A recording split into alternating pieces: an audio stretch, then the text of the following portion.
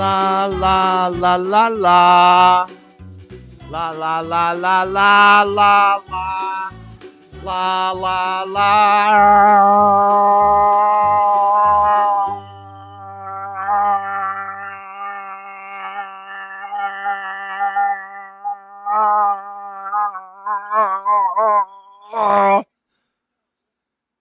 What's up? What's up, urbanites? Welcome to the Dreadedconservative show. Oh, let me turn this off. It's Monday night. Kicking the week off right. The world's a crazy place. I'm just reporting on it. What's up, Jayla? What's up, Latina, Cali, DJ, Paul, Jeff Hewitt, Jess? Hi, we be saying an opening prayer to make the demons flee.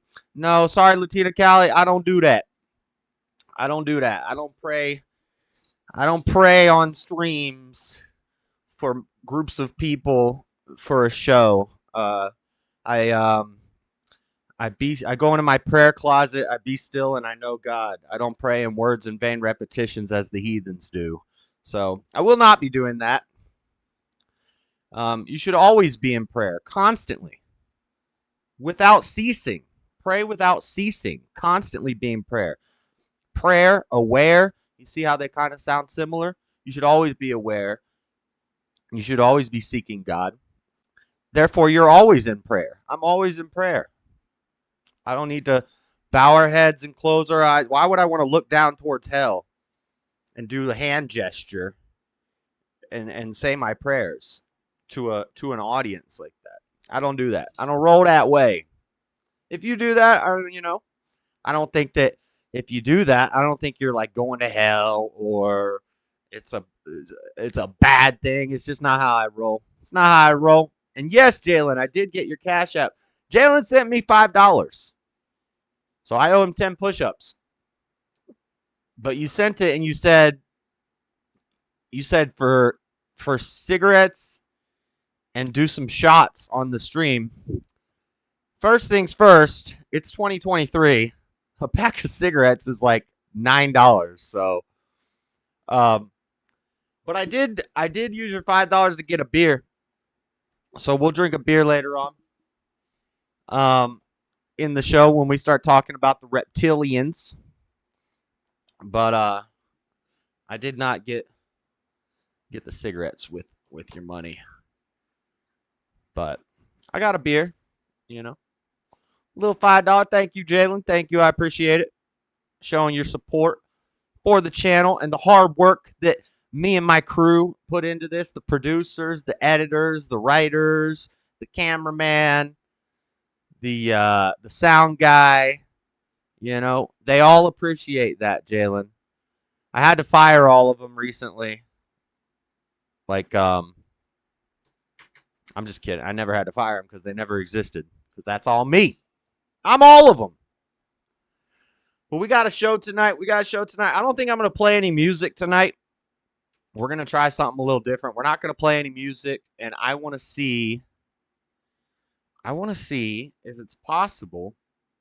YouTube's been being weird to me lately. So I tested this. My gaming stream on Sunday. 7-hour stream. We didn't talk about anything.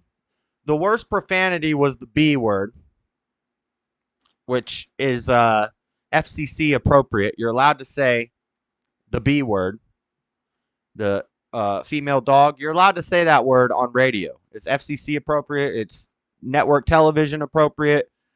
People have said that word because it's really not a cuss word.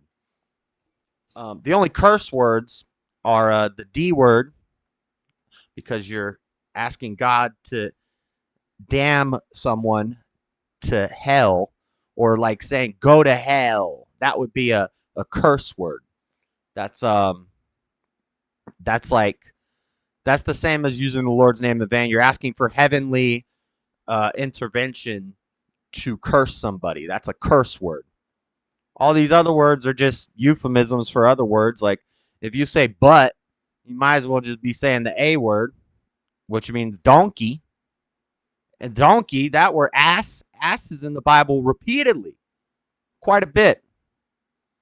The B word, that's just female dog. Jesus called the Canaanite woman a dog that bites the hand that feeds. So he's basically calling a woman a dog. Canine, Canaan, Canaanite. You see how the words. So when you say a B word, the B word is really just I guess it's somewhat derogatory name for a female, but you know, sometimes the disciples and Jesus were offensive people. Uh, anyway, we're not here to talk about curse words, but I thought about sending $10 for you, but we are enemies. So I said no. You're supposed to love your enemies, Jalen. So you should probably send me 20 if I'm your enemy. You gotta show love. Love your enemies. We got an interesting little show today. I'm kind of late on some of this stuff, but it should be interesting anyway. We're gonna talk about it's the last day of White History Month, guys. White History Month is ending. It's the last day of White History Month. So I got some White History Month news for you. We're gonna talk about super based Ron DeSantis.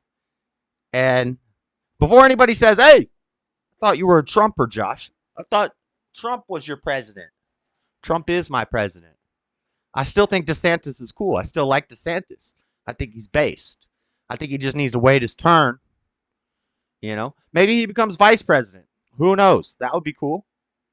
But for now, it's Trump's time to shine. He needs to wrap up his other 4 years and then DeSantis come in. But DeSantis is being pretty based down in Florida. Is he going to prove to be establishment in the future? I don't know. The future doesn't exist. I don't know. Is he controlled opposition? I don't know. It's yet to be seen.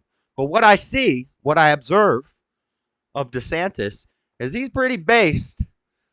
So in honor of White History Month, we're going to celebrate Ron DeSantis and his based White History Month curriculum.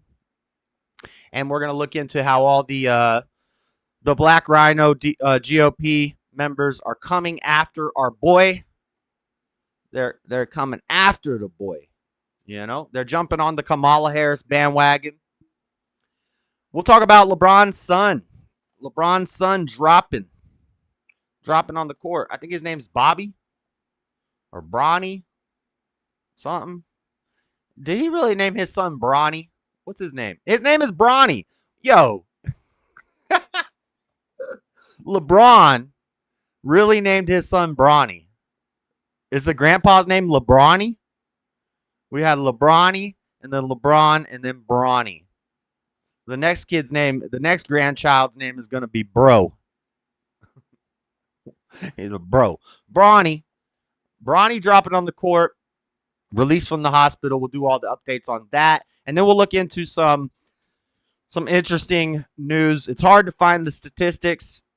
While I was doing the UFC stream, I was looking for a graph to show us what they call SCA, sudden cardiac arrest, or sudden cardiac death, SCD.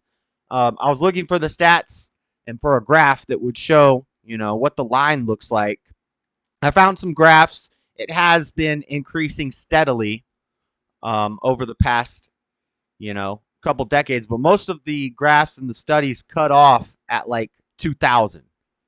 I want to see how much it's grown since 2020, and you can't find that data. It's hard to find that data. So we have some memes and stuff that say some numbers. I have not fact checked those numbers. So, but we'll look into all that stuff. We'll look at the cardiac arrest in the young athletes.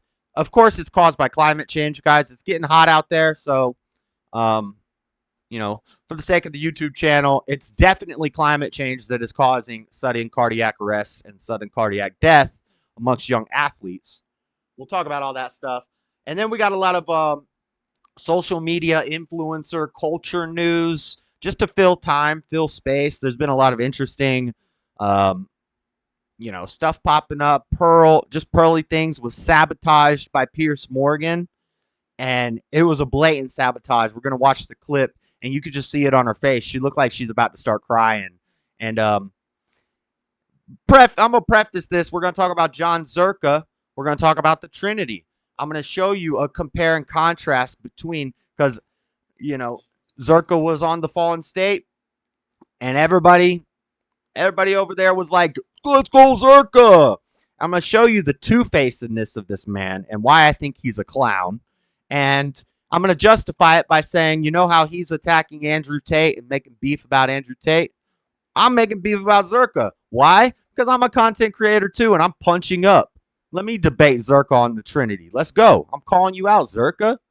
You little 100,000 bots that you got subscribed to you. Let's go, boy. Bring it on. I ain't scared. I'll box you too, boy. We're not in the same weight class. You're like 40 pounds heavier than me. You might have to go on a diet. I might have to bulk up a bit.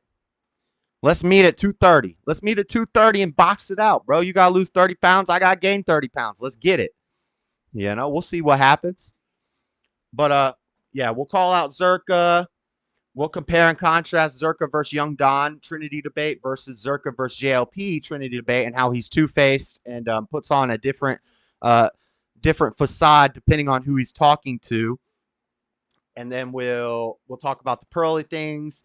We got some breaking news stories. In the rapid fire news, we'll talk about this fake kidnapping. If C-South shows up, she said she wanted to call in and talk about the fake kidnapping lady. That's kind of, I probably should have touched on that last week, but we have more details emerging this week. So we'll talk about the fake kidnapping this week. News about the heat, the climate change. We got a lot of serious climate change, global warming. It's hot out here.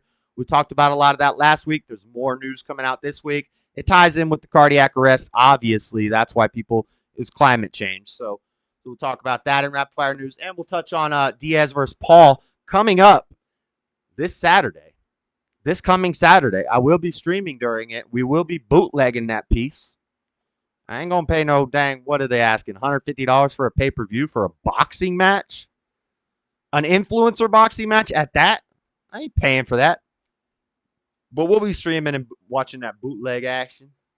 And then in the last segment, to wrap it up, Mitch McConnell freezes up on stage. I'm kind of borrowing from something I saw on Fleckus. Fleckus was talking about the lizard people. He just hinted at the lizard people in reference to Mitch McConnell freezing up. We'll play the clip of Mitch McConnell freezing up, but then I'm going to elaborate. We're going to go deep down the rabbit hole of the reptilians, of the reptoids, of the anagas, of the lizard people. We're going to go deep into lizard people. And if anybody caught Nick's stream today, just know I'm not piggybacking off of Nick's stream on purpose. It's like we're like connected on a wavelength or something, because I put this show together mostly on Saturday, a little bit on Sunday. The thumbnail, the description, all that stuff was posted last night. Today, Nick does a show talking about the Anunnaki and the dang Nephilim and the lizard people. And that's one of my favorite topics.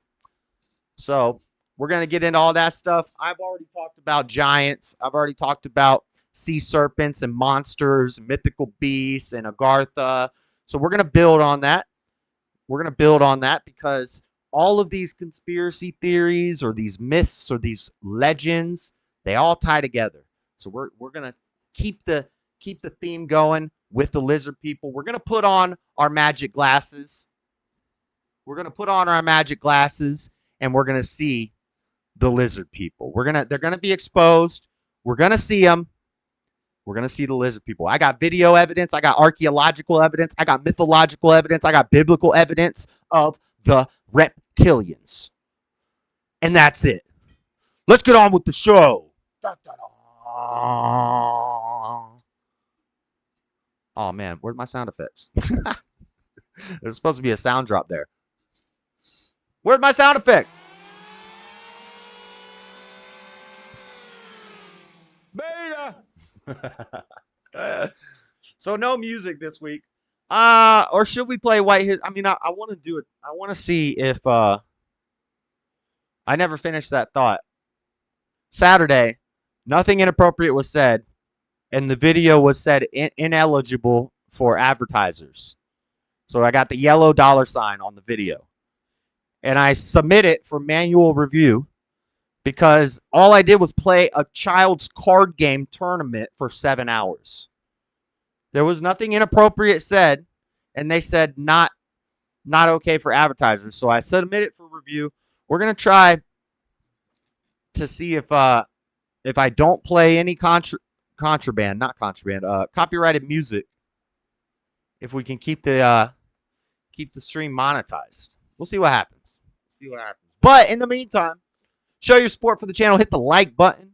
Make sure you're subscribed. If you like it, tell a friend. If you hate it, tell everybody. Tell them all. Telegraph, telephone, tell a woman. So that's that. Let's get on with the show. Yo, Stubborn One. What's up, Stubborn One? Nick probably stole from you. I don't know about that. Can they be 10 sit-ups? I'm here for a few minutes before I clock back in. I'm not going to do them till the end of the stream. If you want me to do sit-ups, that's fine.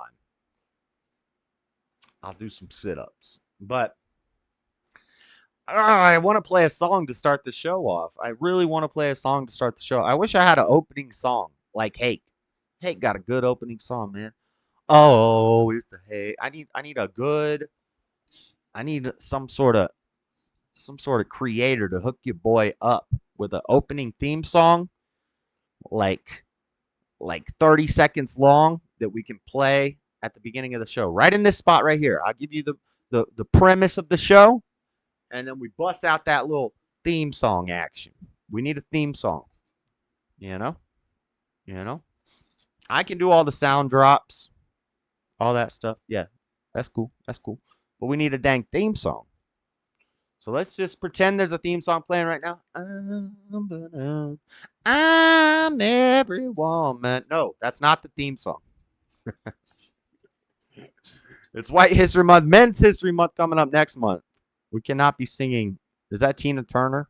I don't even know. Anyway, let's get into the show.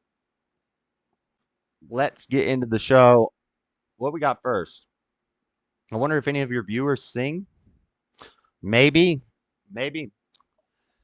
All right, guys, for White History Month, let's celebrate our boy Desantis with the based new curriculum, Skills from Slavery. We got from The Independent, Desantis defends Florida curriculum that suggests slaves benefited from forced labor. Independent must be out of Canada because they spelled labor with a U. Florida Governor Ron DeSantis defended a hard right school curriculum that went into effect in his state this week while on campaign trail for the Republican presidential nomination. At an event in Utah, he was here in Salt Lake City. I didn't go see him, but DeSantis defended how slavery will now be taught in Florida middle schools. Children will now be taught that enslaved persons picked up skills that they later parlayed into profitable crafts after slavery was abolished. Based. And it's true. They're probably going to show that some folks that eventually parlayed, being a blacksmith into doing things later in life. Mr. DeSantis told reporters on Friday. Shouldn't his name be, his title is Governor Independent. His name is Governor DeSantis. Okay? Let's get it right. However, at the same press conference, the GOP candidate also appeared to back away from the specific assertions of the teachings, saying of the curriculum, I didn't do it. I wasn't involved in it. He went on to say that the curriculum was rooted in whatever is factual. Let me start this off by saying this. Yes. If you think this is racist, then you're an idiot. You're just a disingenuous, dumb person who has no logic and you can't think. You can't do any reasonable logic, okay? Let's say, for example, in Africa, an African tribe goes to war with another African tribe and conquers them. In the Bible, this is referred to as men stealing. No man stealer will have a place in the kingdom, okay? Man stealing is where you conquer a tribe and you take the men for yourself. Now, you could say, Josh, but what about in the Old Testament where God said, blah, blah, blah, blah, blah? I think God usually said just wipe them all out. You could probably point me to an example in the Old Testament of where he said take them as slaves. I can't think of any off the top of my head. I think in most situations he said kill every man, woman, and child, or they got wiped out by fire and brimstone or something like that. But we could justify this as Christians because when Christ came, there was a new law. A new law was given. See, we didn't have a way to escape sin and evil and wickedness. It was everywhere. There was no way to live as a perfect man on earth. This will tie in with the Trinity stuff when we get to the Zherka thing too, with the perfect man idea. There was no way to be that in the Old Testament. It was rough. It was rugged. There was magic. There was lizard people. There was Nephilim. There was giants. There was dragons. There was beasts of the earth. Right? But then Jesus came and everything changed. Everything changed. I think when Jesus came, spiritual gifts fell away, like healing, laying hands on people and healing them, casting out demons, speaking in tongues, prophecy. I think a lot of all those spiritual gifts fell away when Jesus came. The world changed. It became a new place under a new covenant because when Jesus came, he was our perfect example of a man. So we don't have to wipe out tribes of evil people anymore. We don't have to. We need to love them. We need to love even our enemy. That's what Jesus did for us, okay? So in the old days, that's different than the new days, but in the New Testament, it says no man stealer has a place in the kingdom. But it also says if you're a slave owner, be a good slave owner. And if you're a slave, be a good slave. You know, you need to do the best at your job that you can as a slave because maybe you might get released if you do a good job. Maybe if you're a slave owner, let's get back to the hypothetical. I got sidetracked. Sorry. Let's get back to the hypothetical. You're in Africa. Your tribe gets attacked by a bigger, stronger tribe. And they capture you and they put you in cages. Now, they're going to sell you in one of 5 slave markets, all ran by black people. The East Atlantic slave trade, the South African slave trade, I've done a show about this. I don't know it off the top of my head, but there's 5 major slave trades, and they were all in Africa, and they were all ran by African kings, okay? Black people, selling black people, oftentimes to other black people or brown people or yellow people or white people in some instances. So here's the deal. You're now a slave. You're in a cage. Some African tribe is holding you as a slave. You got 3 places where you might go. You're either going to go to Asia, where you're going to be worked in the rice fields, and you're going to be tortured, and it's going to be horrible. You're going to go to the Middle East, where they're going to turn you into a eunuch, castrati. A little bit of shlink, a little bit of castrati action. Or you go over to the white man where you get taught about Jesus. You get a roof over your head. You get to walk through the grass and eat your ash cakes. You know, you get to fish on the river on your day off. You know, and one day you're going to be freed. And then you're going to get to live in the best country in the world. You learned about Jesus. You learned to read from the Bible. Which is the best option here? I think most people would agree the best option would be that slave go to the white man, right? Yes. If you don't agree with that, you're crazy because the other 2 options are horrible. There is no 4th, 5th, or 6th option. Those are your 3 options. I think most people should agree, if they're logical beings, that going to America is the best place you could go. Now, maybe there are some horrible slave owners in America. I agree. Maybe there were some degenerate people who tortured their slaves, and it was evil, and it was wicked, and I do not agree with that. That's wrong. But in the example that I've given many, many times before, George Washington Carver and many other slaves loved their slave owners. George Washington Carver was freed from he was actually taken to from. God, I always forget the states. He was taken from one place to another place. And then they ended slavery, and he went back to his old slave master because his mother was dying. They helped nurse his mother until she died. They didn't nurse her back to health because they didn't have the technology and the money to bring her back to health. But they took care of her until she died. And George Washington Carver became one of the greatest minds of all of history, of all of time. And he loved his slave owners. He lived with his slave owners. His slave owners helped put him through college. Okay? That's good. We wouldn't have crop rotation if it wasn't for that. So George Washington Carver is a perfect example, a great example. And that's just one. There's many other examples. There's poetry written by slaves about how they love their slave owners. Now you could say that's what's it called? Syndrome. What's that syndrome? Dang, I can't remember the word right now. Where you identify with your captors. Stockholm syndrome. You could say it's Stockholm syndrome if you want, but I don't think it is. I don't think so. I think some slave owners in America did right by their slaves. Let's say, for example, I'm a white man living in America. I have a plantation, and I know these crazy African people are selling slaves all over the world, and that these slaves are probably going to go to a bad place where they're going to get castrati and they're going to get hurt. Okay. I say, okay, I want to buy as many of them as possible. I'm going to bring them here, and then I'm going to let them work for me. I'm going to give them a place to stay. I'm going to give them food to eat. They're going to work, you know, they're going to work for me. They're going to have a place to stay, food to eat.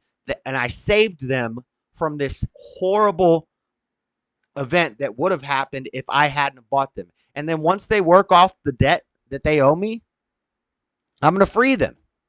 How is that immoral? What's immoral about that? There's nothing immoral about that. In fact, that I'd say that's very moral and honorable. So the point I'm getting at is that slavery is not inherently moral nor immoral. Being a slave owner is neither inherently moral nor immoral. You could do it morally or you could do it immorally. You could be a slave and be a good slave or a bad slave. You know? So I think Desantis is base for this curriculum. He's saying that they learn skills. He's saying that you have to teach whatever wrongs were done by the white men to the black men. You have to be proportionate in your educating of young people that black people also did bad things to white people too. That's called being fair. This is the same argument that happened with the case about evolution in the schools. Back in the old days, when we were a Christian nation, they weren't allowed to teach evolution in schools. They started teaching evolution in schools. I forget the name of the trial, but the Supreme Court ruled that we're going to teach evolution in schools now because of the liberal mindset that was proliferating throughout the country. But they didn't want evolution taught in schools, and they couldn't even come to a agreement. I would come to this agreement. If you want to teach evolution in schools, that's fine, but you also need to teach intelligent design. Okay? You got to teach both theories because neither one of these are provable. Science can prove physical things. Science can test and observe and prove physical things. It can prove how a plant makes chlorophyll from the sun and blah, blah, blah. You can observe these things and test these things and prove these things. Science cannot prove what happened, how the earth began. Science cannot prove evolution is real. Science cannot prove that God is real. Science can't prove these metaphysical things that happened centuries and millennia ago. Okay? So if you're going to teach evolution in schools, you also need to teach intelligent design. That's the same thing we're seeing here. If you're going to teach about the horrible atrocities that the white man did to the black man during slavery, you also need to teach the converse to that. You need to teach both. And I'm okay with that. I think that's base. What's up, Mr. Mad? Long time no see. You irritate me. I'll be back when I clock out for a few hours. Hey, let's go. We irritated Jalen. So, but DeSantis coming on fire. Let's watch this clip of the Black G.O.P. coming at our boy DeSantis, and then we'll read a little bit more about this. Because I wanted to play something that Tim Scott said yesterday in Iowa. It was specifically about what we saw in Florida last week, where they changed the education standards, questioning whether or not slaves got skills, usable skills, when they were slaves. There's no silver lining in freedom, in slavery. The truth is that anything you can learn... He just had a Freudian slip there. There's no silver lining in silver lining in slavery if you came to America. There was no silver lining in slavery if you got sent to like the Arabs or the Asian people. Right. There was no silver lining in that. Most of those people ended up dead and never reproducing. Their lineage was destroyed. But there is a silver lining for the slaves that came to America. They got to become members of the greatest country in the world, and now they can complain and beg for reparations and whine and cry and be Marxist all they want. They would not have the freedom to do that anywhere else in the world. They came to the greatest country on earth. They got taught about Jesus. So there is a silver lining. If you had done slavery, you would have had as a free person. I would hope. He suggests that the skills that they got during slavery, they would have had those skills as a free person. That's not true. That's not true. There was no, in Africa, in these tribes, these cannibalistic often tribes, these savage tribes that were conquered by other savage tribes, there was no modern, like, sciences. There was no industry there, and there still isn't to this day. To this day, it's still like a jungle mostly over there. Okay, so they didn't have access to all these things when they came here and they became slaves. They had a plethora of access to new things, new ideas, new crafts, new trades, new skills that they never would have been introduced to as free men living in some tribe in Africa. So he's lying. He's basically following he's got to follow the race line. He can't follow the conservative Republican God-fearing line of thought. He has to follow the black line of thought because he's black. Tim Scott, he black. In slavery. The truth is that anything you can learn, that any benefits that people suggest you had during slavery, you would have had as a free person. Not in Africa. Every person. Not in Africa. You would not have had those same benefits and the same access. In our country, and certainly running for president, would appreciate that. And listen, people have bad days. Sometimes they regret what they say, and we should ask them again to clarify their positions. So gracious. For these extremists, that was not enough. So this is not GOP, nor is this a black person. This is actually this is some Indian, what is she, like an Asian, Cambodian or Caribbean? She's like an Asian Caribbean woman or something. She's Jamaican Asian. So she's not black. She's and she's not GOP, but we threw her in the mix just because you're going to notice a lot of the black GOP sounding a lot like Kamala. They now push forward revisionist history. Yeah, like you guys haven't been doing that for 50 years. They push propaganda. They suggest that enslaved people benefited from slavery. As they insult us, They did. in attempt to gaslight us. Well, we will not have. You should talk to them about it. I mean, I didn't do it, and I wasn't involved in it. But I think what This they're is in doing, Salt Lake I think City. that they're probably going to show some of the folks that eventually parlayed, being a blacksmith into doing things later. Hey, you see the guy in the back smile when he said blacksmith? That's pretty funny. I don't know if he intentionally meant that as a joke, but it's kind of funny because there's a lot of trades and crafts and skills that he could have named, but he specifically said being a blacksmith. You know, like Will Smith, Jada Pinkett Smith, Jaden Smith. Smith is a common black name. So he said blacksmith. I'm a blacksmith. I don't know my genealogical records. I don't believe in that stuff. For all I know. I mean, from the waist down, I think I'm pretty much black. I might be black. I might be half black. Who knows? In life. I'm a blacksmith. But the reality is all of that is rooted in whatever is factual. They listed everything out. And if you have any questions about it, just ask the Department of Education. If high schoolers learn about race massacres, I got you on the volume, teachers Jalen. must include, quote, acts of violence perpetrated against and by African Americans. So I continue to have to check to make sure it's 2023 and not 1963 with some of these policies. Look at this guy with his pink shirt and his fake glasses. What are these? Are these sunglasses or reading glasses? What's going on? Are these blue light glasses? What are you doing, bro? Come on now. Look, he's got the African woman in the background. Oh, man. I'll always love my mama. That's a mama's boy right there. She's my favorite girl. In Florida. It's a shame that I even have to say this, but slavery just was not a benefit to the enslaved. It was 100% a benefit from what they were living. I would venture to say that their life conditions were far better as a slave in America than as a captured, enslaved person in Africa. It was far better than if they had been sold to the Muslims. It was far better than if they had been sold to the Asians. It was far better than if their tribe had never even been ransacked and they were not ever men stolen. Still, their life was better in America as slaves than what they were suffering through as a tribe in Africa. You could have got eaten by a lion, my boy. This idea that slavery was a benefit to the enslaved is absolutely asinine. Teaching that they gained skills from slavery just totally implies they didn't have skills to begin with, which is insane. They brought a knowledge and were not compensated for it.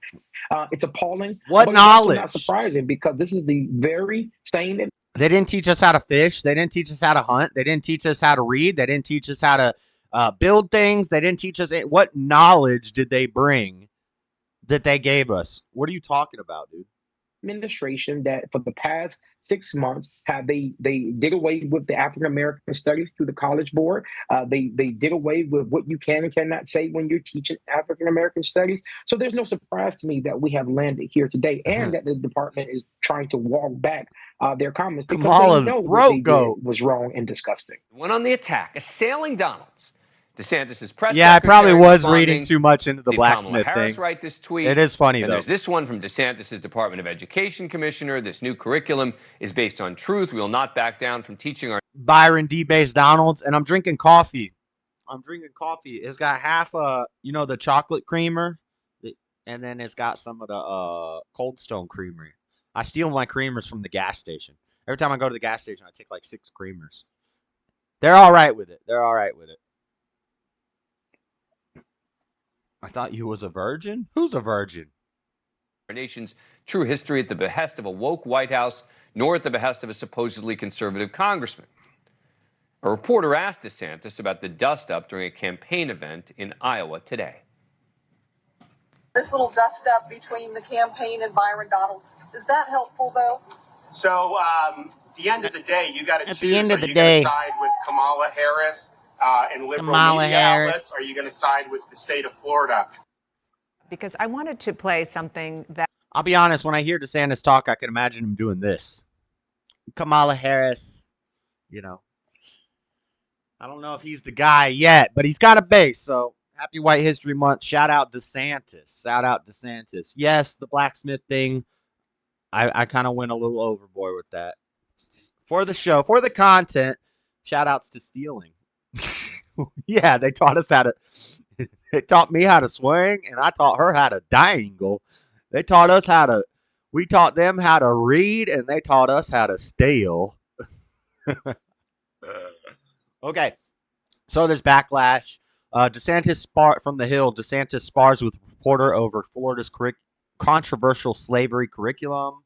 Had a back and forth with the reporter. We just played the clip of that. From Politico headline, DeSantis rocked by Black Republican revolt over slavery comments.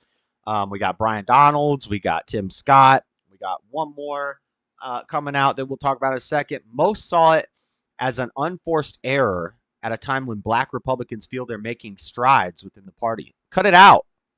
No. If you were Republican, you wouldn't care about that black and white mess. You would just be a Republican. This is how I knew I didn't like Tim Scott. When Tim Scott did the rebuttal to the State of the Biden did a State of the Union address, not this past year, but the year before, or maybe the year before. It was 2 or 3 years ago. Biden did a State of the Union address, and Tim Scott came in and did the rebuttal. Now, this was during a lot of civil unrest with the BLM stuff and all that. Like, I think this was the first State of the Union address that Biden did. So COVID's calming down, the BLM riots calming down, all that stuff. Biden does his State of the Union address. Tim Scott does the Republican rebuttal after the address. And Tim Scott goes into this thing about how I'm a black man and I was raised and I know about being pulled over by the cops and how it's different for us black people and stuff like that. That's bullcrap. That's bullcrap. That's all a lie. That's all a lie. If you're respectful, you got your hands on the wheel, And they say, oh, our parents have to have the talk with us. They have to have the talk with us. Bro, everybody should know. Or you just see your dad get pulled over once for speeding or something. He puts his hands on the wheel and he's respectful with the officers. You don't get pulled out of the car and shot. Okay, that's not what happens. There's videos of that one black guy that does the gun stuff where he's got guns all over him. He's got guns on his chest. He's got guns in the back seat. And he's just chill with the cops. He's like, yeah, I got all my paperwork, officer. And he's respectful to him. Nothing happens. It's a myth. It's an urban legend. Police brutality towards unarmed black people. It's all myth. It's all sown by the media to spread division. So why is Tim Scott of the GOP jumping on that bandwagon? That's fake, fraudulent, and phony. Fake, phony, and fraudulent. So no, he's a rhino. The bitter fight between Florida Governor Ron DeSantis and Republican Brian Donalds over a line about slavery in the state's revised African American history standards is infuriating. I know I said that wrong. That's a joke. Several prominent black conservatives, told Politico they fear the issue will play into Democrats' characterization of Republicans as favoring a whitewashing of America. Let's go. History. Most saw it as an unforced error at the time when black Republicans feel they've been making significant strides within the party. I'm just joking. We don't need to whitewash American history. We need to Christian wash American history. I'm a Christian nationalist. I'm not a white nationalist. I don't care about skin color. I think it's irrelevant. I think it's pigment and melanin that has to do with ultraviolet light and climate. And I don't believe in genes. I don't believe in DNA. I believe in God. So basically, I don't care what you look like. I care what you think like. I care what you believe in. I care about your ideologies and your belief system, the structure, the foundation for your worldview, your morals. That's what I care about. So we need to Christian wash the curriculum. But for the time being, whitewashing is a good step in the right direction. I will say that. It raises eyebrows, said Deontay Johnson. They sound bad. President of the Black Conservative Federation, who is supporting Donald Trump's presidential campaign. Ron DeSantis is not the candidate for black conservatives, and that's why what he constantly exhibits to us. And that's kind of based. We might see Trump do some pandering to the blacks to pick up that slack that DeSantis is losing. I think this is a base move by DeSantis. And again, I'm not a DeSantis hater. In fact, I will say this. I actually see more based stuff coming out of DeSantis than Trump. I just want Florida. I think Florida is the last bastion of freedom in America. And I want Florida, make America Florida again. That's what I want. So I want DeSantis to stay in Florida, let Trump do his 4 years, and then DeSantis comes in. Make sure that there's a good follow-up to DeSantis in Florida. Maybe Trump goes and be governor of Florida. He's got Mar-a-Lago. He's got clout in Florida. Maybe they switch off. You know, that would be awesome. That would be awesome. So, Brian Donalds, Tim Scott from AP. Scott criticizes DeSantis over his support for Florida's slavery curriculum as they stump in Iowa. U.S. Senator Tim Scott of South Carolina has criticized fellow Republican presidential candidate and Florida Governor Ron DeSantis for supporting new standards that require teachers to instruct middle school students that slaves develop skills that could be applied for their personal benefit. Based. It's true, too. It's not false. And that's what we should teach kids is what's true. What slavery was really about was separating families, about mutilating humans, and even R-wording their wives. It was just devastating, Scott. The sole black Republican in the Senate told reporters on Thursday after a town hall in Ankeny. So I'd hope that every person in our country and certainly running for president would appreciate that. People have bad days, Scott added. We already heard that in the clip. Last but not least, on this, we have a third Black GOP from Forbes. Third Black GOP congressman calls out DeSantis over Florida slavery curriculum. Gone too far. Republican Representative John James, a Republican of Michigan, tweeted Friday that Florida Governor Ron DeSantis had gone too far, quotes, in defending a recently approved K through 12 curriculum in Florida that has drawn ire from other black Republicans for its questionable framing of slavery. In a post on X, by the way, it's not Twitter anymore. It's X. Degeneration. It's X. We got to call it X. Ooh. I hurt my throat just now. Okay. X, says Elon. In a post on X, the new rebrand of Twitter, James said slavery was not CTE. What's CTE? What is CTE? Does somebody know in chat? Let me know what CTE is. CTE was not CTE. Not. I know CRT is critical race theory. What is CTE? Let's see what chat's saying. Maybe somebody. Far right seesaw. Let's go. Hey, I like that. Let's see what chat's been saying. Kamala the throat goat. Facts are facts. Loud. Shout outs to stealing. Ron DeSantis doesn't say it with his chest. He says it with his breasts. Facts, Mr. Mad. That's what I'm saying. He need to get a little more boisterous with it. Not bosomist. JC, where's my motherfucking Bible at? Far right seesaw. Let's go. What up, though? Internet acquaintance that I've never met before in my entire life. Far right seesaw. DeSantis is sus. He's making a lot of base moves, though. You can't deny it. You can't deny it. DeSantis wears tucking swimsuit. For real, who is this far right seesaw character? Far right seesaw making waves in the chat. I hope that's real seesaw and not some op. Seesaw, tell me something only you would know right now so that I know that that's actually you. I think that is her. Stubborn one. This is random, but would you please make me a root beer float? She's... Dang, she's ordering the man around through the chat. What the? I'm just a stranger passing through who happened to happen upon this channel. Hi, Seesaw.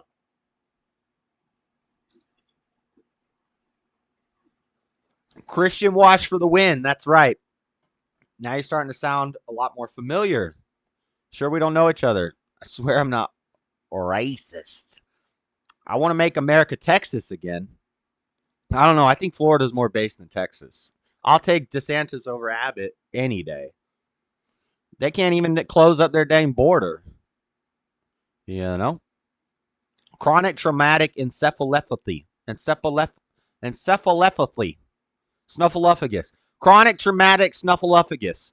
It's me. Okay. Well, that's not telling us something that only you would know, but okay. Don't dox yourself. Don't give us any. We need your social security number right now. CNN told me that DeSantis was the better option for conservatives because Trump is a meanie. Oh, well, if the CNN tells you that, you know you got to vote for Trump. Oddly enough, that broad made a mean intestine taco, though. Chronic traumatic encephalopathy? Is that seriously what it means?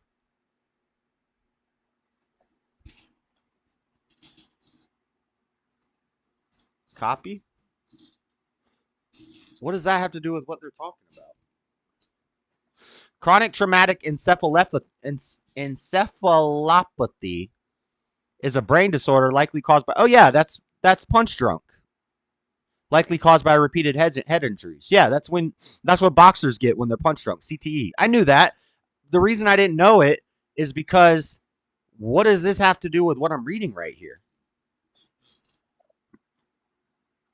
Slavery was not CTE.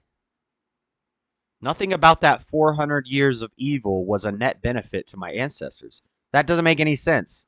Yeah, I know what chronic... I know what that is because I watch fights and, you know, I know what punch drunk is or boxers, you know, when boxers, Muhammad Ali had that where you get hit too many times and you get a little, I think Nate Diaz got that too. But what does that have to do with what he said? That's totally irrelevant.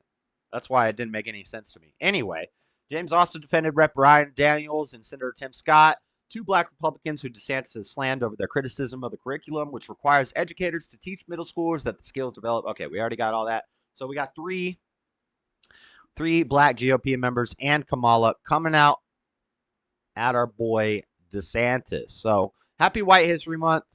It's good to see somebody standing up, getting them curriculums on point. I've been talking about this forever. Slavery is neither inherently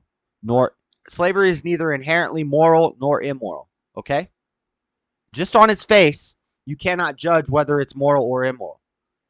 There can be immoral, evil, wicked slave owners. There could be immoral, wicked slaves. Say you're a slave and your slave owner treats you right. He gives you a place to sleep. He gives you a roof over your head. He gives you food. He gives you a job. And then one day you sleep in and slit his throat. That's a bad slave. That's immoral of a slave to do. That's an immoral slavery.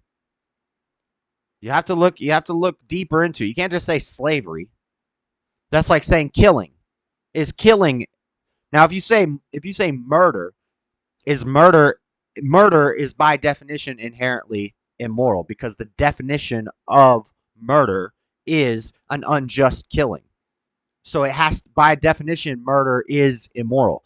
But killing, if I say killing, you can't tell me whether that's inherently moral or immoral. You have to have more descriptive. And murder is still killing. So if you say I killed somebody, if I just said I killed somebody, you can't tell me whether that was right or wrong. You can't tell me whether that was moral or immoral. I would have to give you more details. Now, if I said I murdered somebody, that was wrong. If I say I was in self-defense, somebody was about to stab me, and I popped them one, that's justified. So you can't just say slavery is immoral. All slavery is evil and wicked and immoral. No, it's not. No, there was some benefit to slavery, and if you can't see past your skin color, probably most black people aren't going to be able to understand this because they can't look past the skin color. They can't look any deeper than that. You know the expression, it's only skin deep. Skin deep. What that means is it's like race. Race is just skin deep. It's not deep. If you're just judging people off their skin color, you're not a deep thinker. You're a shallow person. You think only skin deep. And so in the same way, if a black person says, well, I'm black, so slavery bad, you're not a deep person. You're not, you're a shallow, only skin deep person. If you went deeper into it, you might actually be able to find some benefits. If you were honest with yourself and logical and reasonable, you could find some justifiable things behind some slavery. So that's all I got to say about that. That's it. Shout out DeSantis. Shout out White History Month. Shout out base curriculums. Shout out teaching the kids something honest and truthful for once. What's up, Rome 13? I'd be wary of this alleged seesaw. I don't know if it's an op. I know it's almost impossible to know because I changed my name, but this is seesaw.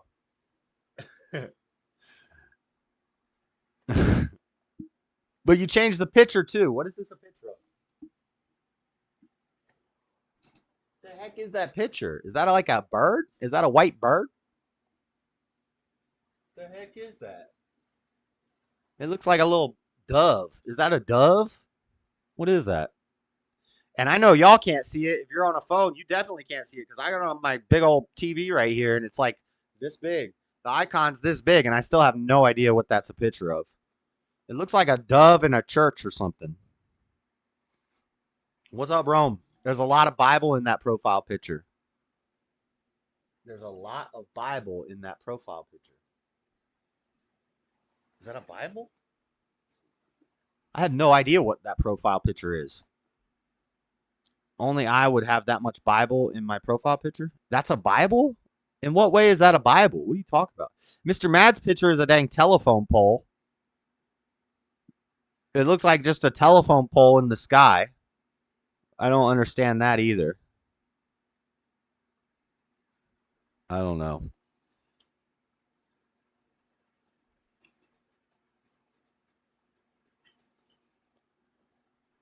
I splattered coffee. All right. We got 8 viewers, only 5 likes. Hit that like button. What are y'all doing with your lives? Like, come on now. Is it difficult to smash the like button, to just click that little thumbs up? Is it hard? Lord have mercy. Thanks for the heads up, brah. I'm not falling for that one. 5th time this week. It's a telephone pole with a random branch on it. Why is that your profile picture? It doesn't make any sense. You should have a picture of like a cut of meat. Like a steak.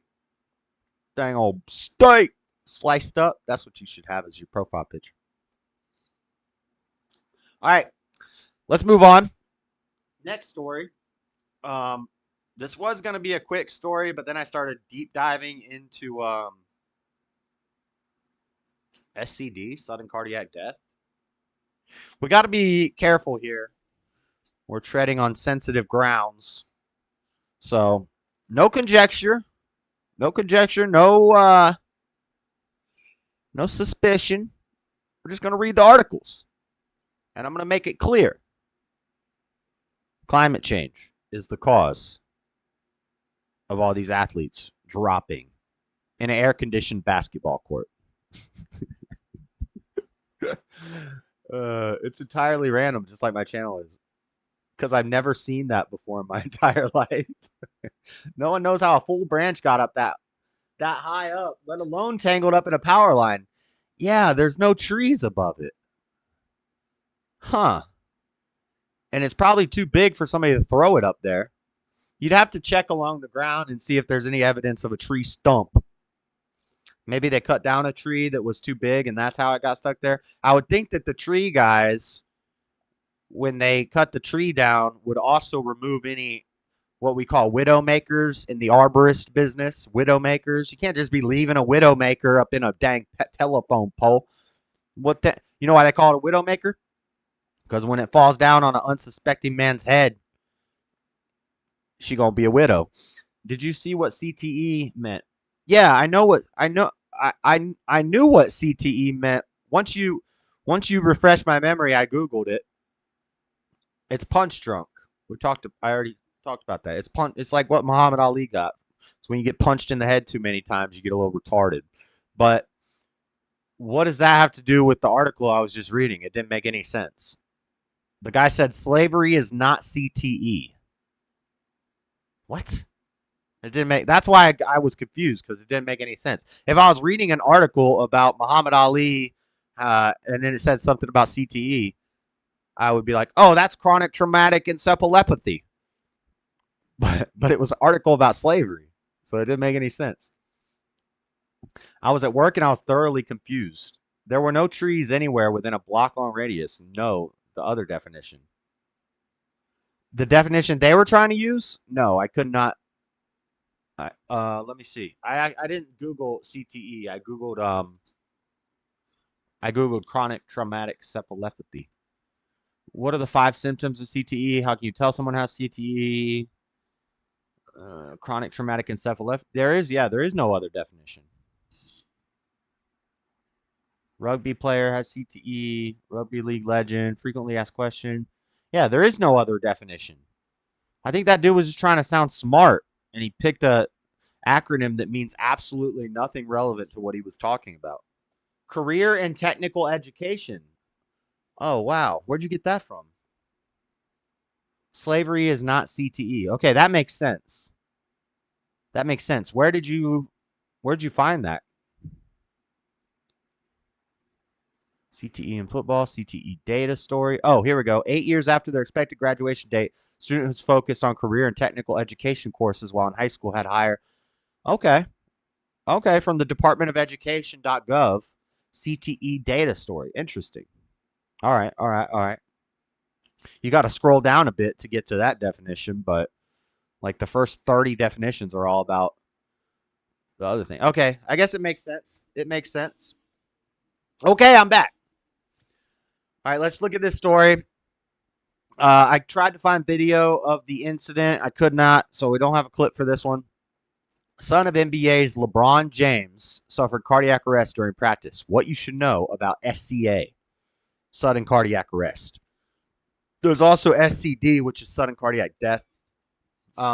As news spread that the eldest son of NBA player LeBron James was, and this from Fox 10, was rushed to the hospital after he collapsed during a morning practice in California. Some are wondering why a seemingly healthy young person could suffer a cardiac arrest. It's almost like this has been happening kind of frequently over the last 2 years. And I wonder why just now, when LeBron James, that famous tennis player, his son drops from this disease. You know, didn't this just happen with some like NFL player not too long ago? Hasn't this been happening a lot lately? I wonder why people are just now starting to ask questions. Maybe it's because people have been asking questions, but they get banned off social media when they ask those questions.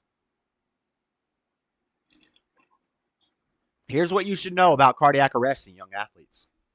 What is sudden cardiac arrest? According to the Mayo Clinic website, sudden cardiac arrest, or SCA, happens when there is a sudden loss of all heart activity due to an irregular heart rhythm. Breathing stops, the person becomes unconscious. Without immediate treatment, sudden cardiac arrest can lead to death, read a report on the website. The website also states that SCA is not the same as a heart attack, as a heart attack happens when blood flow to a part of the heart is blocked, and SCA is not due to blockages. However, a heart attack can cause a change in the heart's electrical activity that leads to sudden cardiac arrest, read a portion of the website. Is there an ad for this? Whoa, that's loud. I don't know if I want to watch this. 356,000 people in the U.S. every year suffer from a cardiac arrest, and that is outside of hospital settings. And they say about 60 to 80% of them die before reaching the hospital. Now, all it takes is one person. It's not just athletes, it's also news reporters. This lady should be worried because I've seen a lot of news reporters just randomly dropping too. To know CPR and how to use an AED to change those numbers. Speaking of news reporters, there's lots of reptilian news reporters, by the way.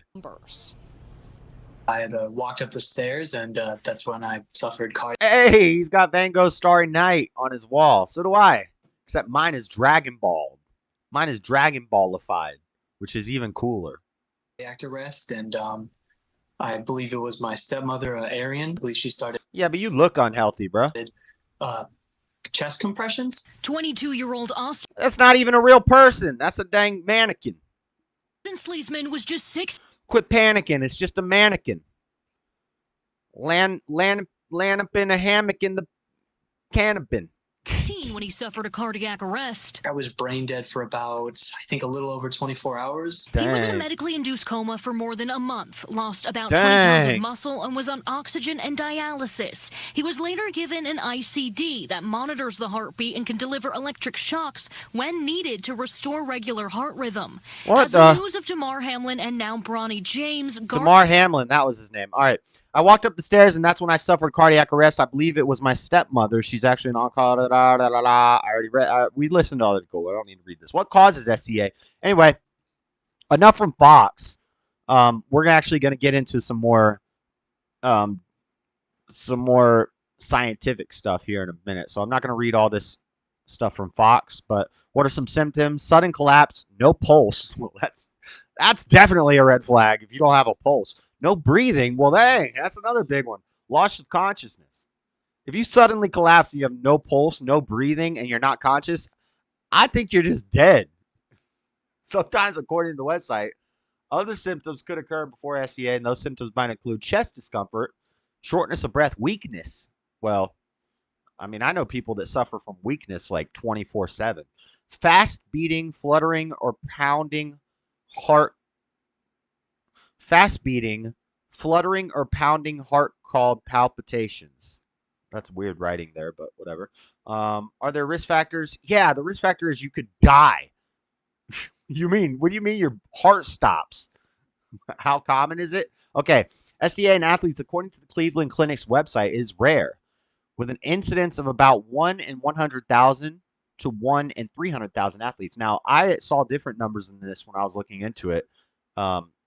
But anyway, most professional athletic programs will screen their prospective athletes with the most common causes of sudden cardiac death in the population, which the United States has hypertrophic cardiomyopathy, read a portion of the website.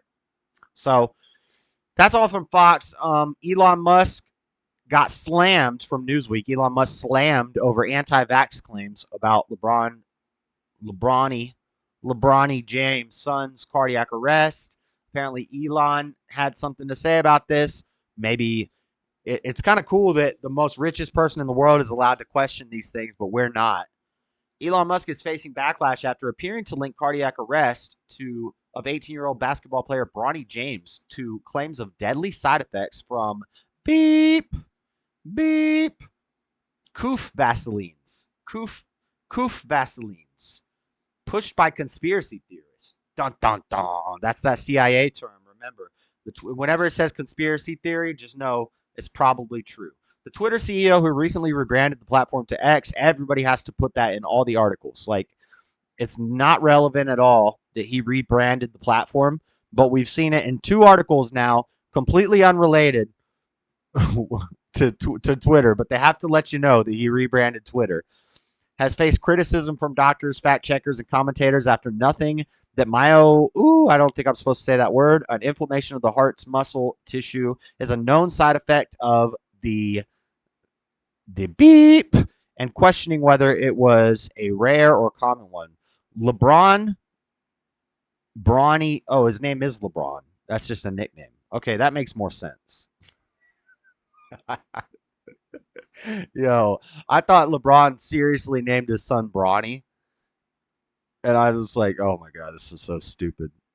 But he just named him LeBron, which is all right. So he'd be LeBron Jr., LeBron James Jr., but they call him Bronny. Okay.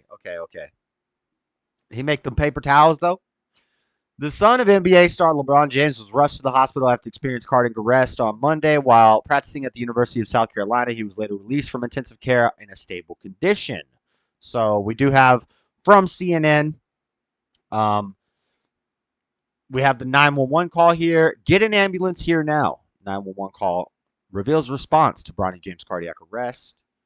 I think we had the transcript of the 911 call here somewhere. Adolescent male basketball players and college male basketball players, for reasons that we don't fully understand, young, healthy men who probably got the Vaseline, are by far our single highest risk group of athletes for sudden cardiac arrest. Interesting. Now, how long has this been the case? Because I would think that young, healthy male athletes would be the least likely to have cardiac arrest. Wouldn't you think? Wouldn't that just be the natural, idea? Kind of weird. Bronny James had a cardiac screening several months ago as part of a program for prospective NBA players, according to the source familiar with the matter. The screening included a transthoracic echocardiogram, which looks at blood flow through the heart and heart valves, and EKG, which is a recording of the heart's electrical activity. The source said both screenings came back with normal results. 6'3" combo guard graduated this spring, blah, blah, blah. So where's the transcript? I thought this had a transcript. Listen to me. A distraught man tells the 911 operator, get the ambulance here now. All right, sir. Sir, we're going to send help. The operator responded, don't hang up, sir. Don't hang up. And that's all we got. So, but he was released from the hospital. From NPR, LeBron James' son is released from hospital days after suffering cardiac arrest. He has been released from the hospital. We have a tweet from King James, the famous tennis player himself.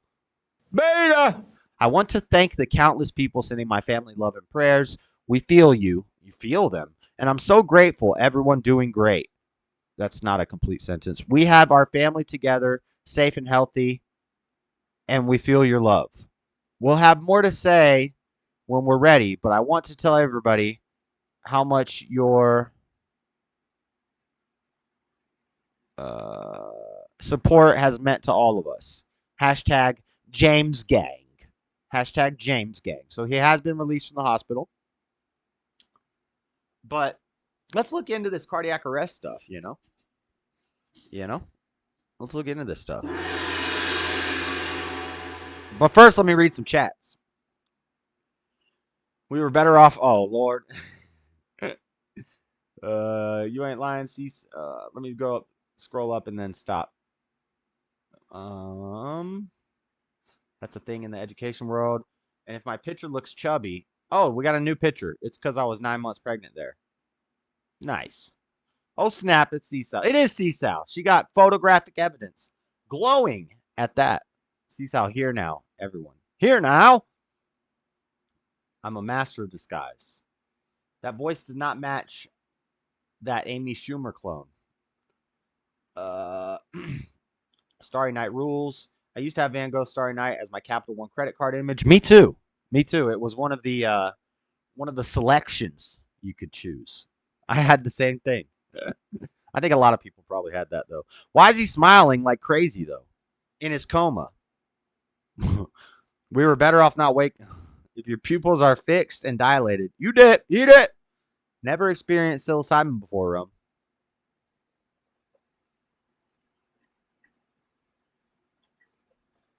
I've never even been on a water slide. Yeah, you expect her to know what psilocybin is? She never even been on a water slide. Rome is funny. Here in the U.S., I don't trust sharing my water with the eccentrics here. Brawny towels are no joke. You can wash dishes with them. Right. They're like, what's the motto? Not the quilted quicker pipper upper, but brawny. Something. They got a big old lumberjack on the cover, like based. Seeing the film of whatever oil they used during my high school days on the top of the pool we were forced to use was enough for me to forever swear off any body of water that wasn't the ocean. Oh, I swear Mr. Mad's half black. He's scared of water too. On the real though, I'm glad his son didn't die. That would have been pretty rough. Facts. I agree. I don't wish, I wouldn't wish that on nobody. I do think LeBron is a famous tennis player though, and a bit of a beta. But yeah.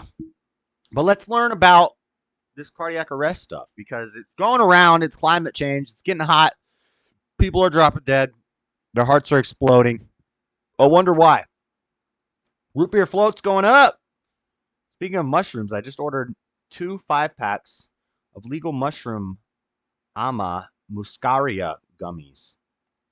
Bounty is the quicker picker upper. Yes. What's brawny? What's the slogan? From WILX 10 First Alert Weather. This is from a weather site. Okay. This is from a weather station. Cardiac arrest becoming leading cause of death for young athletes. From Lansing, Michigan, the leading cause of death in student athletes is sudden cardiac arrest. The leading cause of death in student athletes is sudden cardiac arrest. What? On Tuesday, people learned the 18-year-old son of LeBron James recovering from his heart, blah, blah, blah. College freshman Bronny James collapsed, blah, blah. Although they're extremely rare, doctors say it is vital people involved in sports know how to respond. Nearly 60 million children and teens in the United States participate in organized sport, and according to the Mayo Clinic, sudden cardiac arrest is the leading cause of death for young athletes. I did not know that until the other day when I was putting this together. We've seen Dr. Carlos Fernandez is a cardiologist at Sparrow Hospital. Quote, we've seen younger people having heart attacks. We've seen very old people having heart attacks. Duh. So it's important to know what your risk factors are, said Fernandez. Although doctors say cardiac arrest in youth athletes is rare, it can happen, and being able to treat it quickly can make a difference between life and death. The main thing for kids participating in athletics is they have a proper screening, and the facilities that they practice at have certified CPR trainers as well as defibrillators on site. So in the rare instance that this does occur, they can get treatment immediately. Why? Since when do kids' athletic compounds have to have dang defibrillators? I get CPR, especially if you're like a lifeguard. But you got to have a dang defibrillator. That's hard to say. A defibrillator? You got to have a dang defibrillator at the child soccer field? What? What kind of world are we living in? And why is this on a weather site? What does this have to do with weather? Please inform me. Website. That treatment includes automated external defibrillator I used within the first minute and increased the chance of survival by about 90%. Doctors say screening students before they participate in sports is just as important. In Michigan, all students are required to turn in a sports physical form before participating in activities. Now, that was normal when I was a kid. We had to do a physical if you wanted to play in the sports league. But I don't remember dang defibrillator out on the field when I was playing soccer. Dang pee-wee baseball, basketball. You know, that's why the health history part is so important, because what someone looks like the day of a physical is just a snapshot in time. But the health history provides a lot of background and other information to help our medical people out. News of Bronny James' sudden heart attack had many speculating on social media. Some blame the Cove Vaseline. Dr. Fernandez says there is no evidence that the Vaseline causes cardiac arrest.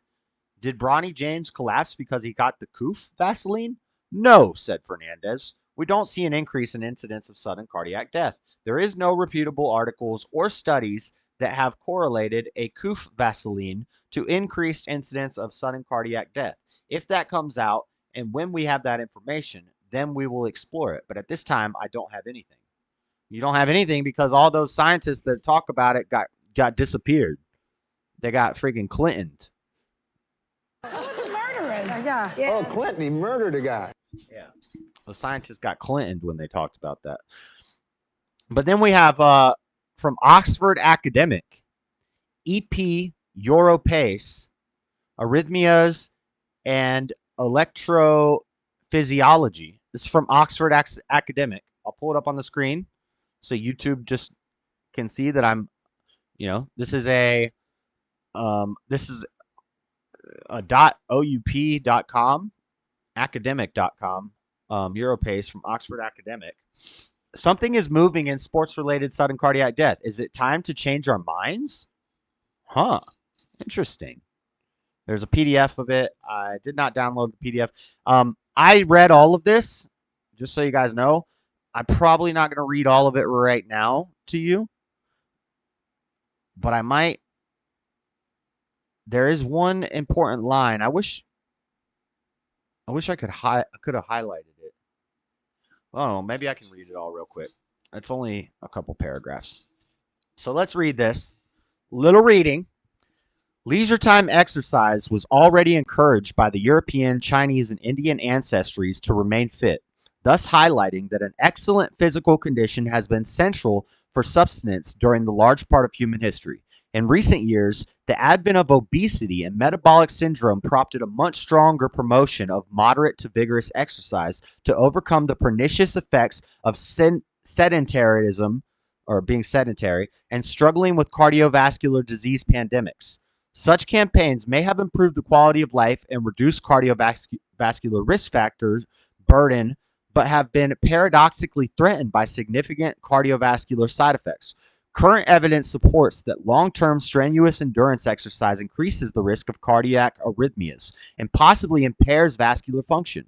Foremost, strenuous bouts of endurance exercise have been associated with an increased risk of sudden death.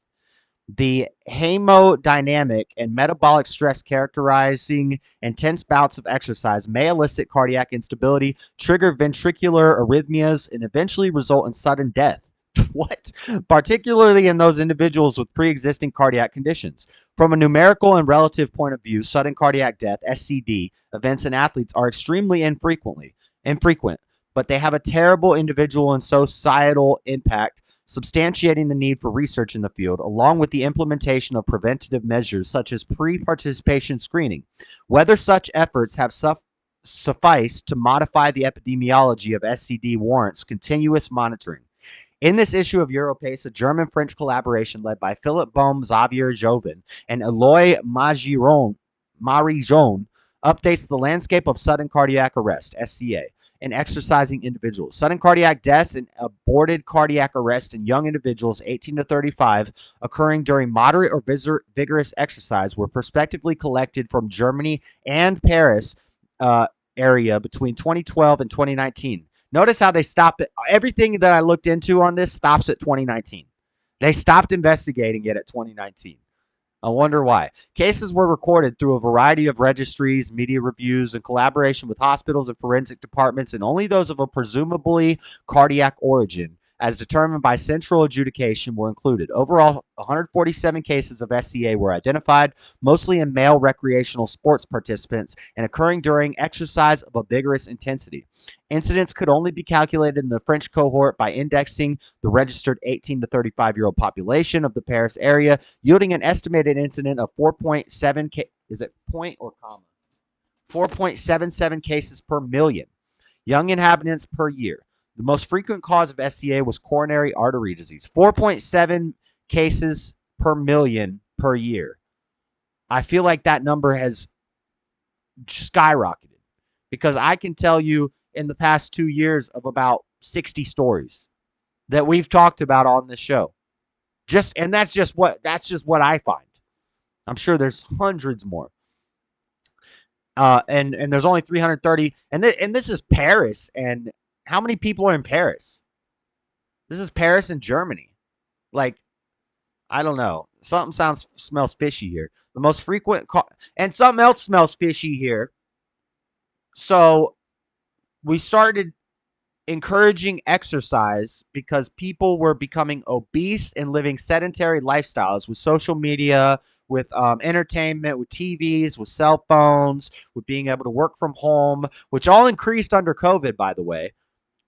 More sedentary lifestyles, more not going outside. Don't go in the sunlight. Don't get your vitamin D from the sun. Don't be healthy. Don't go on walks. So people were getting obese. And now they're saying, but wait, people started exercising because we were seeing an epidemic of obesity. People started exercising. So now we're going to tell everybody, well, if you exercise, your heart might explode. Like, what is going? This doesn't make any sense. The most frequent cause of SCA was coronary artery disease, CAD, more than 1/4 of cases, followed by idiopathic ventricular fibrillation and myocarditis. Hypertrophic cardiomyopathy and arrhythmogenic cardiomyopathy accounted for less than 8% of cardiac arrests each. Monitoring sports-related sudden cardiac death over time, is its incidence decreasing? Sports-related SCD is a rare event for which precise incidence estimates are difficult to ascertain. To calculate its incidence rate, accurate and standardized definitions of both the numerator, i.e. number of SCDs or cardiac arrests, and the denominator, that's the top and the bottom of the fraction. Individuals at risk in a certain period are critical. Unfortunately, a number of logistic factors and decisions from research impinge the interpretation of these estimates. So what they're saying is, we don't know. What they're saying is, we can't look into this. That's what I really wanted to read this for, because this paragraph here explains how more research needs to be done, but we can't figure it out. We can't figure out how to do it after 2019. Why?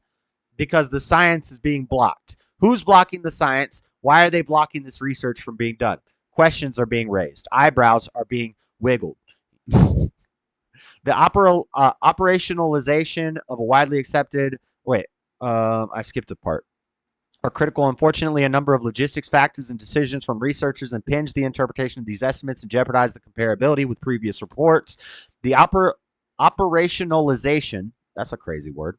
The operationalization, now you're just trying to make big words to sound fancy, of a widely accepted definition of SCD, death of primary cardiac etiology occurring within 1 hour of symptom onset or within 24 hours of having been observed asymptomatic, has been recently challenged. Indeed, time-based systems to classify sudden death, along with the subjectiveness of the presumed cardiac origin, have been highlighted as major sources of heterogeneity between studies. Moreover, because these events are infrequent, large national or multinational studies are needed to collect sufficient SCD-SCA events and yield reliable conclusions. So they're saying it's rare, and the only way we could really find out is if we did a giant national study. Well, could you think of a place where, maybe a large population of different ethnic backgrounds and different types of people ranging in all sorts of ages and sizes? Could you maybe think of a place where that has that also has access to some of the best medicine in the world, some of the best scientists in the world? Could you think of a place like that? I could think of one. It's called America. It's called the US of freaking A. Why don't they do the study here? Do the study. Very large studies require complex logistics with quite often result. Oh, yeah, but they can do studies on all kinds of bullcrap that doesn't mean anything about climate change. But you can't do you can't do a damn study in America about how many young athletes are dropping dead on air-conditioned basketball courts. But you could say it's climate change's fault. Lord have mercy, which quite often result in substantial blah, blah, blah, blah, blah. I read that already. Figures should be interpreted in the context of a specific population with a specific genetic background and sport practicing habits. I mean, do you really want a specific ethnic background? Wouldn't you want, I guess, for your control, but wouldn't you, overall, you would want to look at how it impacts everybody from every ethnic background? So I feel like it would be better, I guess, for the control variable, you would need to have everybody be the same, like, ethnicity or race or whatever. Well, I mean, we got a lot of white people in America. We got a lot of black people in America. You could do the study here. Don't make excuses, scientists. Whack scientists. These are affirmative action scientists. Damn German and French scientists. Of course they're French scientists. They don't know how to do anything right.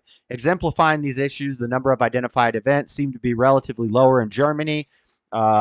N equals 86 in the whole country, then in Paris, N equals 61 in the Paris Erics. In summary, while exercise-related SE estimate from Brome seems reassuringly low, direct comparisons with previous reports should be taken with extreme caution. I don't want to read all of this. Something is moving in sports-related sudden cardiac arrest. Individuals dying suddenly while exercising are likely to be carriers of previously undetected cardiac conditions. Classical studies pointed to hypertrophic cardiomyopathy in USA, or arrhythmogenic cardiomyopathy in Italy. We already read about that. Young athletes during the 2005 to 2010 period. French showed that hypertrophic cardiomyopathy was still most frequent cause of death in young athletes during the 2005 to 2010 period. Exclusions of patients with structural heart disease during pre-participation screening may have relatively enriched the present cohort with those athletes with CAD screening program, blah, blah, blah, blah. Overall, these results suggest but do not confirm that sudden death awareness and the insaturation of regulated or non-regulated pre-participation screening programs might have changed the etiology of sports-related SCD. In this article, cardiac conditions less amenable to detection during pre-participation screenings are the leading causes of SCD. Yeah, but basically, the conclusion I'm coming to, and who's funding this stuff? This work was partially supported by the grant from the Instituto de Salud Carlos III and co-financed by European Union, by the EU, and Centers de Recerca de Catalunya program Generalitat Catalunya, and the EU's behind it. So, you know, the best studies we got are coming out of Germany and France. They're telling us we need more information. We don't really know anything. There's a whole lot of big words in this article that mean absolutely nothing, and the EU is behind the funding. So, enough of that big brain stuff for you guys. I hope you got the vibe. I hope you were picking up what I was putting down there. Let me read what Chaz has to say. Bounty is the quicker picker-upper. I'm not scared of water. I'll only swim in the ocean. That doesn't make any sense, Mr. Mad. You won't swim in a kiddie pool. You won't swim in an Olympic pool. You won't swim in a lake. You won't swim in a river.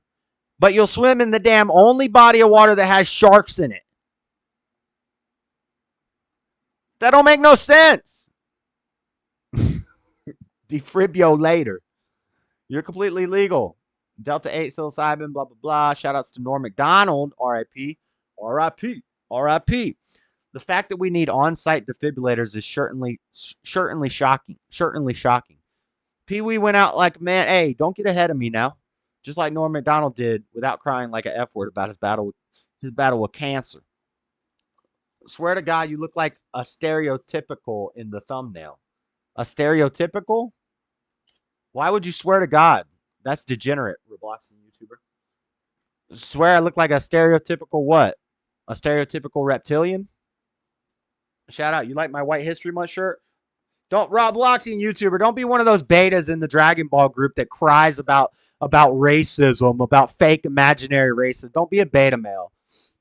Unlike every single stick bundle nowadays who has to cry about every little affliction they get, like the China virus or simple cold they're going through. Facts. What's up, man? Godson. How am I 30 seconds behind, though? Everyone is out to get praise for their struggle. We here for a good time, not a long time. I'm trying to be a good liver, and I have one. Not a DBS player for you can read. Yes, I do know how to read. The DBS community got mad at me because I called out somebody for being a bitch for posting, trying to get a guy banned because in a private conversation he said a racial slur. I do not approve of that racial slur that he said, by the way. But if you're going to try to get him banned from a sales group, you're worse than him because you're trying to hit his pockets. And if you try to touch my money like that, you're going to get a lot more than some mean words coming at you. Just saying. As long as I love y'all is all that matters. I love God first and foremost. Don't get it twisted. For me, hell yeah, Mr. Mad. Love God first and foremost. Don't get it twisted. No homo. Second best, it's Allah, y'all. Allah, y'all. You're literally my favorite. We need a translator here. Yeah, what was I saying in Spanish? Not going to lie, I'm losing brain cells a tiny bit. We all know what's going on. It's sunshine killing us. I'll trust a shark more than I trust cocoa butter. Love you too, C-Sal. All right. Robloxian YouTuber. What are you talking about, bruh? Try to keep up. Try to keep up. Try to pick up what I'm putting down. I know it's tough. Stereotypical thief words are hard to type while playing Roblox. I don't know what you're talking about. What was the slur? Yell it just for educational purpose. He did an N slur and an F slur. He did the N slur and the F slur. But it was in a private conversation with a degenerate scumbag who made a website designed to insult people. So this dude on Facebook, I won't say their names because they're really not worth it. Like these people, come on, these people don't get any. You don't get me to say your name. The one kid makes a fake Facebook group for the Dragon Ball community designed to talk crap. It's called a hell group. All they do is troll and meme and talk crap on people. Now, then this person is in a sales group and he talks to this other guy and the other guy calls him the N slur and the F slur. Both of those words, not nice. Not nice. I'll agree. It's not nice. You shouldn't be calling people that, especially if they're white people. The N slur, calling a white person the N slur, probably a little more egregious. But the F slur, I really don't care about too much. Nuggets and fries? Well, more like nuggets is close. Anyway, so it's a private conversation. This dude, now maybe this dude doesn't like the guy that started the group designed for talking trash. You'd think that if somebody started a Facebook group just to talk trash to people, you'd think he could handle being called some names. But no, he gets called these names, so he posts screenshots of the other guy saying the slurs in the sales group, and then the sales group bans the dude who said the slurs in the private conversation. And I'm like, yo, that's a bitch move, straight up, because all he did was call you some mean words, and we live in America. We have something called the freedom of speech. You're allowed to say mean words to people. And if it hurts your feelings, too bad. Get over it. Quit being a bitch. And so he said these mean words. I get it. It's not cool. If you want to post it in the hell group and roast the guy, a meme on the guy, whatever, do it. I don't care. But if you go into a sales group to get them banned, now you're hitting his pockets. And that's when you get touched up, my boy. So yeah, I hope any of them clowns come around here. But then when I said, yo, that was a beta move, getting him banned in the sales group because of some mean words he said, they started posting screenshots of me wearing this White History Month shirt from my stream. Or they went to my Facebook and they took one of my thumbnails and they posted it in the sales group and they said, look at this guy. He's definitely with the white boy summer and blah, blah, blah. And I was like, you think I care? Whatever. You think I care? I love this shirt. It is white history. And I said, you didn't know it was white history month? July just feels white. Don't you just walk outside and it feels white when you go outside.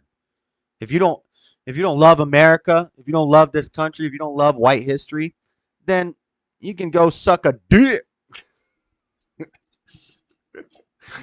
Jeez. Anyway, enough of that. Jay has handled his business. I don't have to call in. Jay's a real one. I'm not gonna call in. I'm not equipped for this tonight. I thought nuggets and fries. That's so funny. Eros mi hermano. That means brother. De otra madre. That means mother. I know some of those words. Shouldn't be saying mean words. The founding fathers left England so that nobody could say mean words about the king anymore, or something like that. Free speech is mean, probably. Let's ban it.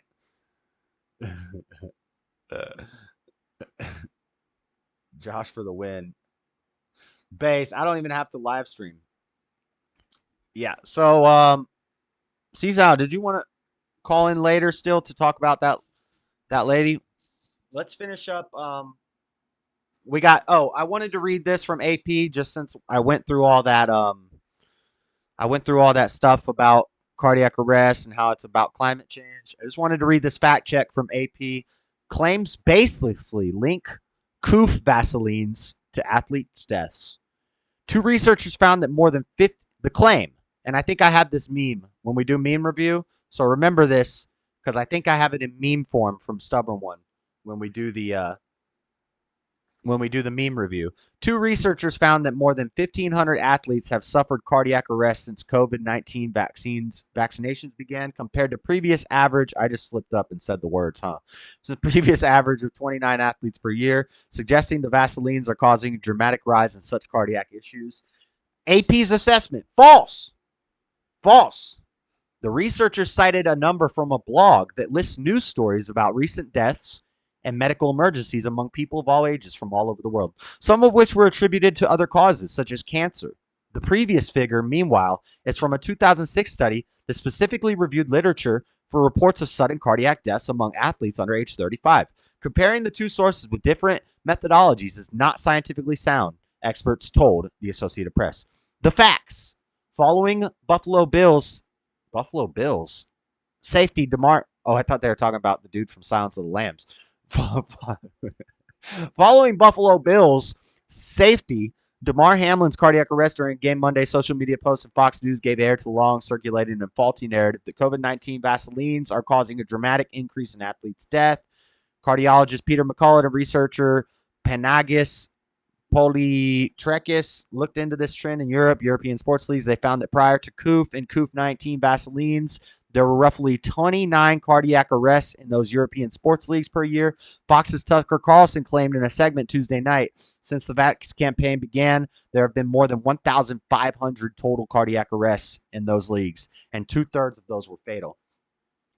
Carlson was in fact referencing a letter, not a rigorous study, that McCullough and Polytrekis published in a Scandinavian journal in late 2022. The letter does claim that 1,598 athletes suffered cardiac arrest, 1,101 of which with deadly outcomes, but it simply cites a blog, goodsciencing.com, for that figure. The blog's list is a compilation of news reports about recent deaths and medical emergencies and includes cases not reported to be spurred by cardiac arrest. Some deaths, for example, were reportedly from cancer.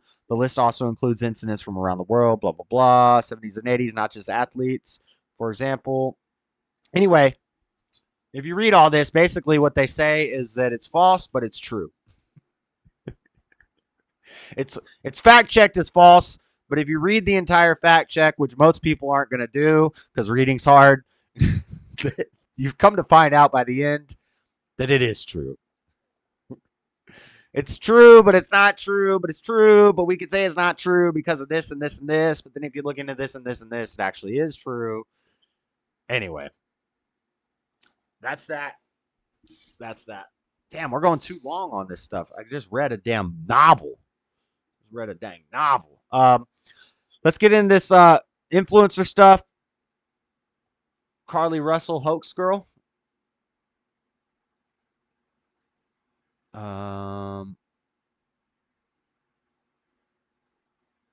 I wasn't really going to do call-ins tonight, except Seasal said she wanted to talk about the Carly Russell girl.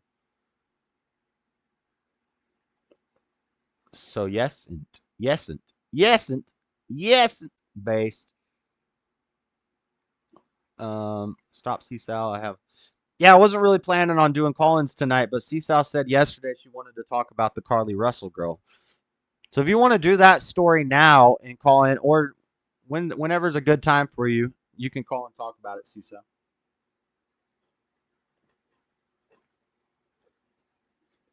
All right. Let's move on to this influencer stuff. Just a little influencer update. We're going to call out Jon Zherka, whether he wants to debate me or whether he wants to box me. We're going to have to meet in the middle at 230 pounds, but I think he's like 6 inches taller than me. Head out. You want to battle? Just tell me. I wanted to battle before the tournament. I did horrible in that tournament, Robloxian YouTuber. Andale. Loud. Who's going to pretend to be me? I'm nobody. On Discord? I'll tell you on Discord if I want to play some games.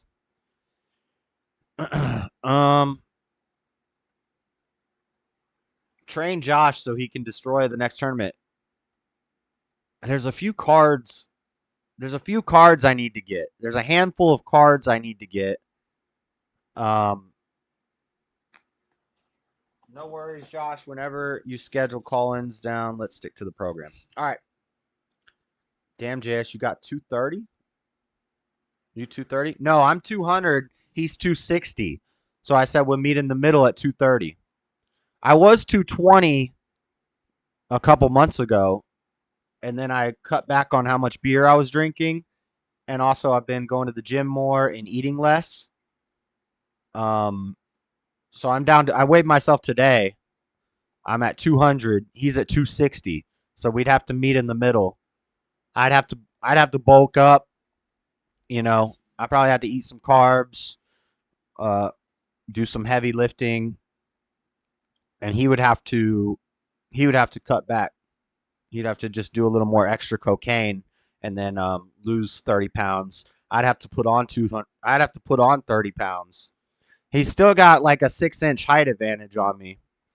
I'm not saying I would win. I'm just saying I would do it. Zherka says he takes steroids though. He takes more than steroids.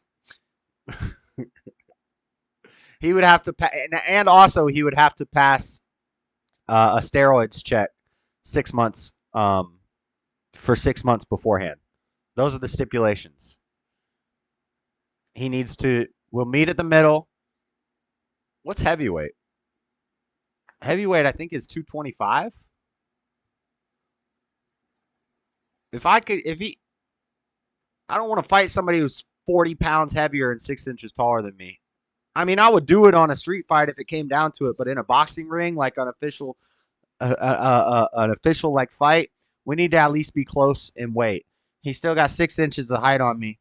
He'd need to lose like 20 pounds. I gained 20 pounds, and then we'd be all right. You know, if I'm 220 and he's 240, let's go. But he also needs to pass a PED test for like 6 months beforehand. Because I'm not trying to fight no roided out cokehead who's bigger than me. Lord have mercy. If I had to, I would. But oh, Mr. Matt dropping the M-bombs already. Is JS like 6'6"? No, I'm 6 foot. He's 6'6". Zherka's 6'6", 260. I'm 6 foot, 200. So he's got 60 pounds and 6 inches on me. So I would probably lose. But if he didn't take steroids for a while and he lost some weight, I think it would be a more of an even fight. Because I can bulk up and still feel fit. If he has to cut 20 pounds, he's going to feel weak from that. And if he has to not take steroids, he's going to feel a lot weaker. So I catch him on the withdrawals, you know. Let's play this clip. Speaking of Zherka, let's move on to our influencer section. I really just wanted to talk about this because it's the Trinity thing, which is something that I talk about a lot. And I just want to show you guys the difference in his character and how disingenuous he is. So this is a clip from Zherka versus Young Don Reborn. Young Don Reborn is a cool guy. I watch him. He's chill. He's relaxed. He does cartoons. He draws. He talks about, on his channel, he just draws and talks about God. Talks about the Bible. He does open discords where I would like to either get on his show to meet some of the people that he talks to, because I would like to have some of them come over here so that I could have some of these conversations. Because this is what I like talking about. I like talking about the Bible, and I like waxing philosophically about this stuff. And so it'd be cool to get linked up with some of those people. But I respect Young Don Reborn. He's cool. He's come under a lot of fire and had a lot of hate because he's come out as against the Trinity. And Trinitarians, when you say you don't believe in the Trinity, they flip on you. They will say you're going to burn in hell. You're a demon worshiper. You're satanic. You're evil, blah, blah, blah. Whereas the non-Trinity people like myself, people like Young Don, people like Bryson Gray, people like J.O.P.,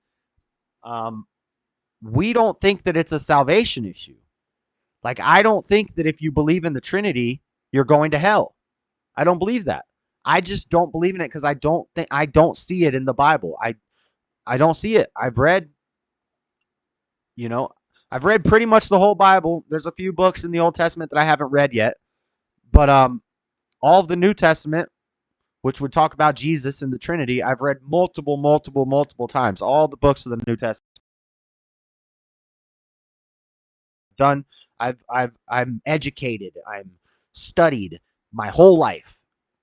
So I know the New Testament very well, and I do not see evidence of the Trinity. And I've always thought it was confusing since I was a little kid in Christian school. It's like, this doesn't make sense. And nobody can really explain it well without doing some sort of exegesis.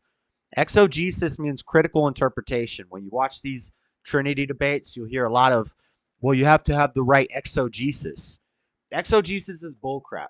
Whenever you hear somebody talking about exegesis, it's bullcrap because it's basically like a subjective interpretation. It's basically saying, well, everybody interprets it differently. How do you interpret it? How do you interpret it? How do you interpret it? No, that's not how writings and readings work.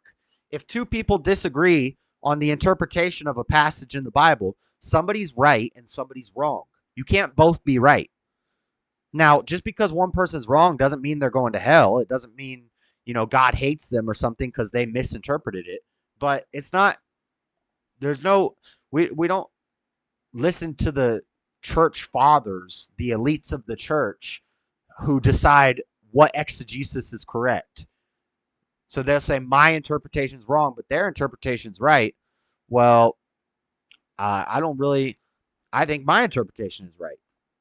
Somebody's got to be right and somebody's got to be wrong. But we're going to watch Zherka being just a scumbag, treating Young Don like a scumbag in this debate on Sneako's channel about the Trinity. Just a clip, little clippy clip. What's up, Tyrone? And then I'll show you a little excerpt from the J.O.P. thing to show you how he's just putting on a facade. This is real Zherka. So, Don, first, what's your point of contention with the Trinity? I don't agree with it. Why? I don't think the Bible supports the doctrine of the Trinity.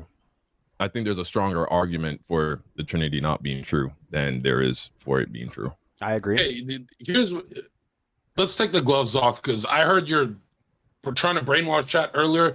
I don't think we're going to be friends. We're going to do debates and stuff, but I don't want to hold back, okay?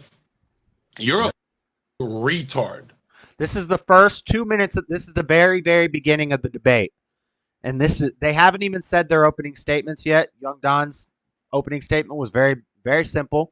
I don't believe the Bible shows evidence of the Trinity. Zherka's response is, you're an effing retard. Off the rip. You're telling me there's 500 verses That's not true. He said the same thing at on the Fallen State. That's not true. He just pulled this number out of his butt. Support the Trinity. It's like the most debated topic for thousands of years, and you're saying, nah, you got it. Don figured it out more. And he just contradicted himself. So he just said, this is the most debated topic for thousands of years, and you think you just figured it out. No, Zherka. You just said it's been the most debated topic for thousands of years.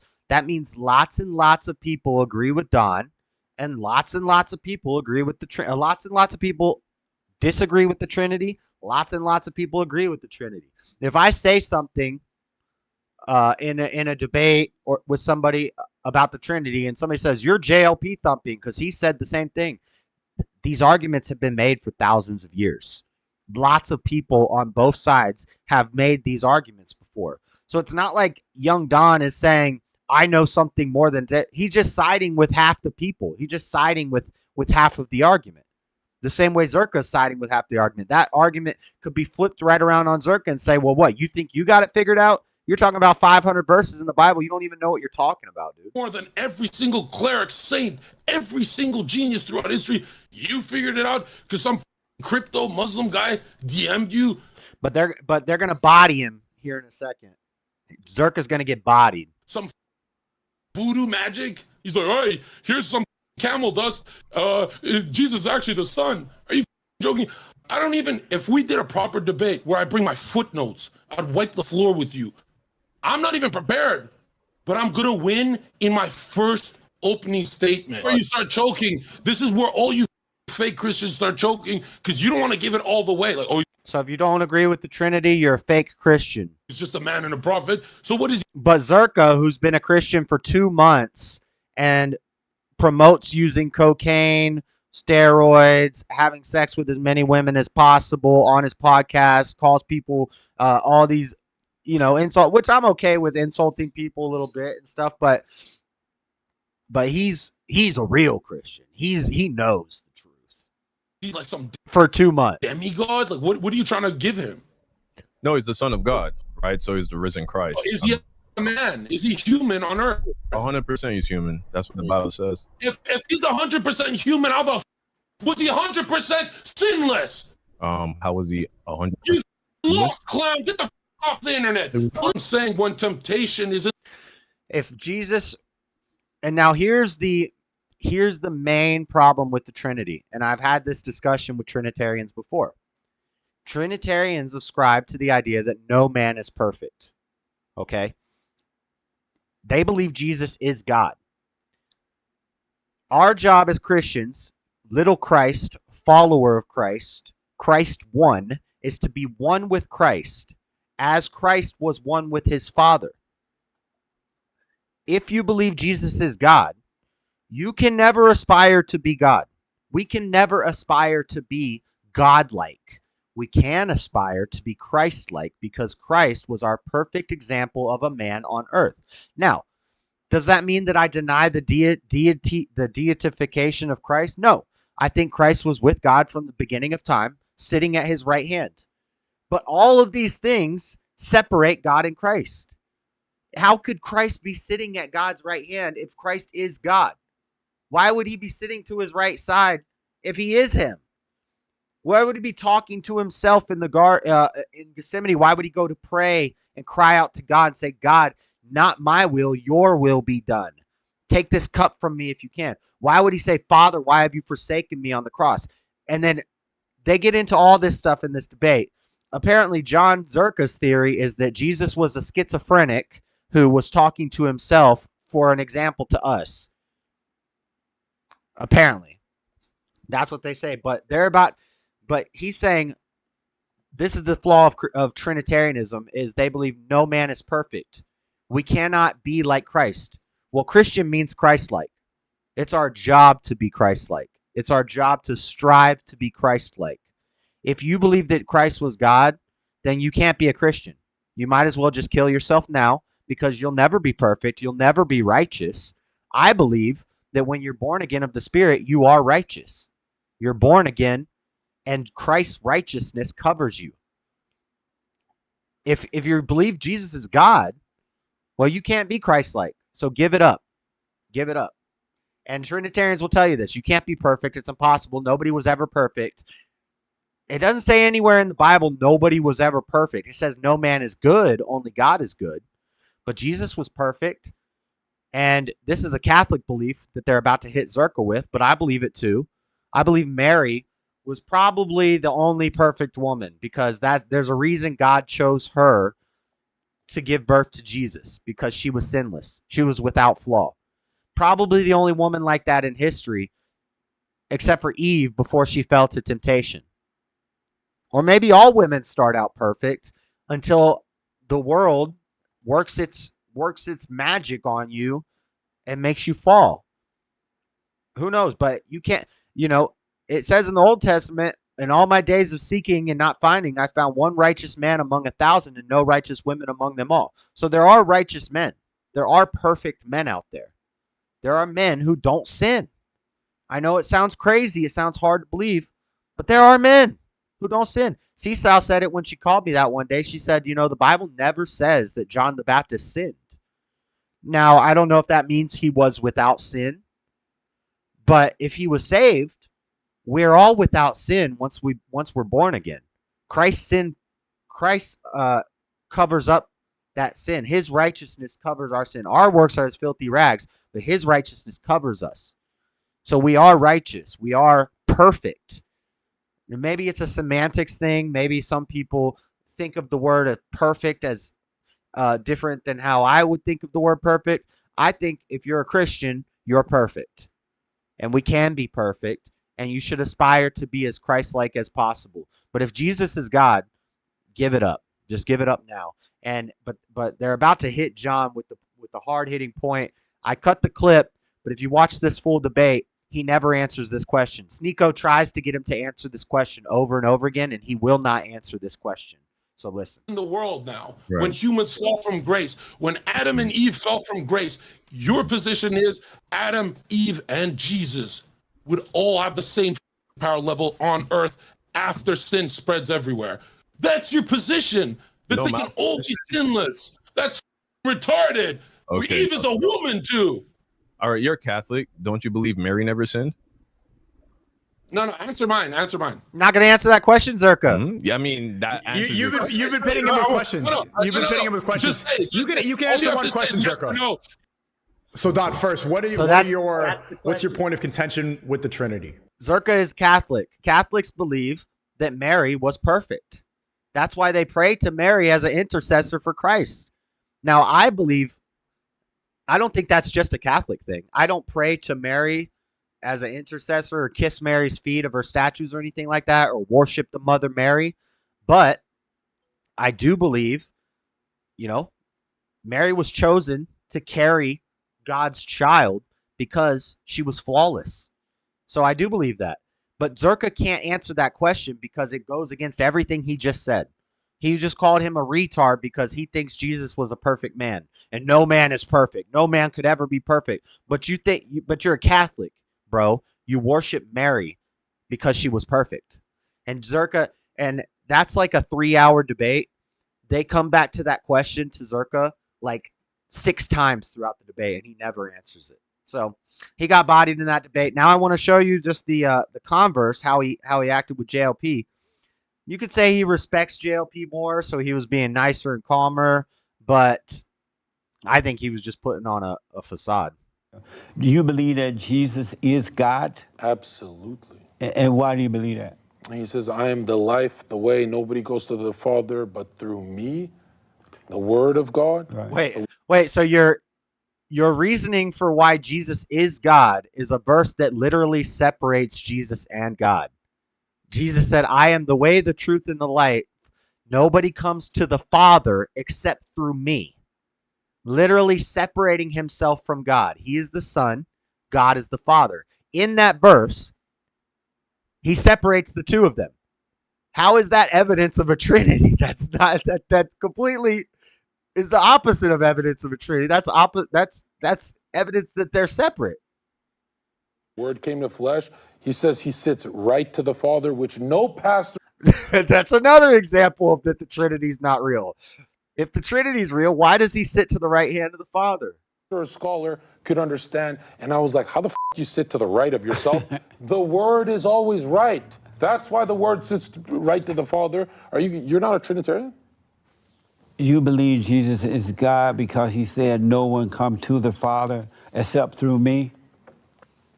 No, that doesn't make any sense. 300 different verses that all... I thought it was 500, John. You don't know what you're talking about, dude. Points to the fact that... Maybe leave this to the Jesus is to the people who know what they're talking to the about. Father. And dragons are fake? Nah. Right, I don't either, so I totally appreciate that about you. But there is one verse that... Dragons are definitely real. What are you talking about, Tyrone? I'll post on my Twitter after with this clip, but there's one verse that's absolutely 100% they are equal. But do you believe that he is God? Yes. You believe Jesus is God? Yes. And so... Right, I agree with you, Mr. Mad. I don't pray to Jesus. I pray to God. I don't... This one is like... I think it's okay to worship Jesus. It says you can worship Jesus, but I really follow Jesus. He's my example. He's like the alpha dog. He's like the leader of the posse. He's the dude you want to be like. He's your example, right? But I worship God. I pray to God. I seek God, the Father. And my example to get there, I gotta follow Jesus. When Jesus said, no man go to the Father except through me, if he was the Father, why did he just say, I'm the Father, come to me? I don't think... But why was he referring to somebody else? Right, because I think the most loving thing God can do is live amongst his creation, and I don't think the Father would come in infinite power to us. He's not on another level. In that debate, with Young Don, at one point, Zherka says, do you think the angels were more powerful than Jesus? It says in the Bible that Jesus was made less than the angels. So the angels had more power than Jesus. Now, if Jesus wanted to, he could use the power given to him by his Father to call down a legion of angels to fight for him, but he wouldn't do that because he was a man. He wouldn't do that. But it says that Jesus was less than the angels. He was made to be like man. He was made less than the angels. Christ is my oldest brother. Yes, Christ is our brother. The word in flesh, right? He would come in the form of man, so we understand it better. But we're also divinely ordained free will, right? We're not gods, so we wouldn't be able to understand the full thing without dying. You remember when Jesus was on the cross and he said, Father, why have thou forsaken me? Mm-hmm. Was he talking to himself? No, but it is the example he's giving us. Yeah, I don't know why he's got an elbow pad and like a wrist pad, wearing a dang bathroom robe. But the Father, God, had left him. Right, but Jesus is the example. So really, when he's talking to himself, it's he rollerblades. Maybe I don't like it. But we're given the perfect example of a man. How can man be perfect unless he's God? No, but can man be perfect? I'm asking you this first, and or then can I'll a prophet be perfect? No prophet in the Abrahamic faith. Be ye perfect, as our Father in heaven is perfect. We're perfect. That's a command. One, because that one is not man. That is Jesus What's Christ. Up, that is God. But what I'm asking is, when he said, Father, why have thou forsaken me? Who was he talking to? Yeah, himself. He would call himself Father? He wouldn't do that without... So Jesus is schizophrenic. Us watching, he's doing it so we can see. Right? So just like when he teaches us how to pray. He's really just teaching us how to pray. Do you really think he prays to himself? Of course not. So you believe that he was...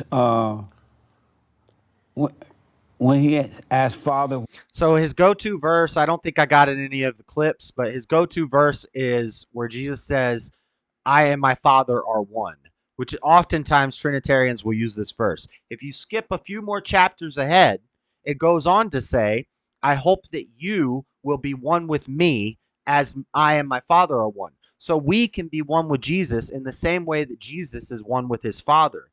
It's not saying that they're the same being. It's saying we're like mind. We're of the same essence, the same spirit, right? If I had a child, if I had a son, I would tell people my son and I are one. I raised my son. I want him to think like me. I want him to act like me. I want him to look like me. Even though we're not actually one being, we're like-minded. We're of the same spirit, right? That's what Jesus was saying. So when Jesus says, I and my Father are one, and later on he says to the people, he says, I want you to be one with me like I'm one with my Father. That doesn't mean we're all gods. Why have thou forsaken me? You think he was, I don't understand. You said that he was what? Talking to pretty himself? much the whole story is for us. So Jesus Do you was believe that? being schizophrenic, talking to himself on the cross. That's all I got about Zherka. I would like to challenge him to either a Trinity. But see, here's the thing. When you saw in that Fallen State interview, he was being calm and collected with J.O.P. When he's in debates, it's not a serious debate. I think he's funny. I think he's great entertainment. I don't like that he's teaching a bunch of degenerate stuff to young men, which was my same gripe with like Andrew Tate, who Zherka's bringing beef with Andrew Tate now. But Tate, since he got locked up, has actually been promoting better values and stuff. And I kind of like how Tristan is Christian and Andrew is a Muslim, and they live together and they can sit and talk together, and I think that's good. I don't think that as Christians we should have this animosity for Muslims and Jews and stuff. That's our brothers. The Jews are God's chosen people. So like if you say you hate the Muslims and you hate the Jews, to me that's not Christian. There's nothing Christian about that. We need to love even our enemies, but I don't think the Muslims and the Jews are our enemies. That's the closest thing that we have to our brothers. They're not, they're different, but they're close. They're close. They believe in the same God. Jews, Muslims, Christians, we all believe in the same God. They all follow the same God. They're all going off of the same Abrahamic faith, the same Old Testament. There's just some things that are different. And then some of them don't think Jesus. Some say Jesus is a prophet. Some say Jesus isn't even a real person. Some say, and that's where we differ. The Christians differ from the Muslims and the Jews, but we all follow the same God. So, but I think the Tate brothers are putting out better. They're putting out better stuff for young men now than they were in the old days when they were talking about having sex with as many women as possible and all that degenerate stuff. Zherka, on the other hand, is claiming to be Christian, Christ is king, and all this stuff, but he's promoting everything wicked, and I don't like that. But if he wanted to have a legit, serious debate, I would be down, but I wouldn't even take it seriously because I know he isn't actually a debater. He's just an entertainer. He's a clown. So if I debated him, it would be a clown show. It wouldn't be a real debate. But anyway, that's all I got on the Zherka thing. Little more. Pearl got set up by Piers Morgan. 1/3, 1, 2, 3. I'm the second oldest, but the only girl among 3 boys, so I was spoiled. I wonder who all here is the older sibling. I'm the oldest sibling. They're young AF. Mr. Madden is 8 phones. Pop the balloons. The party's over. I want to call, but I don't know where my Discord phone is. You have a special Discord phone? If he rollerblades, I don't know why he was wearing those pads. I'm not worthy enough to talk to Christ. Why not? Christ is our brother. If Jesus was standing right here, I'd be hanging out with him. Why would you not be worthy enough to talk to Christ? Jesus was, what do you mean? Jesus was like, and actually Hebrews it says, be careful to entertain strangers because some have entertained angels unbeknownst. You might have already talked to Jesus and not known it. You might have talked to an angel and not known it. You might have met some homeless person on the street and spit on them. I'm not saying you, but somebody might have seen some homeless person on the street and spit on them, and that might have been an angel. Think about that. And if you think that's crazy, then you should probably read your Bible a little more, because that's the way they're going to come. They're not going to come as a king. Jesus did not come as a king. Jesus was probably a dirty looking. He was unattractive. It says he was unattractive. He was unappealing. He was nomadic, which is essentially homeless. He didn't have the Son of Man has no place to lay his head. You can play semantic games and say, this is what we were talking about in the chat earlier today during Hake's show. There's a bum, a hobo, and a nomad, okay? A bum is a person who does not want to work. They want to live off the government. They want to live on the streets. They make a giant fortress with tarps and stuff. The pictures Hake was showing today, that's a bum. A bum is a scumbag. Bum is trash, okay? A hobo is a person who, due to circumstances, usually I'd say 90% of the time due to their own life decisions. Like I was a hobo. Due to their own life decisions, whether they do drugs or whatever. But sometimes due to circumstances beyond their control, maybe like, I don't know, they get laid off from work, and I don't know, any number of things you could think of. But a hobo is a person who becomes homeless, and then they're working to get out of it. They don't want to be homeless, but due to circumstances, they are currently homeless. 70% of homeless men are employed. So these are guys who have jobs, but they lost their place. They're on the streets. I have people coming to the channel all the time telling me in my comments, I'm about to be homeless next month. What kind of advice do you have for me? And I'm like, step one, find God. Seek God in his right way. He'll take care of you. He's got your back. Step two, get a job. Step three, get a second job. Step four, get a third job if you have to. Work hard, make money, save your money. Step four, don't do drugs. Don't do alcohol. Don't drink. Don't get intoxicated. Don't do any of these things. That's it. And then you'll be all right. You'll be all right. Network with good people. Don't hang around scumbags. Stay to yourself. Be a lone wolf. Don't hang out with the bums, and you'll be okay. You'll get through this. I have people coming to the channel all the time. My biggest video was me when I was homeless. So, but that's a hobo. A hobo just ends up homeless due to circumstances. And then a nomad is a different thing. I think Jesus was like a nomad. A nomad is basically a traveler. It's somebody who, they're a minimalist. They don't have a lot of possessions. They don't care about possessions. The van lifers, the hitchhikers, these people that just they have they're rabbity. They can't just stay in the same place. They always want to be in a different place. When the Bible says go travel all over the land, sell everything you own and follow me. We're about to travel all over the world and spread the gospel. That's a nomad. That's essentially a homeless person. They have no place to lay their head, and they travel around preaching or travel around doing whatever they do. That would be a nomad.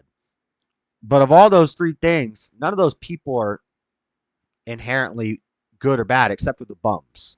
Bums are bad. Bums are not good. What y'all saying? I've loved every scumbag I've ever met. I may have roasted everyone I ever met. Yeah, I think you do. Don't mean I don't love everyone I met. I literally love Satan. What are you talking about?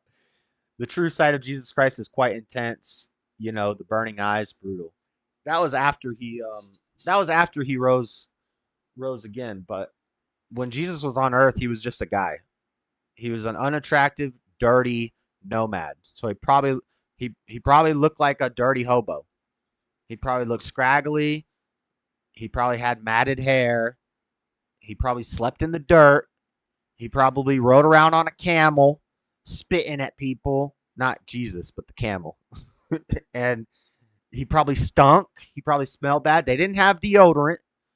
They didn't have body wash. They didn't have Pantene Pro V. He probably had matted, nappy hair. Nazarene, Nazarite, whatever. they didn't cut their hair. So he probably had long hair like Samson. They were from the same tribe. It was probably matted up. He probably stunk. He was probably dirty. And when you saw him, it said he was unappealing. A lot of people would see him and look down on him and be like, what's wrong with you, you dirty, nasty hobo? Why don't you go get a job? That's what people, and the same people would do that today. So it's no different, nothing new under the sun. Just saying. I literally love Satan. What are you talking about, Mr. Mad? That's blasphemy. Anyway, enough about that. Last, I guess I can move these to rapid fire. Last little story. Let's play this clip. Pearl got sabotaged by Piers Morgan on Uncensored, and you can tell she was sabotaged. Basically, she thought she was going on the show to debate some feminists, like usual, talk about masculinity or feminine issue, whatever Pearl likes to talk about, like the red pill stuff that she normally talks about, and Pierce normally agrees with her. She went on the show and she got sabotaged with claims that she's anti-Semitic, Nick Fuentes supporter, about a song that she wrote, which is pretty funny. And we got the song, a little bit of it in the clip. So let's watch this. Welcome back to Piers Morgan Uncensored. Pearl Davis is the self-styled anti-feminist influencer who's creating major buzz online with a contrarian view. She's appeared in a couple of... She seems calm, but then I think she can see this header down at the bottom that says controversial YouTuber releases anti-Semitic song inspired by Nick Fuentes. So I'm sure on some of the monitors around the studio, she can see that header. You'll see her eyes change in a second. And then when Pierce does the intro, watch her face.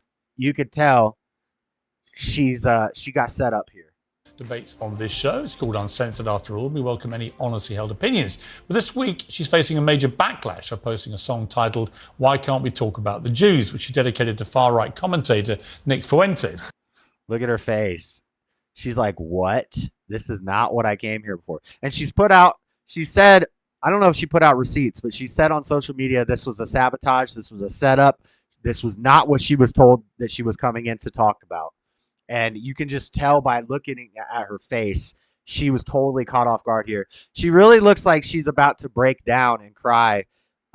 She kind of pulls it together by the end, but I mean, she's definitely caught off guard here. Before later deleting it. Why can't we talk about without getting kicked off of YouTube? Now, I'm not saying Hitler was a good guy. What are you guys talking about? But I kind of want to know why. I will say it's not the best lyrics. I mean, this is definitely not like an Eminem song or like a Tech Nine or like a real Mr. Mad back in his rap days. Had way better lyrics than this, but it is kind of funny. Oh, there's all these conspiracy theories. And the more they talk, I think maybe they're right. But I can't even listen to the convo. Well, Pearl joins me now along with the New York... You've come on... And he cut off the song before she finished the line. But look at her face. She's just like... Her eyes starts twitching. I think she's about to cry, but she doesn't cry, and she pulls it together a little bit. But, I mean, man, I kind of wish that it's messed up of Pierce to do this. Like, I wanted to see some outspoken man try this crap with Nick Fuentes, and you would get bodied, Pierce. Like, Pearl is definitely shocked and hurt right now, and she's scared probably of being canceled. She should definitely not be surprised since she did that song. Yeah, I guess I don't think she knew that she was going on this show. Yeah, I mean, if you put that song out there, you need to be ready for what's coming. I had rap lyrics. Yeah, man, you had some fast rap songs. So a couple of times, right? We've had some spirited debates about feminism and stuff like that, and I thought you've made some good points, and it's got lots of traction. Then I wake up the other day and I see this thing that's trending involving you doing this song. And I couldn't really believe what I was watching. I didn't know why did you find it funny? Huh? Did you find it funny? I mean, you know, the back. She's like in shock right now. You see, she said, "Huh?" Like that part, man. She's in shock. She really doesn't know how to respond to this. I wish she was. I don't know. I was like, "Come on, Pearl, just lay into. Be like, shut up, Piers. Shut up, Piers. You brought me on here with a lie. You want to talk about this? Let's talk about it, Piers. Let's talk about the Cookie Monster for a second." You find it funny? Huh? Did you find it funny? I mean, you know the backlash. Oh, it's kind of cringe. It's kind of You deleted it. You obviously thought you shouldn't have posted it. Mm-hmm. Why did you do that?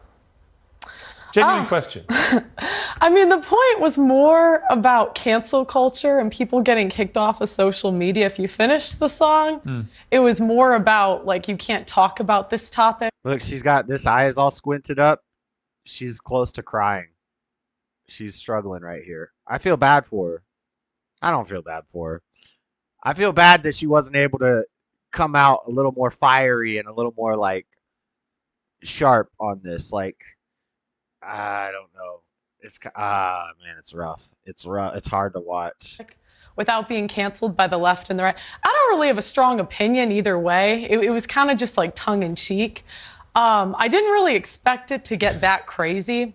It wasn't dedicated. I don't think she's a man, but she's definitely she's definitely not a hot, totally feminine woman either. I'm not like some Pearl stan. I just think this is like, first off, the song was kind of based. Second off, she shouldn't have deleted it. Don't apologize. Go on Piers Morgan and let him know what's up. That's what I think. And this is kind of cringe, but I feel bad for her because she's caught off guard and she's a woman, and I don't know. I don't even know how I feel about this. I'm not like a Pearl fan. This is rough. To anyone, I don't know why they say that, but that's not true. I mean, Nick Fuentes is a white supremacist. He's a Holocaust denier. He said afterwards that you had dropped a diss track on the Jews, which he clearly took to be something which was, mocking Jewish people, talking about, I'm not saying Hitler was a good guy, but I want to know why. What do you want to know why? Well, it was more like, why can't we talk about it? It wasn't like, you talked about the more conspiracy theories you've heard about. And then this interview, Piers goes on to prove the point. It's a 15-minute interview. I only have 3 minutes in this clip, but this tool is about to come on. Some lady, some op hired by the network is about to come on and say a bunch of lies, but it proves Pearl's point. They're trying to get her canceled with this. Hitler and the Holocaust, presumably. I'm a fan of conspiracy theory. Like, people think I'm part of the CIA. There's a whole conspiracy thing online. Well, I wasn't even talking about Nick. I was thinking of Ye, to be honest. I don't know why they put that Nick was the inspiration for that song. I was thinking of Ye. The internet. The problem is that there's no consequences for it. And the way that... Now, this idiot comes on, some network-affiliated robot reptile lady. Look at her face. She's a reptile. She comes on and she starts saying that social media allows people to spread anti-Semitic hate rhetoric. They ban Kuf deniers, but they allow anti-Semitic rhetoric. And if anybody says anything good about the Horklump juice, then they get shunned and you're allowed to talk about. What is she talking about? Obviously, this lady has never been on social media before, because one of the quickest things to get you banned is talking bad about the juice, and everybody is praising them constantly. That's all you're allowed to do. So this lady is disingenuous, and she's an idiot, and she's probably a reptile. Private companies How are there no consequences for it? Canceling is they're going after pro-Jewish speech. They're going after pro-Israel speech. I can't tell you how many times I'm contacted by people, and often my own clients, who are shut down on social media for saying anything positive about Jewish people. What social media sites are you on? In what world does this happen where people get canceled on social media for talking nicely about the Jews? This has never happened in the history of social media. The ADL exists to get rid of people who talk bad about the Jews. Nobody gets canceled for saying something nice about the Jews. By the way, I love the Jews. Those are my brothers. Those are God's chosen people. So if anybody watches this thinks, oh, Josh is being anti-Semitic. No, I'm not. I'm commentating on the thing. I love the Jews. I love the Muslims. Only people I don't love is atheists. No, I'm kidding. I love the atheists too. I just don't think they're smart. About Judaism or about Israel. Yet these social media companies are unequally applying their own standards.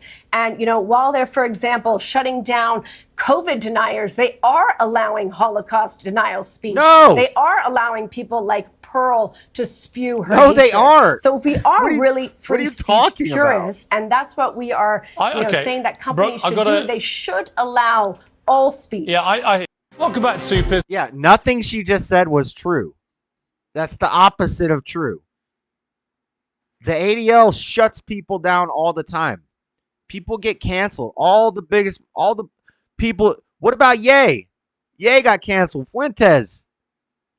Just for asking for, well, never mind. I'm not going to go into it, but what is she talking about? That's not true. There's nothing she just said is true. Nobody's ever been banned for being nice to Jewish people.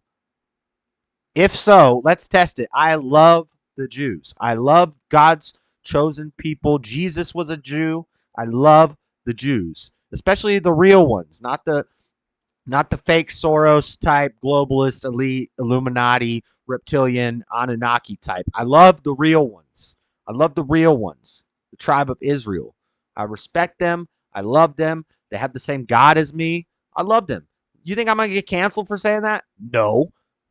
But if I question the number of people that, in the over there with that guy, that Austrian painter, if I question any of that, I probably get canceled. Don't you think? Yeah, I think so. Yeah. I will. So that was just a bunch of bull crap. Pearl got set up. I feel bad. It was super cringe. Poor Pearl. Anyway, enough of that. Before I take a quick break and we go to do memes, some breaking news. We had 5 injured in a shooting at a community outreach event in Seattle. 5 people were injured, 2 critically in a shooting that broke out in a parking lot during a community outreach event. So you can't even reach out to the community in these areas. Seattle's a cesspool. In Seattle, Friday night, police said police responded to reports of a shooting in a parking lot in Rainier Valley shortly before 9 p.m. 4 victims were transported to area hospital. A man and a woman in their 20s were transported in critical condition, while 2 men in their 20s were in stable condition. All victims have been attending the community outreach event. So these are people who are going to a community outreach to help people. And they got shot up. And there's no description of the suspects. Let me see. All victims have been attending the community outreach event. It's unclear what led up to the shooting. No suspects have been identified at this time. No suspects identified. No description of the suspects. There's a community outreach event, and I don't know if these were volunteers or if these people were going trying to get help, but some people out there doing some decent things for the community, it sounds like. Some people going to check it out, maybe find resources for work, food, housing, shelter, clothing, whatever. And it got shot up by some scumbags. And there's no description of the suspect. Let me take a wild guess. Who shoots up the community outreach. Seattle Mayor Bruce Harrell called the shooting a tragedy while vowing that investigations will get to the bottom of it. What you have tonight in the light of this tragedy is you have these fine community leaders here, people that come from these streets, that come from this community, protecting the community, literally putting their lives on line to protect the community. Here's the tragedy of today, of too many guns in the wrong places in the wrong hand. Oh, so it's the guns' fault. It's the guns' fault. It's the guns' fault. It's not that there's a certain demographic of people that like to shoot up positive things like churches and community outreach events and, prom parties and stuff like that. Yeah. Anyway, it's the guns' fault, guys. We got to get rid of the guns. They're never going to find the suspects. They're never going to, probably, if they gave us a description of the suspects, maybe we could help. But they won't. Anyway. And then I'm a product of my environment. I just said I want some beans, and my husband called me, oh, Lord. I can't read that. Jeff Hewitt, a few good men. But she's got such a smart background. Who's that? John Paul. That's real Romney. That's what I want, I swear. Totally normal man, woman type stuff. Where are her eyes? She's reptilian. I would absolutely have he lay an egg. I would pay her to lay my... Oh, my God. Hey, look, a bird. Zuckerberg. $1,500. But not too much. But, you know, her background is fake. Rather, it's green screen or not. Are we talking about that news anchor lady?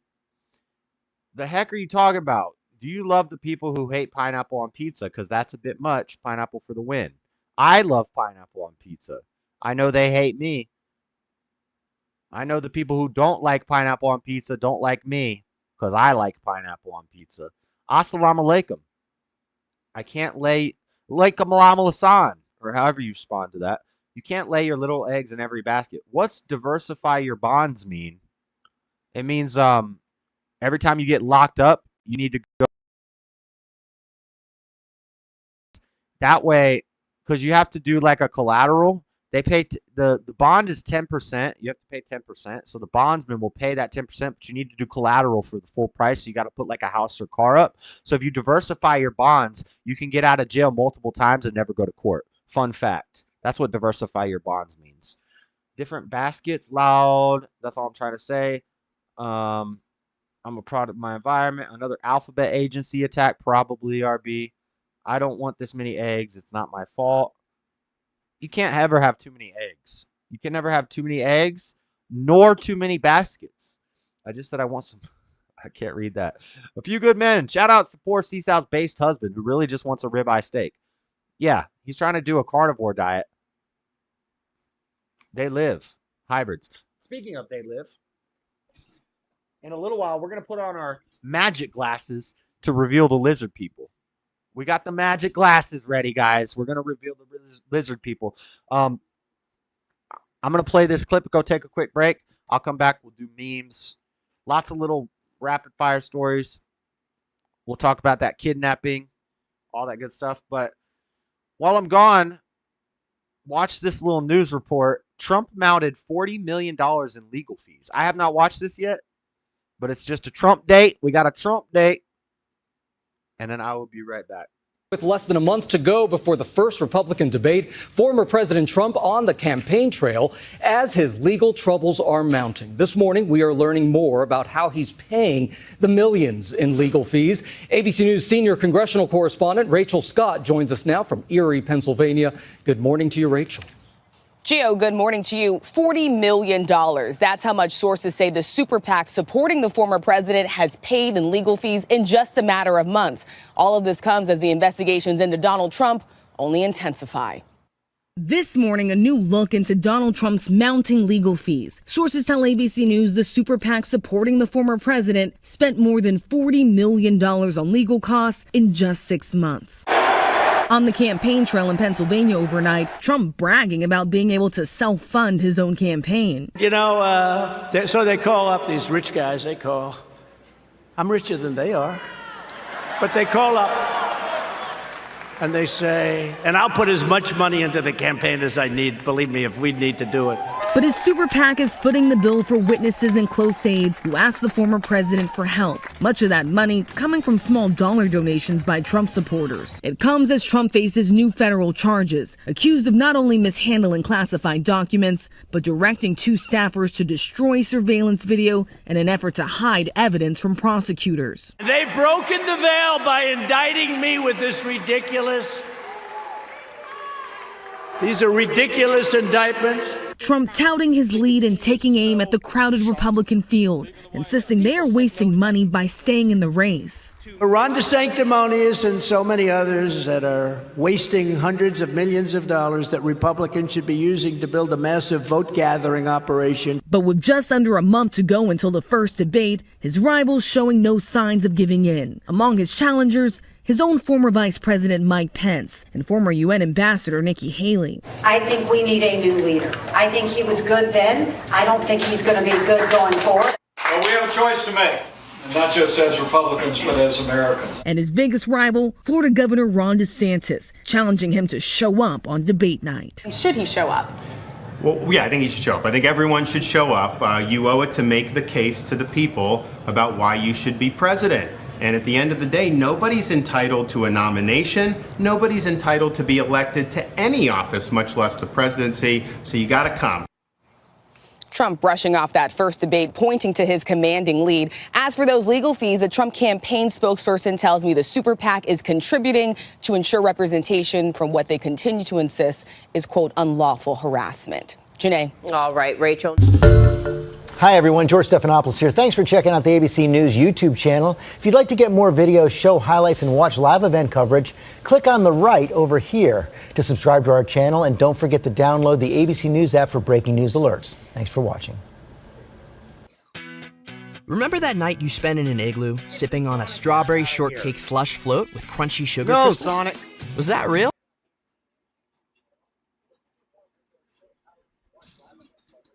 Sorry, we got a Sonic ad. We got a Sonic ad. Sonic ad. That's a catchy song. Why can't we talk about... I'm not saying that Austrian painter was a good guy. Sometimes I just wonder why. Damn, I got some pipes on me. What the? I can sing. I'm a singer. Beta. Okay. Ronnie's definitely low key. He definitely should show up. I hope he shows up to the debates too. If he doesn't show up to the primary debate, whatever, it'd be all right. But he definitely got to debate Biden. But then Biden ain't gonna want to show up. Biden's gonna show up in his dang reptilian form. Dang old cell, perfect form cell. Are we talking about tobacco or snuff films? Because my mom. Whoa! What? God, I need to not. Helen Keller gives your singing raving reviews. No one else. I mean, Helen Keller could hear great. Helen Keller was a fraud, so I'll take her word for it. Her mumbled noises for it. Let's do meme review. Hold on. Let's get into some memes.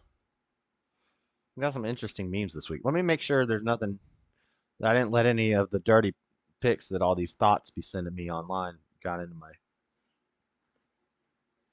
Okay, we're good. I think we're good. There's one that looks kind of fishy at first, but it'll be all right. It's meme time! The nukes are coming! The nukes are coming! Meme time. The four Steves of our childhood. Steve from Blue's Clues. I can't go that high pitched. Steve Irwin, the crocodile hunter. That's Tyler. That's Tyler right there. Tyler Irvin, the crocodile hunter. Steve from Family Matters. Urkel. Did I do that? That guy, you remember him? Also known as what was his other form where he did the experiment and he came out like Dontarius or something like that? He was all suave. And then Steve-O, the four Steves of our childhood. Based. Steve-O's cool. Next. Oh, so you're a Joe Biden? This is for my brother Ben. Daddy Jub. I should send this to Ben. Oh, so you're a Biden. Oh, so you're a Joe Biden fan? Name 3 of his complete sentences. Beta. So true.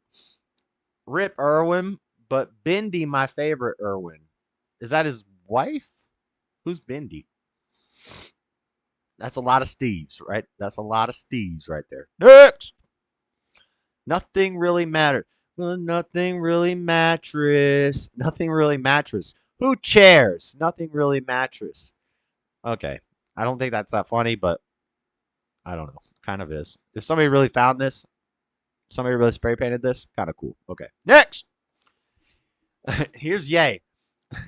I wish I had the sound drop from when he went on stage when Beyonce won that award.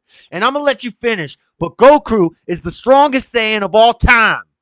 Vegeta says, Final Flash. Final Flash is Kanye. I agree with Kanye on this one, though. Bindi and her brother, shouty thick. Bindi and her brother, just like their daddy, Lawnmower Steve. Bindi Boeing Irwin. She even tricked the police into thinking that he was the primary target, even though her headrest was shot out and they were actually going for her before she moved to Guatemala. Huh? I don't know what y'all are talking about. Don't read the chat. I know. I need to read. I need to skim through them and just read the relevant ones. Unfortunately, I kind of just start reading. Like when I was reading about those anthill kids and I was just reading and it was a bunch of horrible things.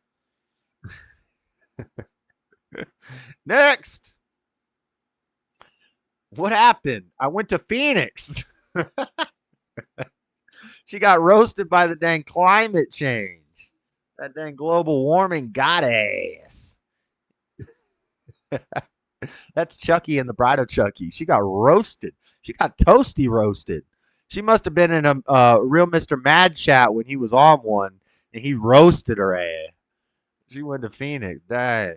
Climate change. Next. In every pack of crackers, there is always one cracker that has a little more flavor. A cracker that stands out from the other crackers. I'm that cracker. I'm a little bit more, I got a little bit more soul, a little bit more flavor than most of the crackers. A little bit more melanin, a little bit more diversity, equity, and inclusion in this cracker. That cracker is me. Read these nuts. Next. I can't make this up. Times are rough for everyone, but I salute this queen. She didn't have no baby. She didn't have no babysitter, but still came to work. It's real out there, y'all. Listen, this is not a meme. This was a post that I saw on Facebook. I went into the comment section of this post.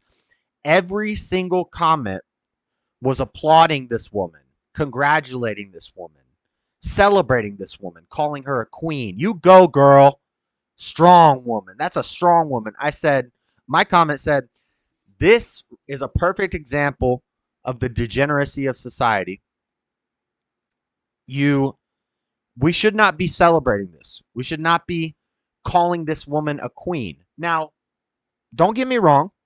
I understand she's in a tough spot. She's a single mom with a kid. She's got to get it how she lives. She's got to go to work. She got to take her kid to work with her to make that bread to feed the child. I get it. I get it, okay? Don't get me wrong. But we should not be calling this woman a queen. We should not be celebrating this. Maybe if we celebrated women who got married to a man as virgins, no hymen, no diamond, young women who saved themselves for a good man, young men who saved themselves for a good woman, Christian people who got together, got married under the umbrella of God, and then they started making families. They got themselves right first, and then they started building a family, and their families would be right. Maybe if we promoted that and called those people kings and queens, instead of calling this woman a queen, maybe we wouldn't be promoting this sort of thing. They literally, all the comments were encouraging this. So when other young ladies see this post, and then they read the comments, they say, oh, I want to be a queen. I want to go viral on the internet. Let me go pop out a baby and take it to work with me at Taco Bell. No, this is degenerate. This is wrong. I'm not saying that she's degenerate and wrong. I'm saying the people who are encouraging this sort of behavior are wrong. That is not a queen. And also, it looks like she got a dang booger hanging out of her nose. Like, I don't know what that is. I don't know if it's a flaw with the camera, or she's got a nose piercing, or she's been doing a little of that Jon Zherka. I don't know what's going on with that. But anyway, let's move on. Next. This could be us, but you won't let... This could be us, but you won't eat lab-grown meat with me. There's no nudity in this picture, YouTube. It's an AI-generated image, and AI has a problem with arms and legs and limbs and fingers and stuff. This could be us, but you won't eat lab-grown meat with me. Straight up. You can't be crowned via internet. Right. It's sad she couldn't stay home with her child and her husband could have been at work. Right. Josh, let me ban Eric A. Who's Eric A? Bro, do something original with your life. There's still time. Oh, okay, Eric A. Thanks, bud. Did he say anything else or just that one little comment? Hey, hit the like button, Eric A. Make sure you hit that like button, guys. We got 12 viewers and only 9 likes. That's not good. PG chat out the window again. Helen Keller gives her singing rave reviews. No one else. Oh, I already read that. How in the HE double hockey sticks is Hunter not in jail? Well, I heard his sweetheart deal fell through, but I still don't think he's gonna get jail time. This is your favorite part? That's what's up. Bendy, my favorite Irwin Darwin, Stevie's Wonder, Shouty Fit. I already read all these. Read D's. D's nuts. Nobody I know moved to Phoenix. Bride of Chucky Blackface. I'm just saying, Roman. I still got to work for my money. Bro, do something original with your life. There's still time. There's still time. Eric A., why don't you do something with your life? Instead of coming into chats, being a dang loser. I used to bring my dog to work, but I was self-employed. Based. No hymen, no diamond. Love it. I stole that from Undead Chronic. Josh, let me ban Eric A. We'll let him stick around. I think he probably already left on his own. He can't handle the truth. You can't handle the truth. Eric is just a fed. Yeah. Can't be crowned via internet. 100% poor women were the biggest victims of feminism. Facts, CSAL. And again, I wasn't trying to dog on that girl having to bring her child to school. I'm dogging on the internet for acclaiming that and celebrating that and promoting that. Fatherless homes are known to be bad, but it's offensive to suggest moms need a man. Statistics don't lie, bruh. No, you're wrong. You're 100% wrong. Statistics, if you know anything about the statistics of fatherless homes, it increases the chances of drug addiction, increases the chances of the child ending up in prison, it increases the chances of being poor and being homeless, being uneducated, all of those things. All of those statistics increase in fatherless homes, so you're wrong. Oh, well, no wonder Flat Sabbath. My pop's still a hodo. That's the weirdest porn ever. What the heck, Daddy Dub? All the statistics prove fatherless homes are a significant disadvantage. I know. That's what I'm saying. Fathers are super essential, and it's a high likelihood. That's not what you said. That's the opposite of what you said. That's literally the opposite of what you said. What are you talking about? Next. Never let them forget. Let's see what all these people said. We got Gene Simmons. You're willing to walk away. Wait, you're willing to walk among us unvaccinated? You are the enemy, said Gene Simmons. Don Lemon rhymes with Gene Simmons, almost. Don't have the Vaseline? Can't go to the supermarket. Can't go to the ball game? Can't go to work. No shirt, no shoes, no service. Whatever. Who gets an ICU bed? Vaseline person, come right in. Unvaseline person who gobbled horse goo. Rest in peace, Wheezy.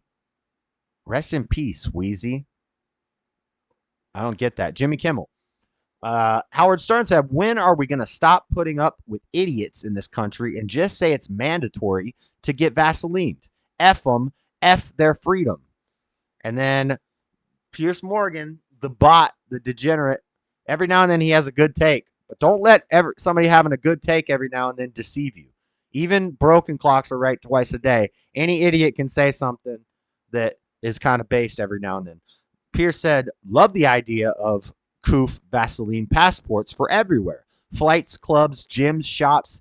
It's time Koof denying anti-Vaseline loonies had their bullish bluff called. From Piers Morgan. Next! Drake said, Map, minor attractive person. Nope. Map, millstone attached person. Based. Stubborn one sent me this, but I had already got it from Tyson James, put it on his website. He's got a new song out called Millstone. We're not doing any songs in today's show. I don't know. Maybe at the end of the show I'll play it. I don't know. Probably not. Probably not, though. But go look at Tyson James' new song called Millstones. I'm trying to call in. I wasn't really planning on doing call-ins, Mr. Map. Except Seasal wanted. Do you want to talk about something? A story that we've been talking about? What are you trying to talk about? Fatherless homes also increase the chances of child becoming a head. Yeah, that too, RB. Well, also, homes with two fathers increase that by so there can't be too many fathers, RB. If you have double father in the home, your chances are doubled of becoming that. So you don't want to have too many fathers in the home. Just one father, one mother. That's optimal. That's optimal. Shout out Tyson. Daddy Jub, I got you. Reread that and you are correct. Wait, did I read it wrong? Fatherless homes are known to be bad, but it's offensive to suggest moms need a man. Oh, you're okay. You're saying okay. We all read his comment wrong.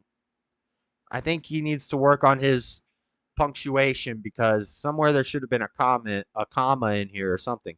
Fatherless homes are known to be bad, but it's offensive to suggest moms need a man. Right. He's saying that is not okay. I get you. You and Seasal can't read. You don't know how to punctuate. You don't know how to punctuate a dang comment. It wasn't that well written, to be fair. I've only had my dad in my home. As long as you didn't have two dads in your home. Next. 8-year-old me, homesick. Bob Barker in The Price is Right. Hey, that's a wholesome little meme right there. You guys remember staying homesick? Watching The Price is Right? Watching Bear in the Big Blue House on Disney? Dang old Boy Meets World. That's right. Next. Here's the perfect example of shrinkflation. That is a McDonald's double fish fillet. Got this last night. Yes, that's a regular size packet of ketchup. Now, I haven't had a fish fillet at McDonald's, so I don't know how real this is, but I have noticed the Big Mac, maybe it's because when I was a kid, my hands were smaller or something, but I remember the first time I got a Big Mac, that was a Big Mac. That was like a big old burger. It's like the size of my face. I was like, struggling to eat that mug. Now you get a Big Mac. It's like this little thingy thing. Like a little floppy little sandwich. So not only is the price is going up, but the quality is going down, the size is going down. It's the same thing when you go to Home Depot. The price of everything, construction materials, is skyrocketed, but the production value and the quality has gone down. House prices go up, but the houses are crap. They're going to blow over as soon as climate change happens. What the? Next. Jiu-jitsu guys when somebody breaks into their house. This is one of the weird memes Ben sent me. This one's all right, I guess. I get it. He's going into guard. He's posted up. Come and get me, Mr. Hopefully the thief doesn't have a gun, because that's not going to help much. But next, this is another one Ben sent me.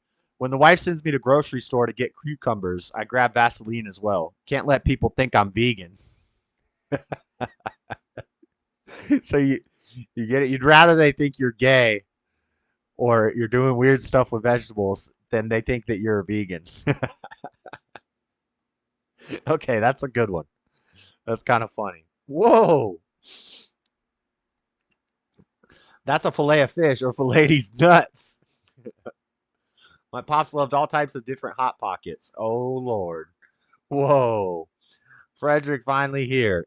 He finally made it. He found his way here. Next. That's weird.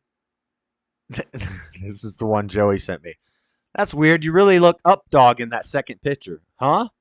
Up dog. You got that up dog look on your face. WTF?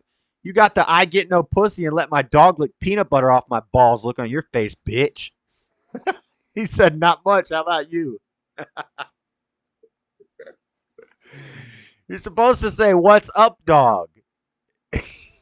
But she said this, and he still responded as if she said the proper response. Not much. How about you? Oh, God. Looking for size. Go to Five Guys is my usual bet. Love them fries, too. You like Five Guys? You like to eat Five Guys? Dang, pause. Beta! Pause. Next. Driving test. Instructor, turn the car on. Me. Okay. Rubbing interior. You like that, you filthy whore. Okay, we're done here. What's up, dog? The jiu-jitsu mean funny when you imagine someone really doing it in a home invasion. Yeah. I like this one too. This one's pretty funny. You like that, you filthy whore. Okay, we're done here. I want to believe, but then the government said they were real. Facts. Facts. We got a Hunter Biden trial going on, and now all of a sudden, all this UFO and alien information's coming out. None of it is new information. None of it is actual credible. It's all hearsay. It's all like, well, we heard that there's this and this and this, and maybe it's extraterrestrial and blah, blah, blah. It's a bunch of nonsense. Don't fall for it. Project Bluebeam is coming. The fake alien invasion is on its way. The aliens aren't real. They're not going to invade us. Just stop it. Just stop it. Next. The weed isn't doing anything. Me, 15 minutes later. Maybe McConnell was not a reptile. Maybe he ate too many gummies.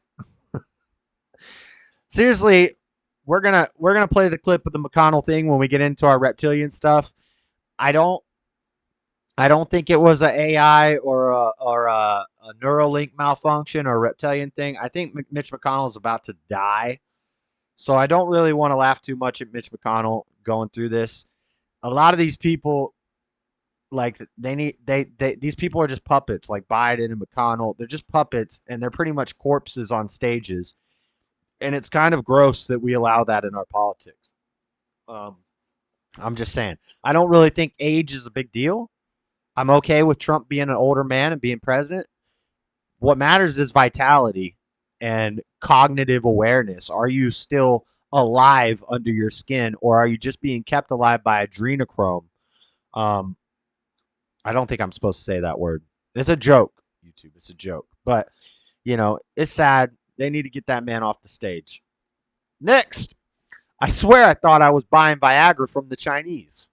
They said, you give us money, we fix erection for you. They said, you'll give us money, we fix erection for you. I swear I thought I was just buying Viagra from the Chinese. Dang, Biden. Beta. Next. Narcissist. Making your kid wear a t-shirt with your picture on it. Oh my God. It's the women with the fake lips and the facelifts and the fake lips and the fake hips and the fake tips and the it's horrible. It's horrible. It's not okay, kids. It's not okay, kids. Your mama got fake lips and fake tips and fake hips and fake tits. About to break this. Facts AF. Hey now. Hey now. When do I call in? Are you listening to me, Mr. Mad? Are you even listening to me? Gosh.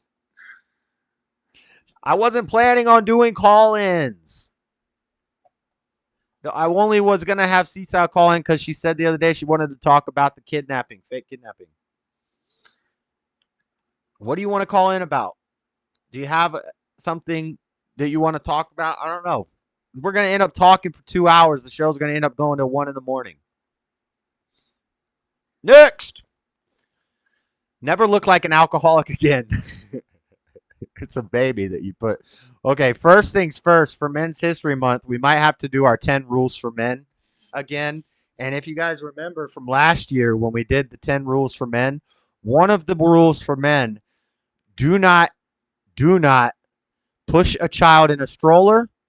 And to piggyback off that, do not wear one of these papoose things, men. Men, carry your child. It will make you stronger as the baby gets bigger, and a kid wants to be carried by their father. Hold your children. Don't be wearing these stupid papoose things looking like a pregnant woman out here. But if you're going to do it, This is the way right here. This is the way.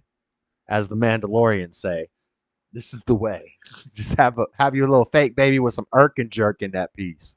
He's sipping the Jerk. Dang, that's the cheapest brandy you can buy. I used to sip a lot of Jerk. E&J. Next! In Syria, militias armed by the Pentagon fight those armed by the CIA. Taxpayers, huh? Huh? Wait, so we're paying to arm two countries who are fighting with each other? What? What the? What's chat saying? She's probably pretty ones too. I don't even like a ton of makeup, to be honest. The elites laugh at us when they poison us with food and injections, indoctrinate our children, try to subvert our rights. So I'm sure as heck going to laugh at them when they fall. Okay, you're right. You're right, Starble One. That's true. They cover up acne with a layer of makeup, looking like a Caucasian crunch bar. Y'all got to give Mitch a break. He's a spry 81. No. I got an arm. Ain't no baby Bjorn. Right.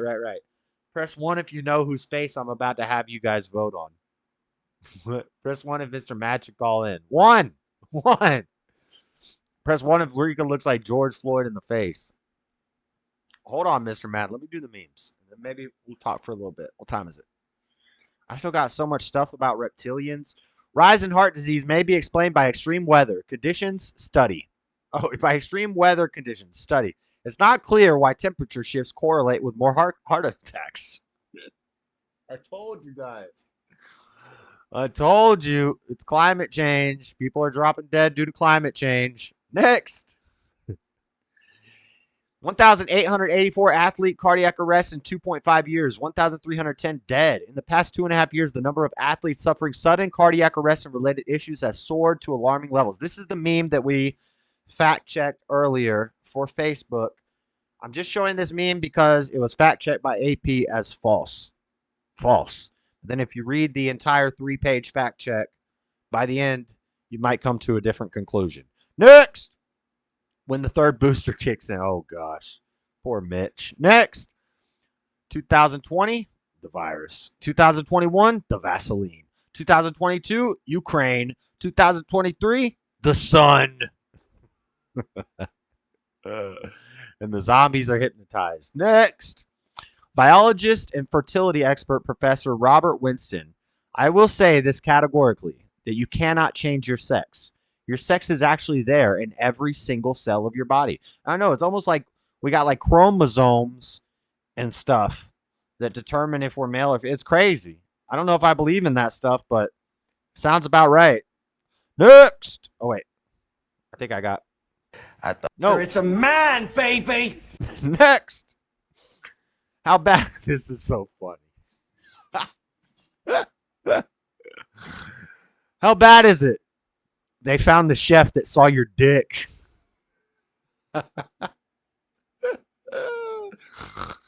Oh, gosh. Poor Obama chef. Professional swimmer. Training to be an Olympic athlete. And then he drowned in 7 feet of water. He just randomly drowned in 7 feet of water. You think he saw Michelle's D? Dang. That sums it up right there. That's what happened. Next. Ex-White House chef's death was accidental, police say.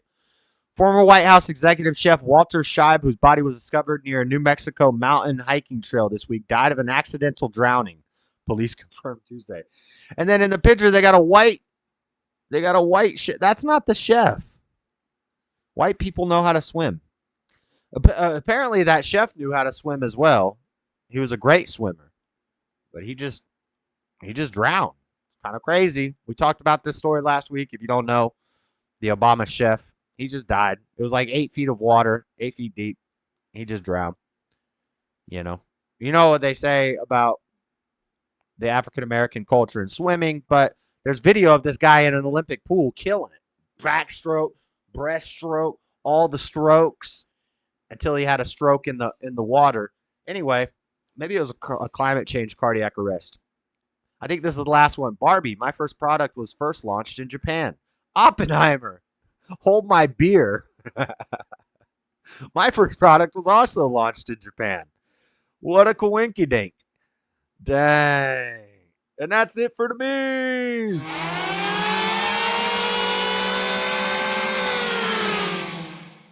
All right. All right. Mr. Mad, what do you want to talk about? It's either you or Lil Wayne, Rika. What are y'all saying? Falling post 80-year-old is catastrophic. Come on, bruh. You better call it. You better call in too. Dang, about 70%.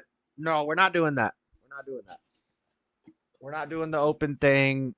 No. We love you so much, Rika. Ha ha ha ha. Shout out Big Mike. Yeah, yeah, yeah. Look at the date on that. On oh, I already missed it. What was the date? The date on what? The chef was from. That chef was from 2015. Another White House chef drowned back then. Oh, snap. I didn't even catch that. Your memes are too deep, stubborn one. What up, Steak Freddy? Oh, steady Freddy. Ready to hold it steady? Speaking of hold it steady, you can hold my nuts steady. Press 2 if Yoda looks like Seinfeld in the face. It's either you or Lil Wayne. Rika, I love Seinfeld. Those are some good memes. I def with Lil Wayne like that. Press 1. I know. You're a musical Philistine. You like Insane Clown Posse, though. You like the wackest group ever. The Juggalos. But you don't like Lil Wayne. That's a travesty. Nobody here does, Rika. But I want to hear about the girl that kidnapped herself. All right, that's the news. That's in the news. We do got rapid fire news. We're gonna burn through them. Mr. Matt, what do you want to talk about? What do you want to talk about? You want to talk about something relevant to the show, or are you just trying to chit chat? I ain't got no time for no chit chat.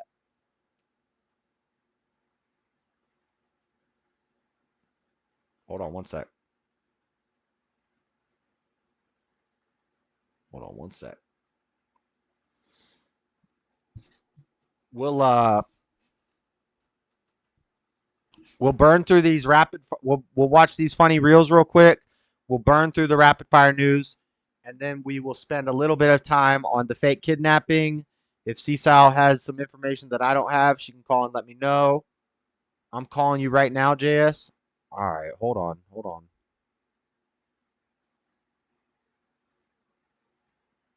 What's up? Oh, shit. You're answering. Finally. I've been saying the whole show I wasn't planning on doing call-ins tonight. No, I understand. All right. So what do you want to talk about? Let's do that. I thought you had something. You're the caller. You're supposed to have something to talk about. Right. So, well, I was talking about the Insane Clown Posse, but you don't want to hear about that. No, I don't want to hear about that. They're pretty cool, man. Like, they're all right. They've been around for like 30 years, and they've built their own empire. Think about that. Okay. I guess. They got bodied by Eminem. Yeah, but Eminem's a homosexual, nigga. Like, no, we can't do this on this show. No racial. Oh, we can't. Oh, I'm sorry. My bad. I apologize. Eminem is he enjoys the company of other men. I don't care. At least he doesn't paint his face and hang out with a bunch of weird juggalos. Yeah, but he paints his nails or something weird for Dr. Dre, and then he bends over and then he takes it in the rear end. That's Dre for Dr. Dre. I don't know that Eminem does that. He still raps better. Does that? He still raps better than Insane Clown Posse. Yeah, but Drake does that. Drake paints his nails. Yeah. Yeah, but then he also bends over and takes one for the team. Drake also doesn't write his own music. That's what I'm trying to say. You think Eminem is doing the same thing? He just steals Lil Wayne's not used material and sings to it. So who do you think Eminem is stealing from? Nobody. He writes his music. Come on, dog. If you think Drake is stealing, who do you think Eminem is stealing from, dog? Hello? Did you ban me from your account?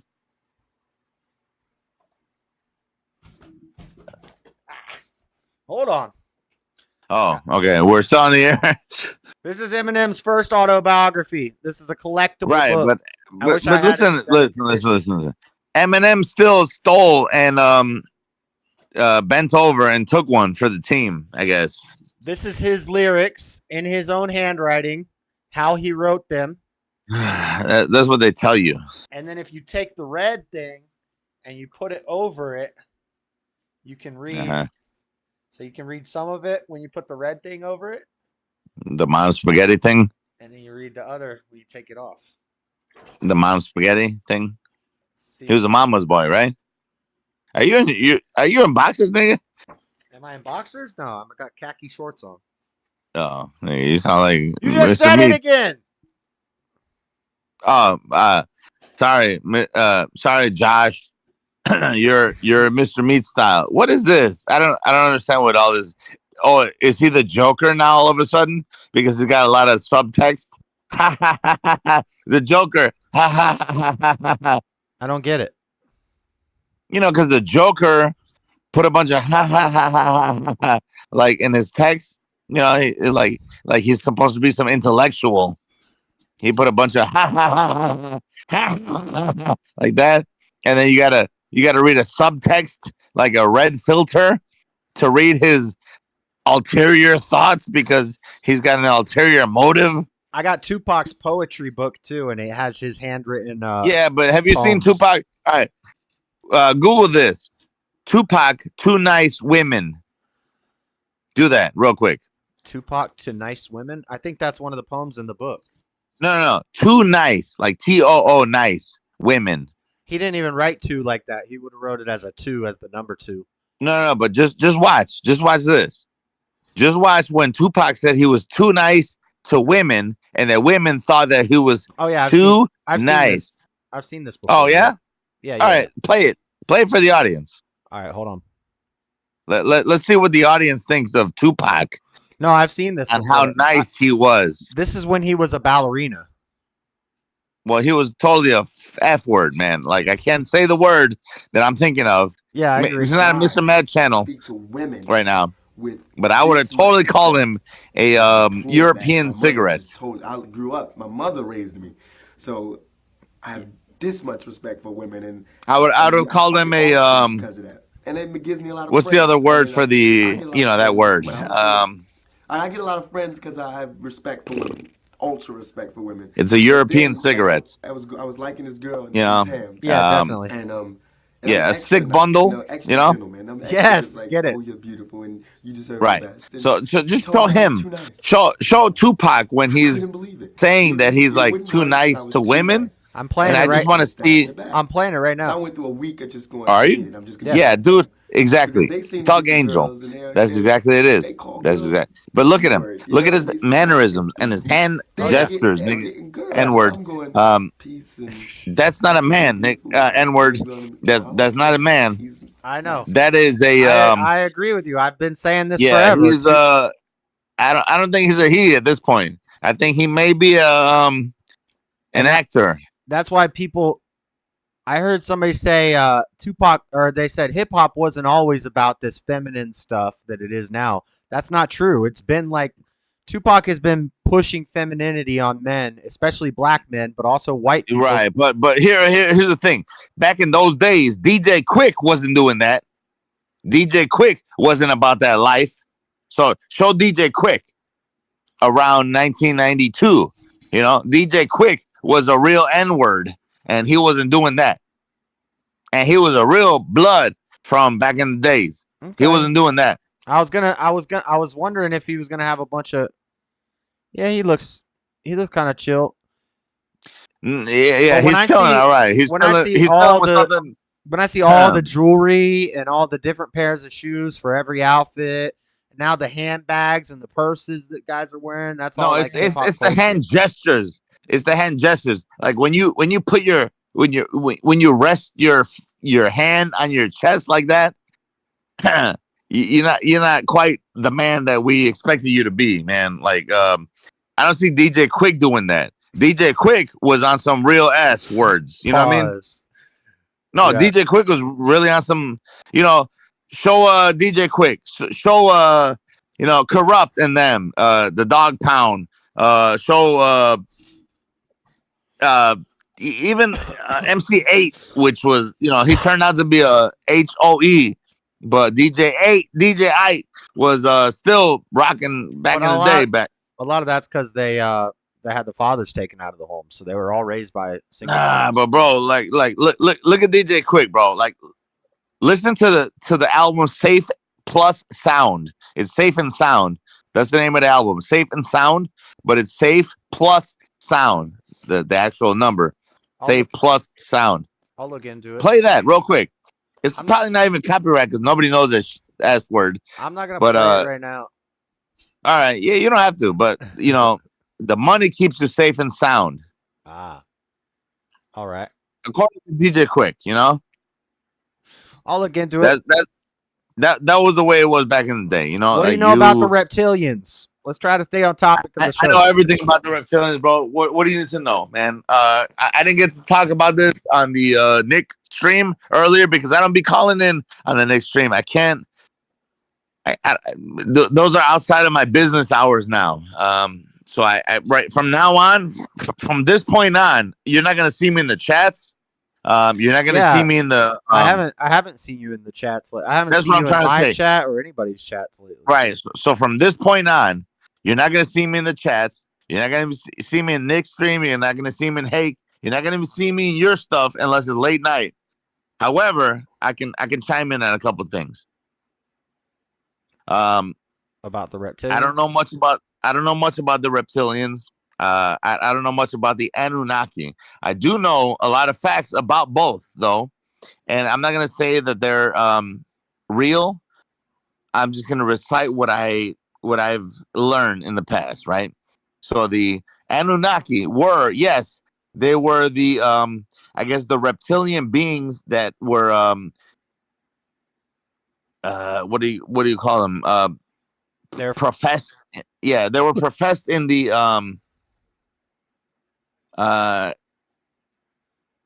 man. In the it's not the no. It was another text that like got deleted.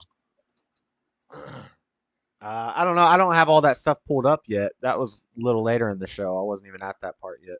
I was just. All right. Well, it's some type of text that got deleted. It was like some type of ancient alien type of text. Basically, there was a Sky Council, and the Sky Council was really just the gods of the outer verse that like created us, and they crossbred our genetics with the genetics that were here on this planet because, according to them, and I'm not saying this is true or not, but their planet intersected Mars and Earth every, I believe, 26 or 36,000 years. They have a weird elliptical orbit that yeah, somebody was talking about that on Nick's show today. They're saying something about the orbits intersect. Yeah.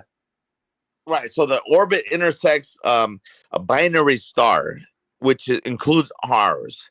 So our sun is also part of a binary star called Nemesis. I think there's a separate star, allegedly. Again, I'm not going to say that this is true or not. I'm just saying that this is what I've heard. All this stuff is just for fun. I don't. Yeah, this is just for fun. I don't believe any of this shit, and I'm not saying that none of this shit is true.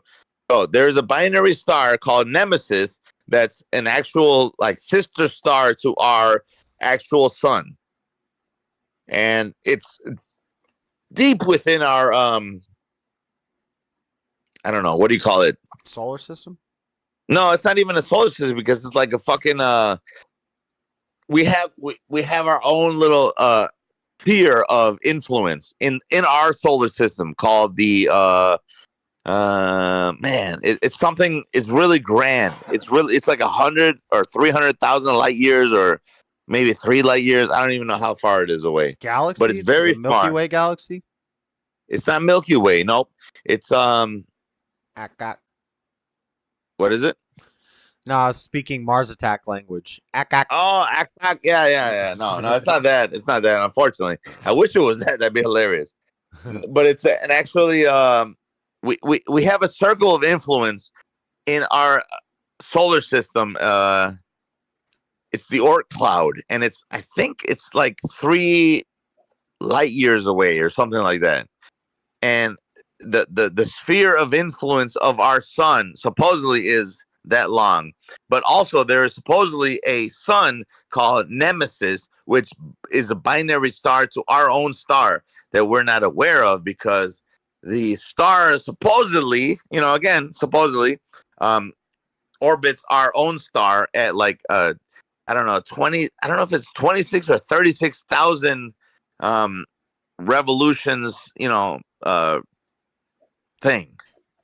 And supposedly, oh Lord, I'm gonna sound like a lunatic right now. I sound like a lunatic right now because I'm reciting all this nonsense. But Nibiru, or Planet X, supposedly has a 26 or 36,000 year orbit around our primary sun, which is what we know as our sun, but also somehow orbits a secondary sun, a binary sun of ours called Nibiru.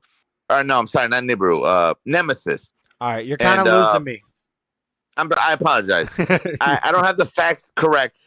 Yeah, but I get what you're saying. It's something weird with space, and that's how they. Yeah, it's something weird with space, but also it has to do with Neptune and Uranus. Right. Because Uranus also orbits the same exact star, and that's why Uranus and Neptune has such a weird orbit around both our star and what's considered its star.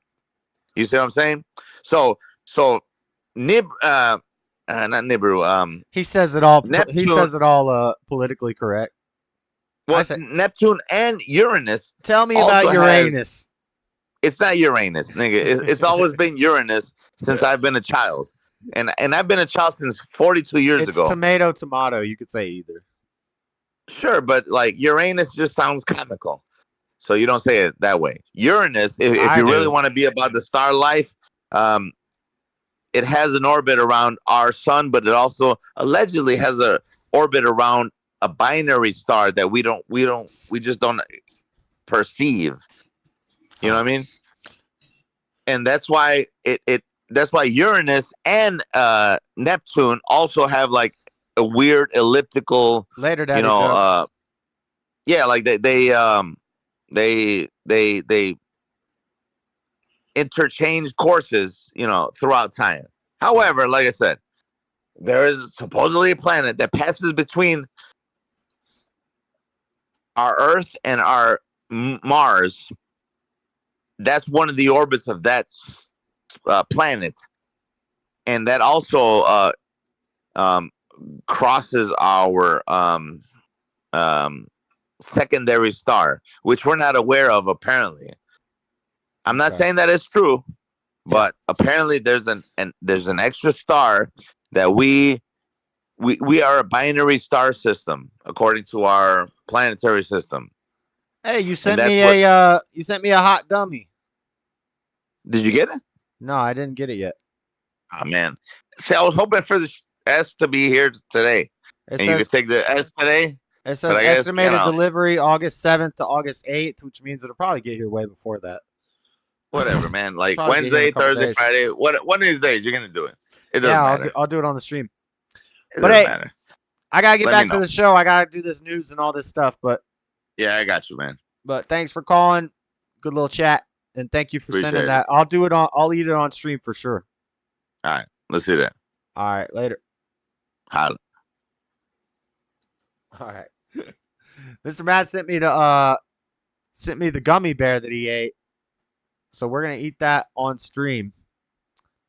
That will be fun. Let's do these reels. Let's burn through this rapid fire news, and then I do have to take a quick potty break. Let's see. First, some funny reels. This one's pretty good. This is Sneeko talking to some girls on the internet. This is so funny. Here we go. Arkansas? Chirp. He said, can you name 3 countries? She said, Arkansas. He said, chirp. Arkansas? Yep, one more. Chirp. I Chirp. know. Is it? North Carolina? North Carolina. Yes, you got it right. Congrats. Okay. Nice job. How many dimes makes a dollar? 20. It's 20. No, you got it right. It's 20. When I tell you it's 2:15, what time is it? 4. 4 o'clock. Okay, good. Can you name 3 Kardashian sisters?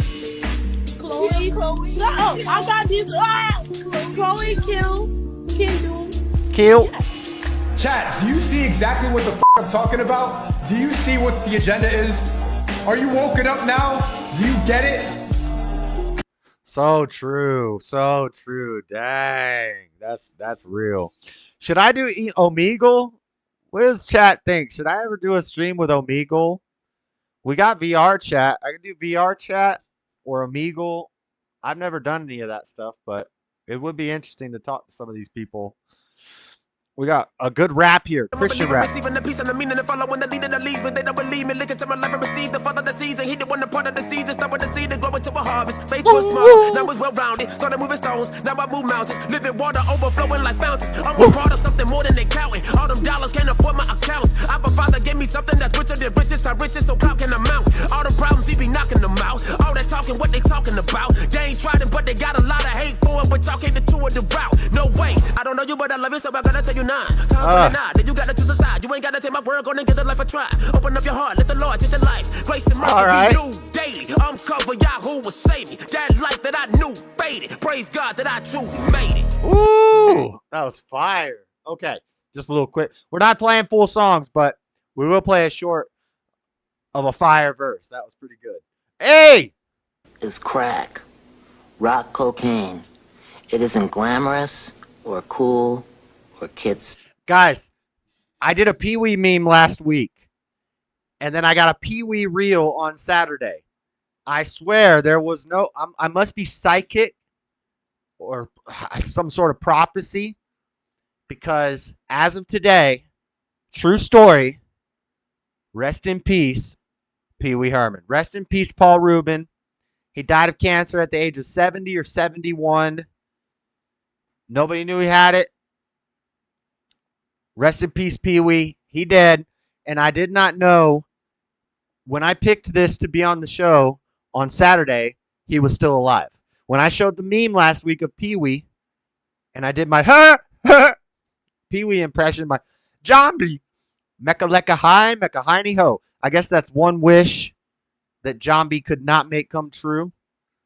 Because Zombie usually says all you have to do is say 3 times, Mecca Lecca High, Mecca Hiney Ho. And then Pee-wee says, Mecca Lecca High, Mecca Hiney Ho. But Zombie couldn't save Pee-wee. Rest in peace, Pee-wee. Here's Pee-wee doing a PSA on crack. Stuff. It's the most addictive kind of cocaine, and it can kill you. What's really bad is nobody knows how much it takes. So every time you use it, you risk dying. Whoa. It isn't worth it. Look, everybody wants to be cool. But doing it with crack isn't just wrong. It could be dead wrong.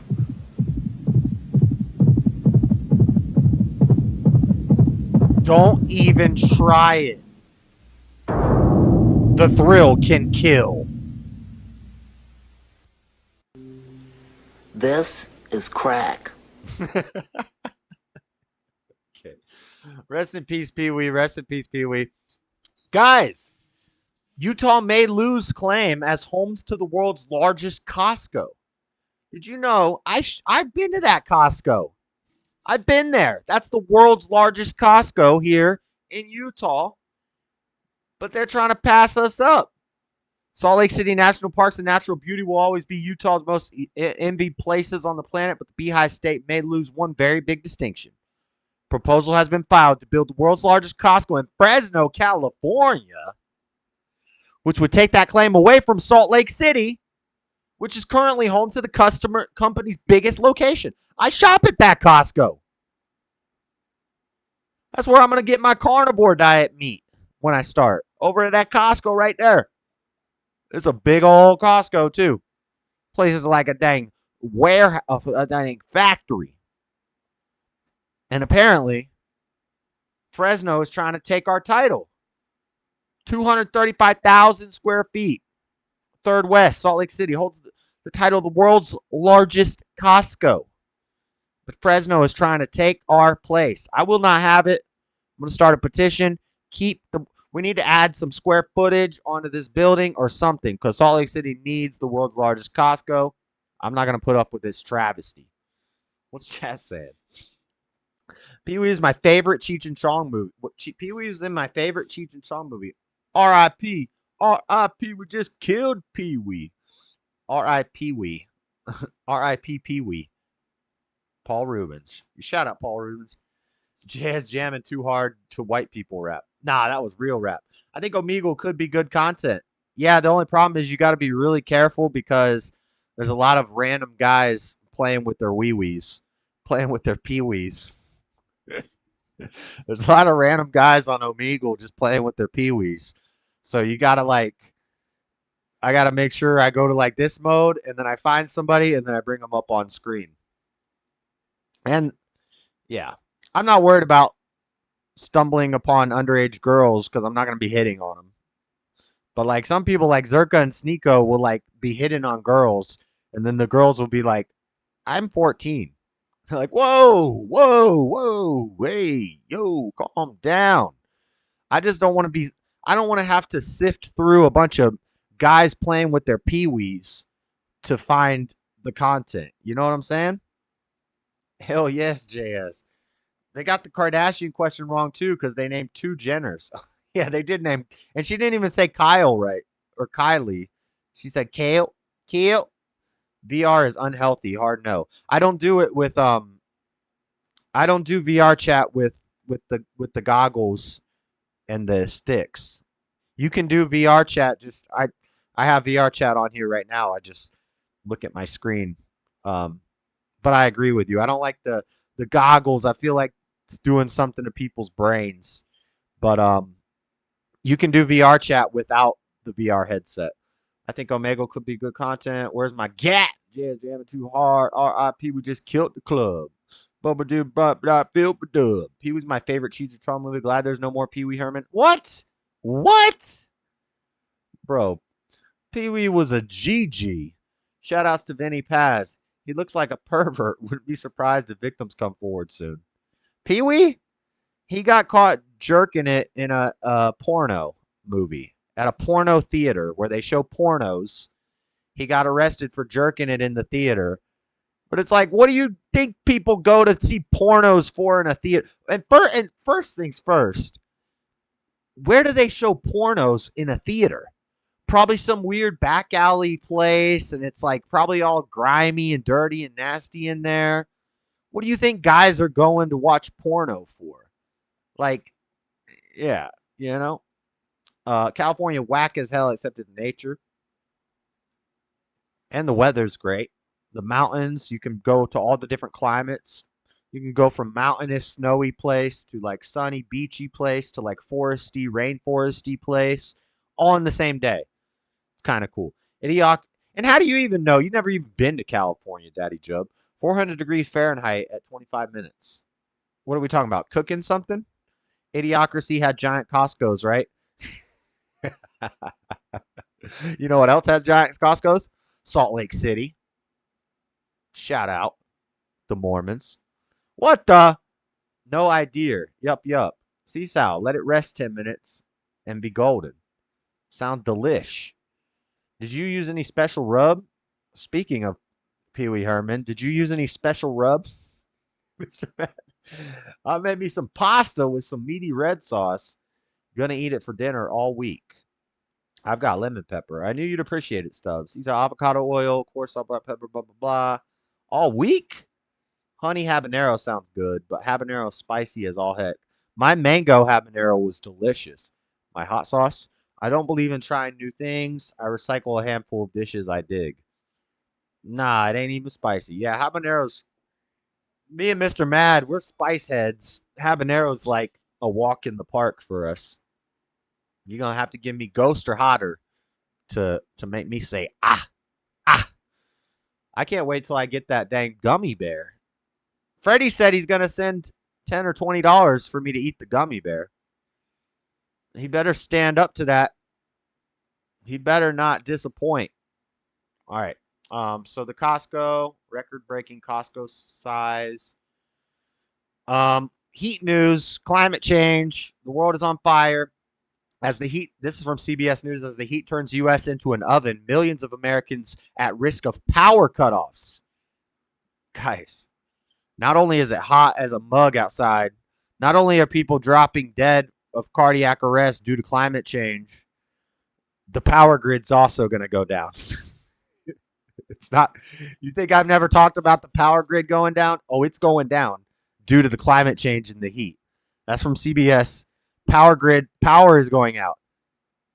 Since when does summer knock out the power grid, by the way? I thought we were trying to convert to like solar power. The power grid is going down because it's too hot. Lord have mercy. We got another hot story from CBS. Several dogs set for canine training die in Indiana after air conditioning fails in transport vehicle. Why are you leaving a bunch of dogs in the vehicle like for extended periods of time? Was the person in the vehicle? What happened? What happened? Multiple dogs being taken from Chicago, Illinois to a canine training in Michigan City, Indiana, died on Thursday after air conditioning unit in a vehicle cargo area where they were being held and failed. Authorities did not specify exactly how many dogs died in the incident. When I was looking for this story, because I had too many CBS stories, so I wanted to find it from another source. So I typed in on Google, dogs die of heat, canine police dogs die of heat. This is actually a very common thing. I know dogs die of heat all the time because they get left in cars. But specifically canine dogs on police forces frequently die of heat exhaustion. So maybe where's PETA? Where's PETA at on this one? Maybe police shouldn't be using dogs anymore. Maybe. Who knows? I don't know. But multiple dogs died. So hot news. Let's see. What's this story? From CNN. American nurse and her child kidnapped from their community ministry in Haiti. Here's a story that I stumbled upon last night. An American nurse and her child have been kidnapped in Haiti, according to Elroy Haiti, the Christian humanitarian aid organization she works for. Alex Dorsaniville, wife of Elroy Haiti director Sando Dorsaniville, and their child were reportedly abducted Thursday morning, according to a statement. Two were taken while serving in their community ministry on Elroy Haiti's campus near Capitol. That's crazy. So, sad story. They kidnapped them. Haiti is a mess, by the way. If you ever been to Miami, you know them Haitians. They're crazy. And there's a Christian woman and her child kidnapped. I hope they catch the people who did it. And I hope they fillet these nuts. I hope they chop them up into pieces.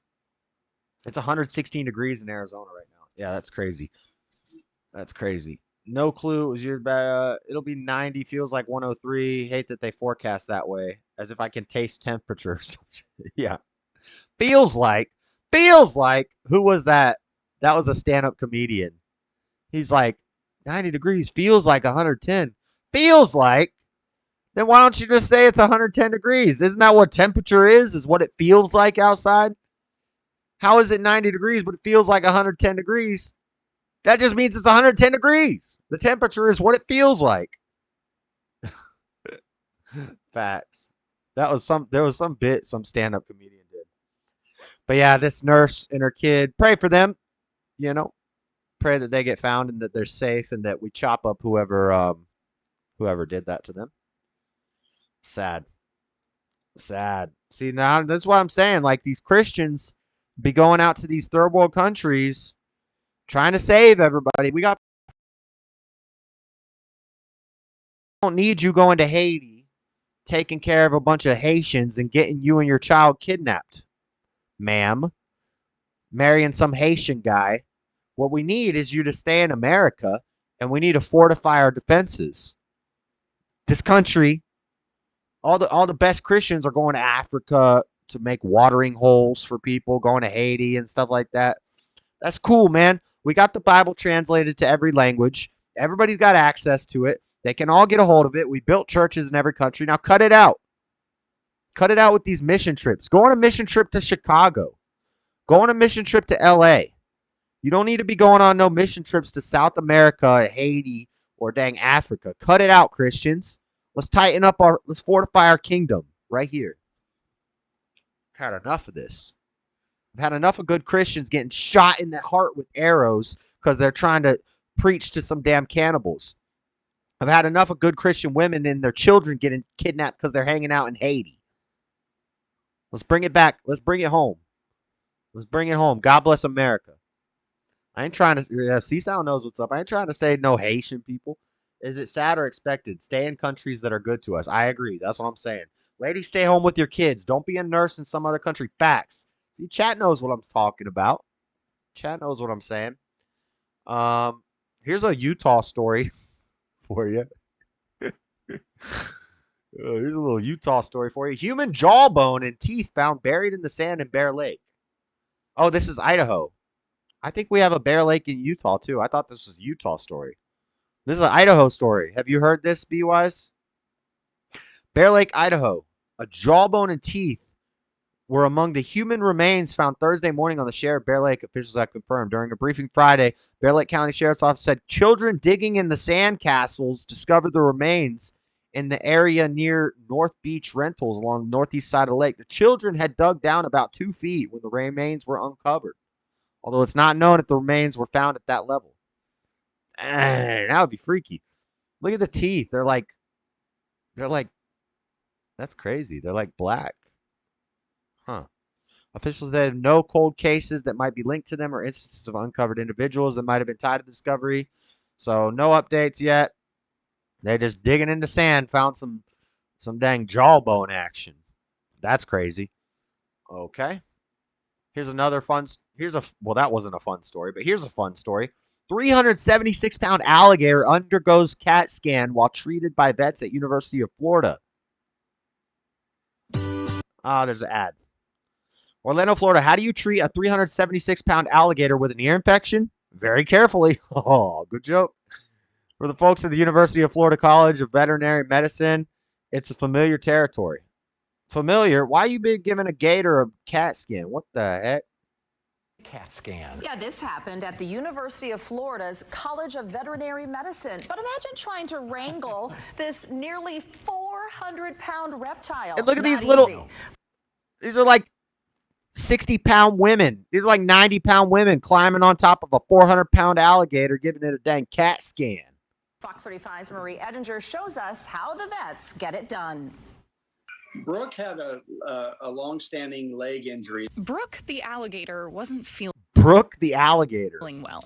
The 370... This is dang reptilian. It's the lizard people.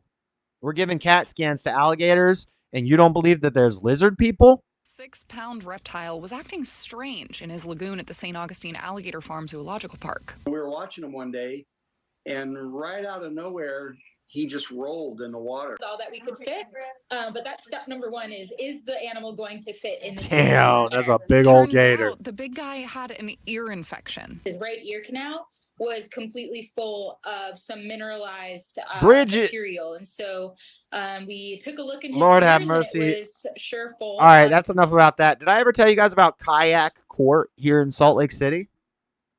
Here in Salt Lake City, thanks to our great Marxist mayor, Aaron Mendenhall, we have what's called Kayak Court.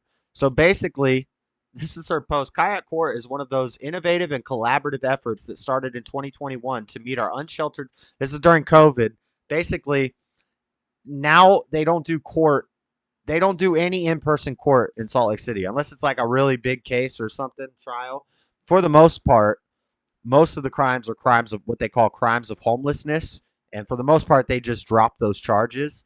But they only do court online over Zoom, or they do this Kayak Court because a lot of our homeless community reside along the Jordan River, which is a river that they find bodies in all the time that runs through Salt Lake City.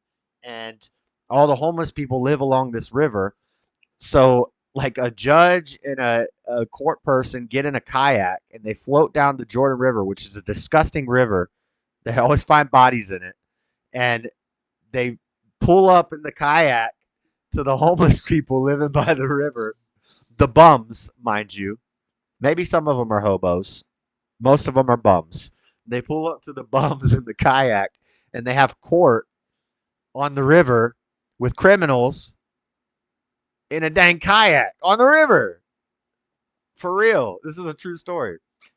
Unsheltered population where they're at. That's where they're at. That's not proper English. Along the Jordan River to help resolve their outstanding legal issues. I'm grateful for how the community and city staff have come together every month and keep coming together creatively to minimize a barrier to services, housing, and jobs. These legal services are also available at the city's resource fair every second Saturday, Friday of the month, blah, blah, blah. This is kayak court, y'all.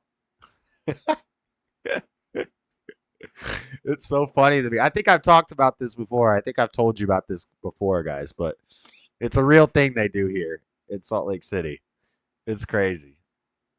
Let's see. Let's go next to the Nate Diaz fight. Talk real quick about this. Nate Diaz fight coming up this Saturday. I'm hyped for it. Daddy Jub gonna be watching it. We're gonna be watching it. I'll be streaming. UFC is gonna be happening at the same time, but it's just a fight night, so I probably won't even watch it. I think I'll be able to watch the early card of the UFC or the preliminary card of the UFC fight night this Saturday. But at 7 o'clock my time, Jake Paul versus Nate Diaz starts. I'm pulling for Nate. I'm Team Nate all the way. But if we look at the heck is this? I don't have a McAfee subscription. He's dead. Oh, how do I close out of this? Anyway, the odds are against our boy Nate. Paul versus Diaz betting review. No way Nate gets any offense. The event takes place at American Airlines Arena in Dallas, Texas. The fight will be at 180 pounds and can be watched live. While there will undoubtedly be heaps of trash talk and fanfare before this fateful bout, let's look at the Paul versus Diaz odds at who might walk away victor. Jake Paul, minus 360 odds. Nate Diaz, plus 265. So Jake Paul is the favorite. According to our sports betting calculator, Paul's negative 360 odds give him a 78.26 chance of winning, and a $100 bet on him nets $127. Diaz's status gives him an implied 27 chance, and a $10 paying out at $365. What? Where can I bet on this? Daddy Jub, where can I bet on this? I'll bet $10. I'll bet $10 on Nate. You get $365 if Nate wins on a $10 bet? Bro, I almost can't not do that. How do you not do that? Somebody bet $10 on Nate for me. Daddy Jub, bet 20. I'll cover you 10. 10 from you, 10 from me. Hook it up. Hook it up. Tell Tyler to do it for us. Hook it up. I'll get you 10. I just got here, honestly. I'm still weird, though. What's the difference between hobos and bums? I think Nate gonna get slumped. I explained the difference between hobos and bums earlier in the show. A bum is a loser who wants to live off the government, doesn't want to work. They're the ones who, in the cities, you'll see they have tarps and they have all these shopping carts around their area. And they have this huge space and they take up all this space. There's trash everywhere. They have no desire to stop being homeless. They have no desire to work. They just want to live off the government and be homeless. They're bums. And then a hobo is somebody who, due to circumstances, whether it was mistakes they made in life, whether it was whatever circumstance, they became homeless. They lost their residence. They became homeless. They don't want to be homeless. They're trying to work. They have a job. And I said 70% of homeless men are employed. They have jobs. So when people say, get a job, most men who are homeless have jobs. They are working. The hobo is the guy who wants to not be homeless anymore. They want to, but they're in a tough spot. Something's going on in their life and they became homeless. That's a hobo. And then a nomad is a traveler. But a bum is just a loser who doesn't care about life and is just giving up. Often the hobo and the bum might be kind of similar in ways. Maybe they're both addicted to drugs. Maybe they're both crazy. But the hobo is at least trying to get out of it. Doesn't just accept that they're a bum and just go along with it and be a bum. So that's the difference between a hobo and a bum. Paul versus Diaz preview. Who will win?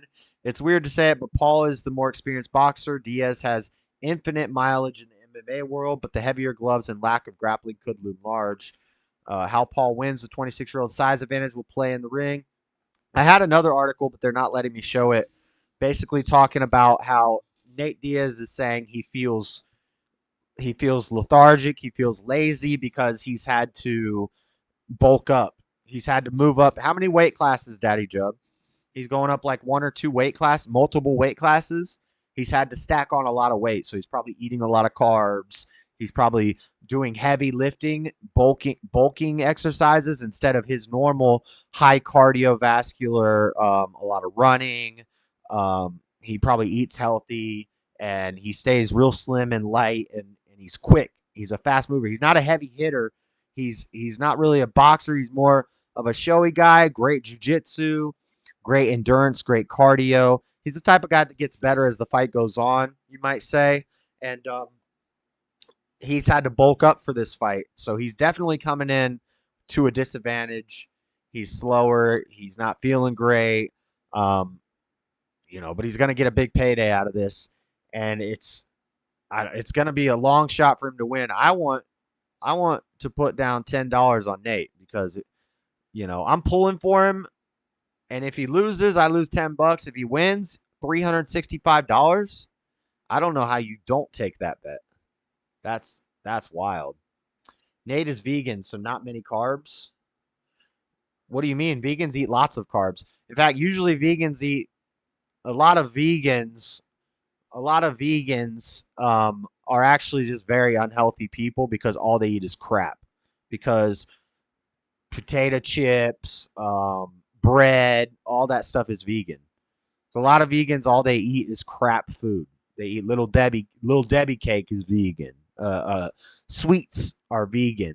They'll eat a lot of sweets. They'll eat ice cream is vegan. All the crap that you're not supposed to eat is vegan. So carbs are vegan. How would he vegan so not many carbs? Yeah. Vegans pack he's probably eating tons of carbs to gain weight. Yeah, pasta is vegan. Carnivores always win. Diaz is vegan, he's going down. Yeah, he's a vegan. It's sad. They're cool, but it's sad. Jub knows more about MMA than Rogan. A huge one also, if someone could be hard for them to get to work even if they really want to work. Isn't ice cream dairy? Oh, yeah, you're right about that. That's right. But all the other stuff I said is vegan. Gelato. What about gelato? Chocolate. Candy. They eat a lot of candy. It's funny. Vegans will eat like candy. A lot of the candy uses gelatin. Like gummy bears use gelatin, and the gelatin is made from pigs. And vegans didn't know this, so they were eating like candies and stuff until somebody said, "Hey, that's got gelatin that is made from pigs," and all the vegans freaked out. And he clearly ain't the unhealthy kind of vegan. Yeah, he's a healthy vegan, but if he's got to put on weight, he's got a carbo load. When I think Nate Diaz, I think hands on hips, and then a Stockton slap, and then a bip, knock you out. Yeah. Anybody in this chat talking crap about Nate Diaz, he would probably knock every one of us out real fast. So he's not that kind of vegan. But yeah, so he's saying he's not feeling great. Let's do this one story about Hunter Biden real quick. Oh, God. Oh, it was not 875. I thought it was 875 million. It's 875,000. Okay. Whew. I told my boss this morning, Hunter Biden sold 11 of his paintings for $875 million. And he was like, what? That's crazy. Yes, that would be crazy. It was not 875 million. It's 875,000. Regardless, Hunter Biden selling 11 paintings for almost $1 million. Kind of fishy. Kind of fishy. What shell corp is that going to? We got to pay those legal payments somehow for Hunter. He's got to make money somewhere. It's not China or Ukraine. Have him sell some of his watercolors. Mystery buyer reportedly spent $875,000 on 11 Hunter Biden paintings. A mystery buyer from his art dealer who operates within an industry known for secrecy, anonymity, and money laundering. This is from Breitbart. Document obtained by Business Insider shows a mysterious individual purchased 11 paintings for $875,000. Contract does not specify the identity of the buyer. Of course not. Of course not. So there you go. A little Hunter Biden. Little Hunter painting action going on. All right. And then last story in the rapid fire news story. This happened last week, but I didn't talk about it. I think I might have touched on it in one of the streams, but I don't really know much about this story, so we're going to read about it right now. Carly Russell from BBC News. Carly Russell, Alabama woman who faked kidnapping charge. Seesaw, if you want to call and talk about this real quick, let me know. That's what the 44 is for. His signature punch was called a slap. The Stockton slap. That's not his signature.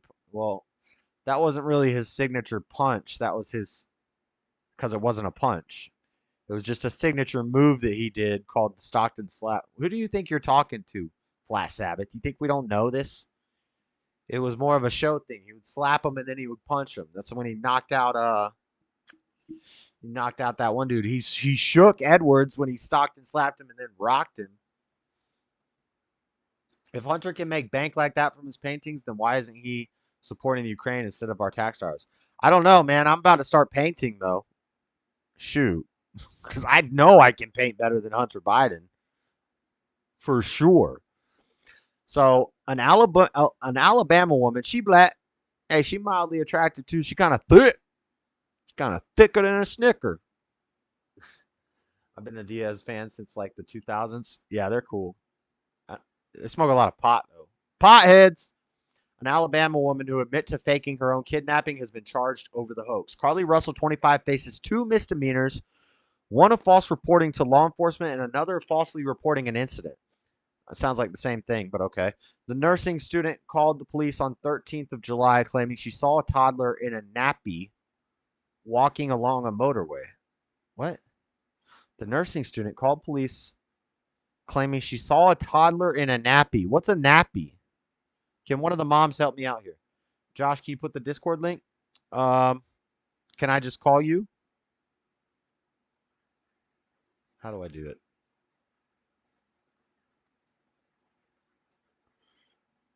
Just open your Discord. I'll just call you. Because I'd rather listen to you tell me about this story than... Because I don't really know anything about this story.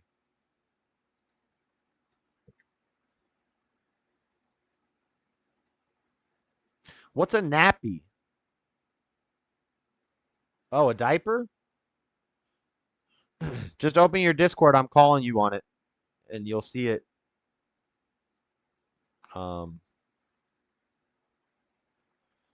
He would smoke all of us in a fight, even being vegan. Guy has skill. Yeah. Diaz was beta? Nah. Oh, call ended. I think. Did the call end?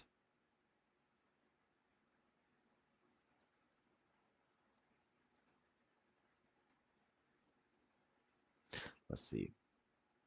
A nappy. Saw a toddler in a nappy walking along a motorway. She returned home. Nursing student called police, claiming she saw a toddler in a nappy. She returned home 2 days later, claiming she had been abducted by a man with orange hair and a woman. Last Monday, She admitted in a statement issued through her lawyer that she had fabricated the whole story at a news conference on Friday. Hello? Hello? Hola, Cecil. Hola. Give me 1 second. Hold on. Oh, there it is. Okay, can you hear me? Yep. Oh, okay. So it's insane. So the Carly lady, so they said she's disappeared, right? She's gone. Everybody's scrambling. The state, the county, they get helicopters, the whole thing, right? The entire nation is watching because this lady called 911, says, I'm on the side of the freeway, of the highway, and I saw a little toddler just in a diaper, naked, except just a diaper, walking the woods, and it's at night, right? She sounded cool, calm, and collected, by the way. Did you hear this call? Did they release the call? Yes. Well, I don't want to. There's a channel of a black lady. She's super based, very conservative, very very cool lady, and You can say it. I don't care. Oh, okay, it's called Pink Book Lessons, and yeah, and she is posting all the videos, explaining everything, and basically she is on so she hangs up with the 911 operator, and then she calls her brother's girlfriend. I don't know why, instead of calling her boyfriend or her parents, but she calls that girl, and she's on the phone when suddenly she screams, and then she drops the phone, and then she's gone. Hold on, disappeared. You cut out for a second. She screamed what? She just screamed. Can you hear me? No, okay. I thought you. Okay, so she screamed and then dropped the phone. No, she just screamed, drops the phone. They go look for her. She's gone. And people are looking for her, blah, blah, nothing. 2 days later, literally just 48 hours later, she appears safe and sound, knocking on the front door of her parents' house, who live close by. So everybody's like, wait, what? She's here? Yeah, she's back. She's alive. The news interviewed her parents, and they're like, we can't say anything because it's an ongoing investigation, but she's here. Well, she didn't want to talk to the cops. Some days went by. The cops basically forced her to say what happened. So she got a lawyer. She lawyered up, and she finally, and she said that this is what happened. She walked into the forest or into the woods to get the little baby when she was attacked by a white man with red hair, a balding white man with red hair. And the white man said the little baby is fine, and then the white man picked her over his shoulder and ran with her and the baby, I guess, too. I don't know. And this sounds like it's a joke, but this is literally her story. She said the white man took her to a truck or a trailer, something like that. It says held her captive at a tractor trailer where she was fed cheese and crackers. She said that she didn't that they blindfolded her, but the cops were like, wait, they blindfolded you, but they didn't tie your hands or feet or nothing? And she's like, no, because he said that that he didn't want to do that to me, that he didn't want to tie my hands. And I'm like, that's a very sweet kidnapper. If I ever get kidnapped, I want him to kidnap me, because he's going to be really, conscientious of not hurting my wrists. So anyway. Yeah. Well, and she says he blindfolded her and drove her to the place, but then she escaped and she ran home through the woods. Like, how did you know your way through the woods back home if you were blindfolded and taken somewhere different? Like, she said she escaped twice. No, she said she escaped and that they caught her again. This story is insane. She says she escaped and that they caught her again a second time. They got her, they put her in a car, then they took her somewhere. They fed her cheese and crackers. The white lady played with her hair, which, how is she going to play with her hair? Because she was wearing a wig. And the mom said that her hair was braided down to her scalp. I don't know if you've seen that video. No, I haven't seen it. I haven't really looked into this at all. This is It's crazy. insane. It's insane. The mom said, if you see her, look for Carly. She doesn't have her blonde wig that was just in that picture, so she's not going to look like that. Her hair is braided down to her scalp. Okay. So she says the white lady played with her hair when they were holding her captive. No SA, no assault, no abuse, no nothing. And then she escaped again, and she ran and ran and ran, and she had no idea where she was going, but miraculously, by the grace of God, She she found her way ended up. She found her way in front of her parents' door. Okay, so is there any like buddy speculating on what actually happened, or Yes, yes, yes, yes. I can't believe you haven't heard this. Okay, well, you work all day. I'm a stay-at-home wife. Never mind. I can believe you haven't heard this. So this is what happened a couple days ago. Her lawyer read a letter to the police department and to the whole world saying, "I made it up. There was no baby. There was no white man. There was nothing. Nobody kidnapped me. I made it up. I'm sorry to the community and to the police department for all the resources wasted. I'm gonna do better. Sorry." That's it. but she didn't explain what she was doing for that time? No, she did not. Huh. That's crazy. But a guy from some other state, I think, a guy did go to with a camera recording everything, and he posted it on YouTube. He went to where she stopped, and he walked around, and he found a trail. It's a trail through the woods, and the trail is literally like, what's it called, cement or whatever. So it's a trail where people can walk, obviously, and the trail ends in culvert. No, what is it called? Culvert I is don't know like what it's called. a ditch. Yeah, like a big, where the water runs off from. I don't know. I'm Mexican. I don't know exactly what it's called, but and then somebody, I don't know if the guy did this, but there was a box of Cheez-Its on top of the culvert because she dropped her phone. She left everything except the box of Cheez-Its. That's what. So there were After cheese she crackers involved. Sorry, yes, I forgot that. After she disappeared, obviously the cops Was she kind of tripping? reverse engineered. What do you mean? No, she went to Target. She bought cheese and crackers. I think this is what happened. She hasn't admitted it. But what happened is she knew what she was doing. She bought cheese and crackers and snacks, and she got a house or a hotel room where she hid and had some snacks for 2 days, and then came back because she Googled. Then they got her cell phone. She gave the cops her cell phone after everything, and they found out that she had Googled. She had Googled how to take money from an ATM without being found out. And she Googled what is the maximum age for an Amber Alert and how much will it cost if it's a fake Amber Alert. She Googled everything. She literally Googled her crime. What? So yeah, people actually do that a lot. In a lot of cases, they'll like look into people. Idiots. But yeah, people are saying in chat, I wonder if it's drugs or alcohol. That's what I'm thinking. Like she was tripping on some mushrooms or something, and she lost her mind, or She couldn't have. She couldn't have. She planned it because before the night that she disappeared, the cameras at her work, she used to work for a spa or a massage place or whatever. They caught her. The cameras caught her stealing a robe and some socks and stuff. And then she went to Target. She bought food and she bought snacks. And then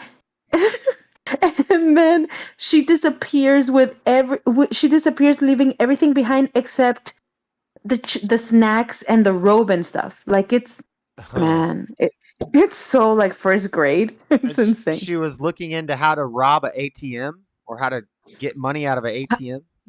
How to withdraw money without being tracked. So in other words, I think and when the cops found her, when they went to her house, they looked her up, and just to check that she was fine, she had $107 in her sock, in her shoe. Okay, so she wanted to disappear for a little while, but she needed money, but she didn't want anybody to know. Yeah. So the cops were like, "You're telling me that you got kidnapped and the kidnapper didn't sexually do anything to you, didn't hurt you, didn't tie you up, nothing, and they didn't even take your socks off. You still have $100 in your socks." It's ridiculous. That's So she had to wild. admit that she made it up. Yeah, she made it up. Huh. Oh, Yeah. and they just charged her. They just charged her. Yeah, they arrested her, and her mugshot is her smiling. She's straight up smiling. And I think I had something about that with the mugshot, but I don't know where it went. But yeah, she's smiling in the mugshot. Yeah. you know why? Because she knows they're not gonna do anything to her.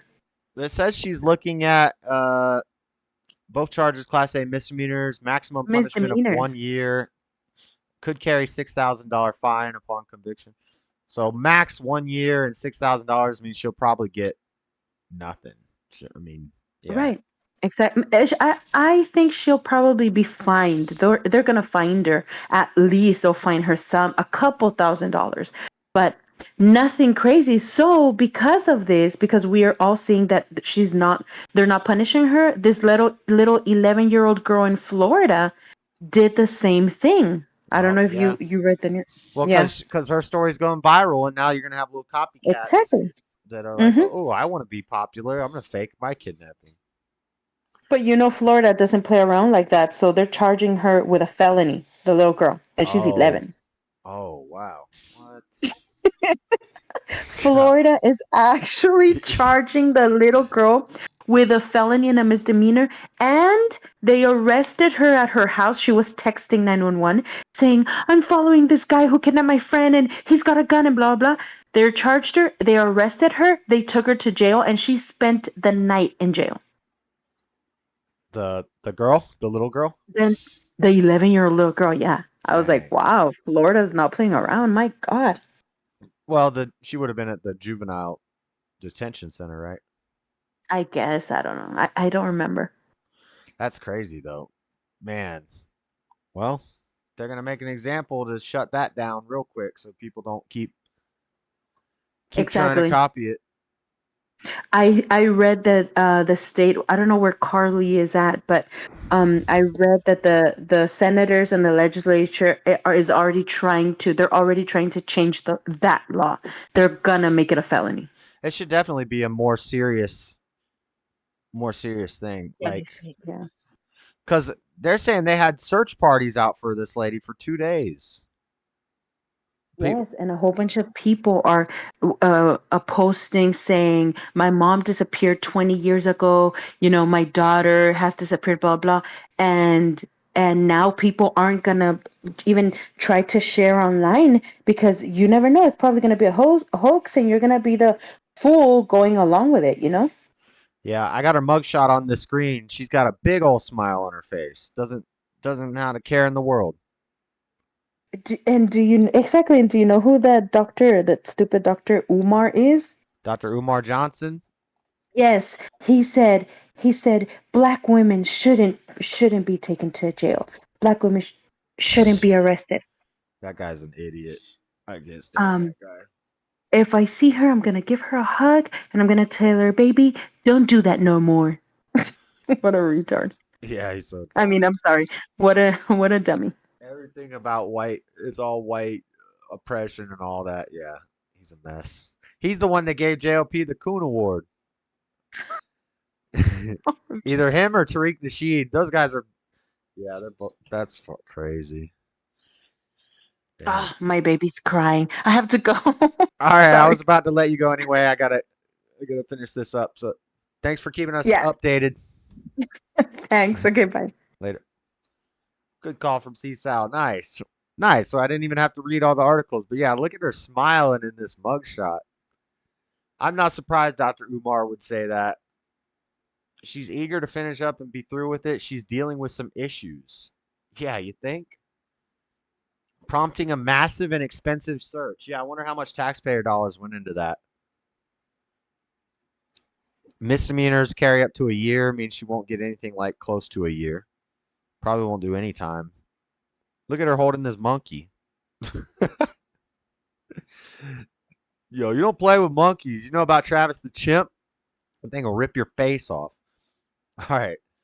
But that's all the rapid fire news. All we got left. All we got left is unfreaking believable. Says Rome 13 facts. Yeah, good call. Good mom, Cease out. She gotta go take care of the baby. Shout out Sheriff Judd. Is that the Florida one? All right, misdemeanor, Cease out. Florida don't play. Something went wrong with the head that day. Yeah, Dean. It sounds like the weird stories you hear of people that like either they do a drug or they have a lapse in their brain and just they go crazy basically.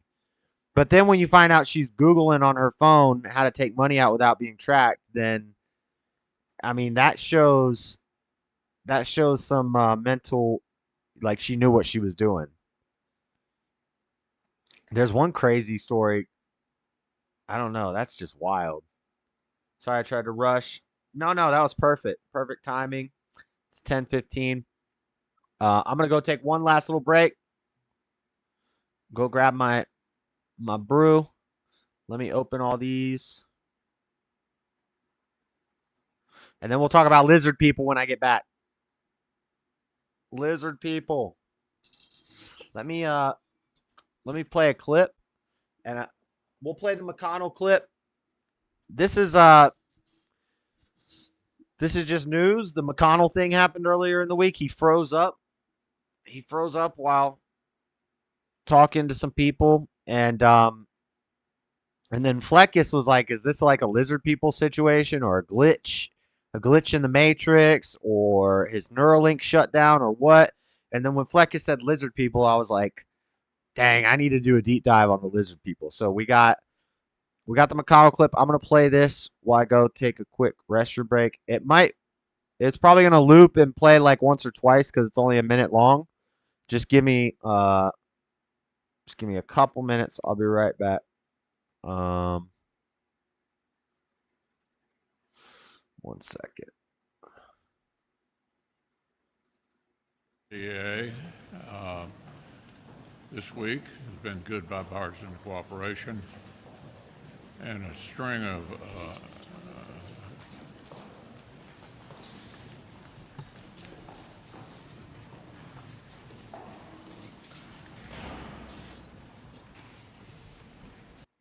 All right. This is kind of weird, but it's going to play a couple times. Sorry, guys. I don't have anything else that I could play while I'm gone. But just watch it a couple times. I'll be right back. DA this week has been good bipartisan cooperation and a string of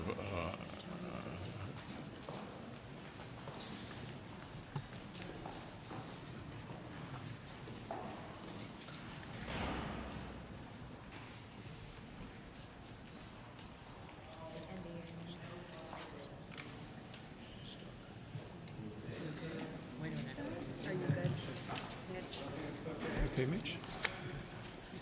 Anything else you want to say, or should we just go back to your office? Do you want to say anything else to the press? Go back. Go ahead, John. I'll take a break. Let's go back to you. Go ahead, John.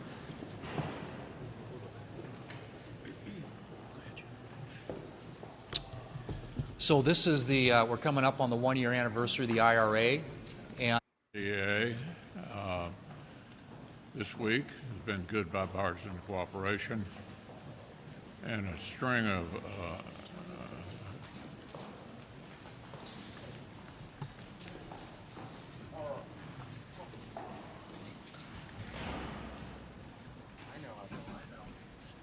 I know what you want. All right.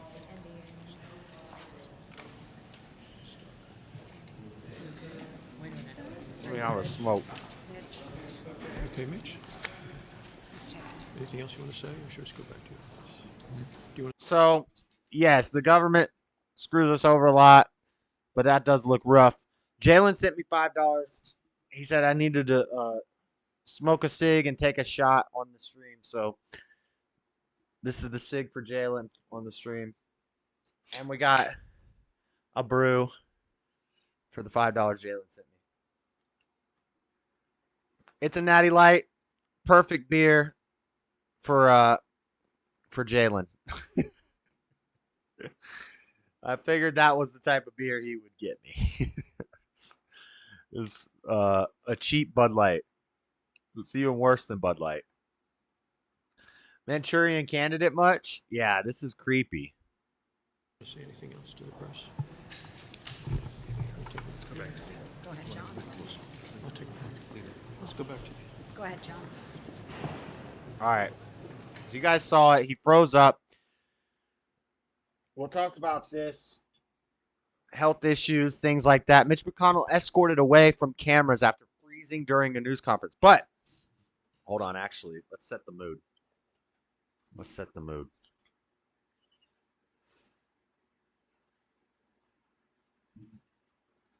Stop. Wrong color. Go to green. Dang it. There we go.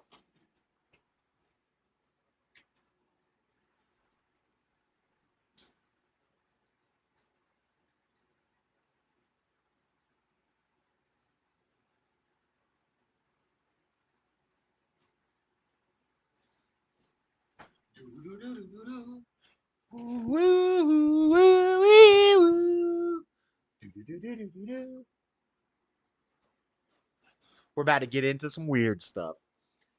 It's about to get weird, but don't worry, it's not going to be gross weird or gruesome or like the cults or the cults or the secret societies or any of that weird stuff. This is going to be fun weird. Took a toke from Mitch May. They reboot him safely. Light is beta. Set the mood. We're setting the mood for the lizard people. We got the green light action. We need to put on our magic glasses. Problem is I can't read with these glasses on. They got smudges. Mitch McConnell escorted away from cameras after freezing during a news conference. A few minutes later, the Senate Minority Leader walked back to the news conference by himself. He was able to walk.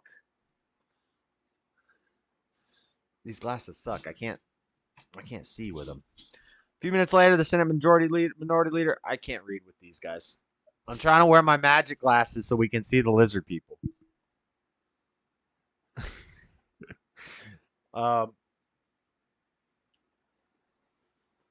So suddenly stopped speaking, appearing to freeze, and then went silent and walked away. Has been making opening remarks about annual defense policy bill when he stopped talking. He was silent for 19 seconds. His Republican colleagues asked whether he was okay, and top McConnell Deputy Senator John Barrasso of Wyoming, a physician, escorted McConnell away. And Iowa made a hand gesture that initially appeared to resemble the sign of the cross. Her officer later clarified that she was motioning for Senator Minority Whip John Thune of South Dakota. Just stopped abruptly during his opening statement during the GOP leadership presser. Appeared to be unable to restart talking. Then he stepped away. So, just a weird occurrence to lead us into what we're really here to talk about. Put on your magic glasses so you can see the reptile people, the lizard people, the reptilians. Let's go. We're going to start with basic information, and then we'll play a clip, and we're going to go deeper and deeper. We're going to start with Wikipedia because it's basic. I'm not going to read a lot of Wikipedia. Just basic knowledge, and then we're going to get deeper and deeper until we get into actual college papers and things written about these lizard people. We're going to go through mythological and historical evidence of the lizard people. We're going to talk about art talking about lizard people. We're going to talk about biblical references. We're going to do a little Bible thumping, talk about some cool Bible verses talking about the lizard people. And I got videos for you, video evidence, all sorts of evidence of the lizard people, but I really can't read with these glasses on. They're like smudgy. I don't think you can see it. Anyway, they're cheap glasses. Supposed to be polarized. Polarize my ass. Let's get into this. Reptilians, also called reptoids, archons, reptiloids, saurians, draconians, or lizard people are supposedly reptilian humans which play a prominent role in fantasy, science fiction, UFOlogy, and conspiracy theories. Dun-dun-dun-dun. The idea of reptilians was popularized by David Icke, a conspiracy theorist who claims shape-shifting reptilian aliens control Earth by taking on human form and gaining political power to manipulate human societies.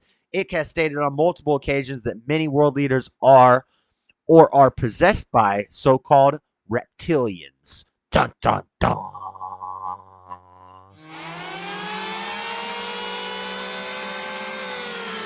Oh, yeah. We really with the shit, though. Oh, yeah. I thought beta referred to men gender, the female, a reptile. Oh, my God. Rome got jokes. Okay. And then we got an article from NBC. First, we got to put it out there. This is all conspiracy theory, YouTube. This is all for fun. I don't know if I actually believe that there's reptile people controlling the government. It's just a fun thing to look into. I do think there could be reptilian offspring of the Nephilim didn't just make giants. In the Bible, it talks about snake people. Serpents could talk. In ancient Chinese lore, they talk about the Naga, which are like snake people. We see sculptures of them. So maybe there were another one of the weird creatures like the dragons and like the Leviathan, the Nephilim, the giants, the demons. Maybe these are weird creatures that are in Sheol, not defending hell, but, trying to break out from the hollow earth to come to the surface and take over the world. But we need to put this out there first. From NBC, this is all a conspiracy theory, guys. Like QAnon's Capitol riots, the Nashville bombers' lizard people theory is deadly serious. Did you guys know? Remember the Nashville bomber? Remember he left that truck that big vehicle out there and it blew up? And there was stuff about people were saying, oh, it was by a 5G plant. Oh, it was by this government building. Oh, he's trying to take out this data system, all these things. Turns out the Nashville bomber was scared of the lizard people. True story. Okay. The deadly Capitol siege was fueled by far-right conspiracy theorists, including Ashley Babbitt, a QAnon supporter fatally shot by police, blah, blah, blah. I don't care about that. I care about the lizard people. Investigators are still looking into the belief system of Anthony Quinn Warner, who made statements about a conspiracy of lizard people taking over the planet before the explosion that damaged 41 buildings and injured 3 people in Nashville, Tennessee on Christmas Day. Many are scratching their heads. Why are people embracing such bizarre ideas? The notion of shape-shifting, blood-sucking reptilian humanoids invading Earth to control the human race sounds like a cheesy sci-fi plot, but it's actually a very old trope with disturbing links to anti-immigration and anti-Semitic hostilities dating to the 19th century. We got to be careful with this one, guys, because apparently everything's anti-Semitic. Remember that lady earlier on the Piers Morgan thing was saying that the social media companies go after whoever talks nice about the J words? No, that's not true. Even if you talk about reptilian lizard people, they think that you hate the J words. I don't hate the J words. I love the J words. So, bonkers, sure. Harmless, definitely not. Law enforcement sources say Warner's writings indicate his interest in a number of conspiracy theories, including the lizard people takeover. He may even have had a pastime of hunting such aliens in the park. These are called the lizard hunters. This is a real thing. You can find them on social media. I wish I was better at networking, guys, because I would love to have a lizard hunter on the show to talk about this with this. That would be so fun. Maybe when we get bigger one day, we'll get a lizard hunter on the show. Before the blast, Warner sent packages to friends filled with material expounding on this bizarre worldview. They included a letter that began, "Hey, dude, you will never believe what I found in the park." The world ruled by lizard people fantasy shot to prominence in recent years, in part through the ramblings of David Icke, a popular British sports reporter turned conspiracy theorist known for his eccentric ideas. Remember, if it's called a conspiracy theory, it's probably true. This David Icke guy, he was a sportscaster. And what we're going to see in this video that I'm about to play, which is a mashup, a compilation, so to speak, of lizard people caught on video. It's very often news reporters. A lot of news reporters are reptilians, guys, in a video game. Not real YouTube. I know they're not really lizard people. Okay. But let's watch this clip of the lizard people takeover. These aliens are shapeshifters. The Queen and Prince Philip are not. Hold on. This is so funny. I love it. I love it. The lizard people. Yo, I've never dug deep into this one until doing this for this show. These aliens are shapeshifters. The Queen and Prince Philip are not human. They shapeshift. What? From human form into lizard form. Lizard hunters scour images of famous people looking Lizard for moments hunters. when they accidentally Reptilian man killer. It all started when Schreiner turned on Barbara Ross. And this is a murder. There's multiple murderers. The Nashville bomber, this lady, lots of people have murdered because they thought there was a lizard person. Rogers, a follower. She started calling me a reptile. She started attacking me because I wasn't worshiping her the way everybody else was. That's what she wanted, was worship. David Icke. Snake teeth. Like, look at how the face lays on the head. What? Look at this. Shit Whoa. looks like, whoa, what the George Bush, Justin Bieber, Hold on, Alexander the Great, Genghis Khan, every Chinese... I want to go back to that one. That's creepy. Snake teeth. Like, look at how the face lays on the head. What? This shit looks like, whoa, what the... George Bush, Justin Bieber, Alexander the Great, Genghis Khan, every Chinese emperor, Queen Elizabeth, Mark Zuckerberg. What do all these people have in common? Well, all of them hide a dark and cold secret just beneath their artificial skins. According to 4% of Americans, that is. Let's go! They control the government and popular culture, telling us what to think. I think I'm part of that 4%. After doing all this research, guys, I think I've been converted. I think I'm going to become a lizard hunter. And what to do. We could be a food source. We could be a food what about source? All those other artifacts and stories.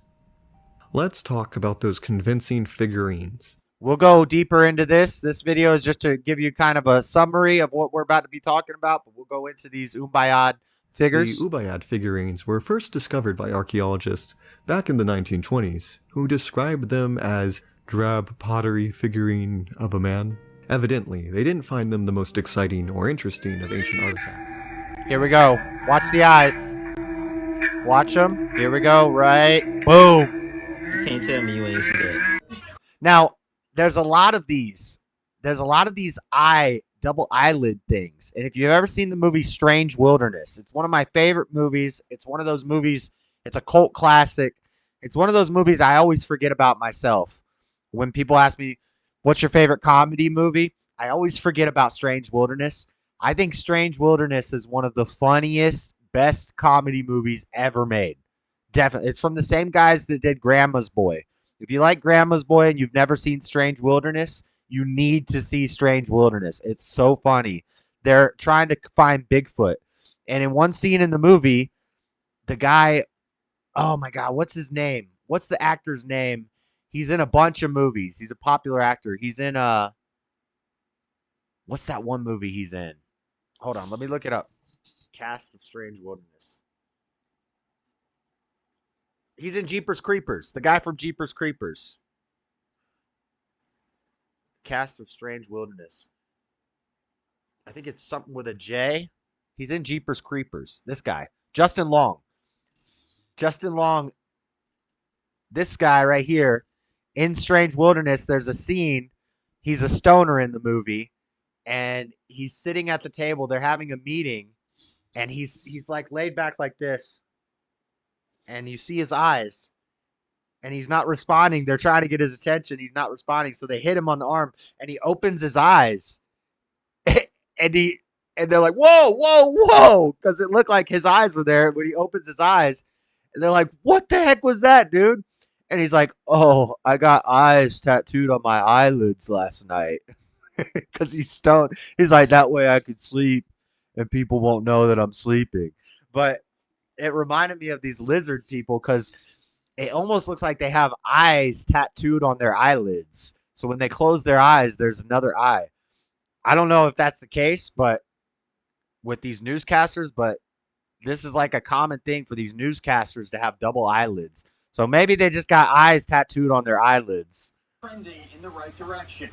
Live in Boston, John Coco, 7 News, Today New England. Boom. Because we can't buy. But see, you could see him blinking, and he didn't have that. And then he blinked a second pair of eyelids. It's like in the when the gills closed in that one movie. What was that? Was that Men in Black? Yeah, and he had gills in his eyes, and he was breathing. He said, "Gills. He's got gills." Jay, dude, your bed's a car. Dude, lizards and snakes. Oh, that's Grandma's boy. Yeah, dude, your bed's a car. Aliens equal lizard people equal demons? Could be. Don't mind C-Sal. What's up, Raymond? You're late. I see you. Save the gators. Wear reptilian boots. David Ick, David Ike, David Icky. I don't care what it is. Don't mind C-Sal. Justin. Yeah, see, Raymond knows what I'm talking about. I knew it started with a J. I love Grandma's Boy. Well, you got to see Strange Wilderness. I think Strange Wilderness might be even better than Grandma's Boy. Like in Men in Black, yes, the gills in his eyes. Ooh. Buy one of theirs. Open up the market. Very, very well. Yes, Clarice. we have. Clarice. We have. Yes. And must be strictly enforced. He went. Now, granted, he did say quid pro quo, Clarice, and then he went. So let's not go too far here. That was a Silence of the Lambs reference. He said Clarice, and then he went. That was a Hannibal Lecter Silence of the Lambs reference. But this one's weird. This is Mark Zuckerberg trying water for the first time. Given the numbers that we have here today. This man never drank a cup of water in his life. Your time, Chairman Thune and I will make sure to let you know that we have here today. Creepy. All right. Yeah, that's okay. That is a warm hoodie. Yeah. Now look how freaking nervous he is. Look how worried he is. He slips up here and he lets a little too much information get out. No, it's a thick hoodie. It's a company hoodie. We print our mission on the inside. What? Oh my really? God, the inside of the hoodie, everybody. Take a moment. What is it? Making the world more open and connected. Oh my God, it's like a secret cult. Weird symbol in the middle that is probably for the Illuminati. I read Dan Brown on the... So what's the... Here's Obama's security guard. This is a famous one. Watch the teeth. Watch the teeth. Boom. We talk about the mother's arrest, but the mother says that her 16-year-old daughter, the victim in this case, here's one of the was newscasters. also arrested here back Look at on his face September slowly 18th. changing. Now keep in mind, this is the family story, their account of what they see happened here on campus earlier this month. Unfortunately, we weren't able to reach the school district for comment, but keep in mind, a mother and daughter... And it's almost like they warned him and he jumped off camera. Oh shoot, I'm transforming mid news report. Let me jump off. I'm the fake news media reptile person. I can't be letting the world know that my face is changing mid thing. Here's another murderer due to scared his dad was a reptile. He tried to kill his father because a quote shape-shifting reptile had taken over. And minimizing civilian casualties have long been a cornerstone of the counterinsurgency doctrine. Civilian casualties have long been a cornerstone That's of the counterinsurgency crazy. doctrine. Did you see that? That looks like the eyelid tattoos in Strange Wilderness. That's freaky. I don't know if these videos are edited. I don't know if they're real. I don't know any of it. I'm just saying it's kind of creepy. Let's see that one more time. This one's freaky. This looks just like Justin Long in Strange Wilderness. Civilian casualties have long been a cornerstone of the counterinsurgency doctrine. Civilian casualties have long been a cornerstone of the counterinsurgency doctrine. Did you see that? Obama visited the Middle East and gave a speech, an ordinary speech, but allegedly a reptilian was identified in the crowd, a Secret Service agent with very unique features. Either way, people ran with it. And if you can believe this, they even created a list on how to identify the lizard people. Predominance of green or hazel eyes that change colors like a chameleon, but also blue eyes. Okay, that's kind of broad. Piercing eyes, true red or reddish hair. Gingers are reptilians. A sense of not belonging to the human race. I don't know how you could identify that in somebody else. Low blood pressure. That's climate change. Deep compassion for fate of mankind. Keen sight or hearing.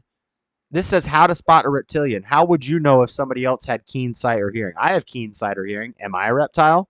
Psychic abilities, ESP, unexplained scars, UFO connections, capability to disrupt electricity. A reptile. Alien contacts. These aliens are shapeshifters. So that's the video. Let's dig into some of these claims. Let's dig into it. First, let's talk about some more recent things that happened. So, remember the lady on the plane that said she saw a ghost? Well, she said she saw a ghost man on the plane. So, a new video has gone viral on social media this week. A guy made another video similar where he said he saw a reptile person. And in the caption of the video, he said, "This is fake. This is not real." But he made a video about seeing a reptilian, and it blew up all over social media. And people were coming after him saying it's not true. It's not true. Pretty much the whole point of his video was to show that people don't read captions. People don't pay attention, right? That motherfucker back there is not real. So hold on. I have the girl on the plane, which is the original video. This is not related to reptilians, but... And you can sit on this plane and you can fucking die with them or not. I'm not going to. Oh, yeah. Okay. But then this guy made a video similar because this clip went viral. So this guy made a fake video talking about reptile people, and it blew up too on TikTok, but it was all satire. It wasn't real. And people freaked out. Well, my friend, apparently nobody reads captions anymore. My mind is blown how much this video blew up. Even with right in the description, I said exactly what I was doing. But people still decided to turn the blind eye, which is part of what this social experiment was all about, shining a light. Your audio and video got scrambled when I mentioned controlling electronics. I'm telling y'all, I might be a reptilian. Put on your magic glasses so that you can see the world for what it truly is. And you'll see your boy, JSUrbanAdventures might be a little bit of a reptile. And let's go. I got my magic glasses on. I can see the reptiles. But this video is more just this guy made a prank about reptilians, and people jumped on it and latched onto it so strongly, and they didn't read the caption of the video where he said this is not true. And he's just talking about how dumb people are, basically. On something that I think is one of the biggest problems we're facing right now, which is willful blindness. Willingly turning the blind eye, even when all the signs are right in front of your face and in the description, simply because you wish it to be true. Right? You don't know who you can trust on TikTok. You can't take anything at face value, yet everyone does. Why are you even on TikTok, bruh? I'm on TikTok right now. Luckily, I don't have to log in to watch this. And all these stories get put out, and no one just goes back to the source to do 2 seconds of research to see what it says in a description. But here's the thing. For those of you who knew exactly what I was doing right from the start, you knew it was a story. You're not buying it. Right? You knew it was a social experiment and that it was satire. I really fucking love y'all. I really respect you because you have your eyes opened and you're being skeptical, which is absolutely critical right now for everyone to try to be more skeptical. For those of you who were duped, I actually fully understand. And I fucking love y'all too. Y'all are the creative ones. Open mind, open hearts, right? And you're being bombarded with so much information all the time from all these different perspectives. And there's so many interesting things happening. All right, enough of this guy. So anyway, he did a fake reptilian video and a lot of people believed it. And then he came under fire because it came out that the video was fake. But he's like, go read the description of the video. It says that it was fake. Just kind of pointing that out there because it's relevant news that's been popping up related to the reptilians. But now, so we've done our debunking. We've done our little due diligence to kind of debunk the theory with that story. But now let's dig into it. Let's bunk this. Let's bunk this. We debunked it. Let's bonk it up. This is from Ohio State University, The Psychology of Extraordinary Beliefs. Behind the belief, lizard people. Let me go to full screen while I read this to you. According to the lizard people theory, bloodthirsty reptilian aliens first arrived on Earth in ancient times. Since then, these beings have been merging with humans through manipulation of DNA, as well as, and this is from Ohio State University. This is like a psychology. This is osu.edu. This is an educational site. This is not a propaganda site. This is not a organization. This is not a .com. This is a .education. This is a .edu. Usually a valid source. This would be a valid source to use if you were going to write a paper about lizard people. You know, this is a valid source. Okay. Have emerged, gained control of the world by obtaining positions of power and influence, royalty, politicians, popular entertainers. Approximately 4% of Americans believe in the lizard people theory. One of the most notable theorists being David Icke. I'm going to say Icke. I don't care what you guys say. Icke has written several books in which he provides evidence and further explanation. This theory seems to have been most popular in the early 2000s, with a steady number of believers remaining to this day.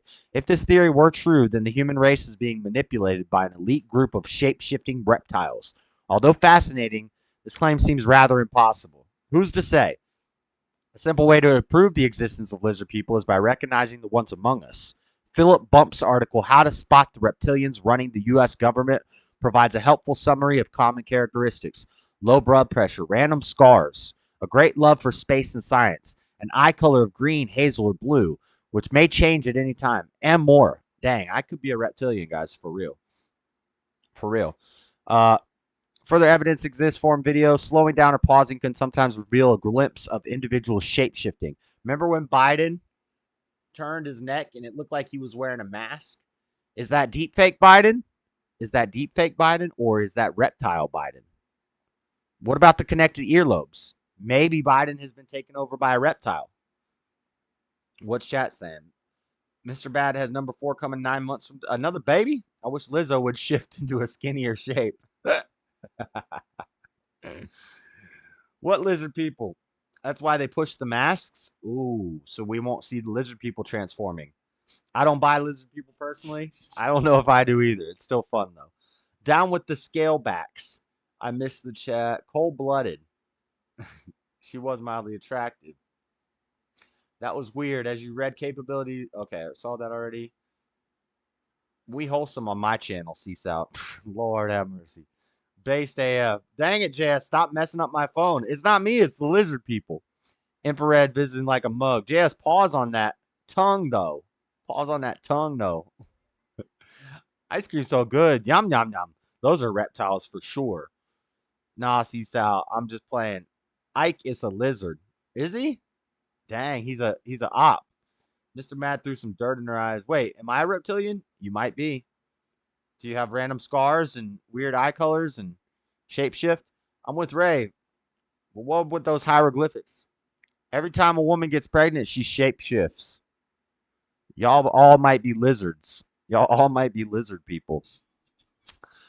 Ike's interpretations of passages in the Bible seem to play a large role in his belief system. Oh, we're going to get to that. Given these phrases were rather ambiguous in the first place, it would be easy for Ike to connect them to his theory.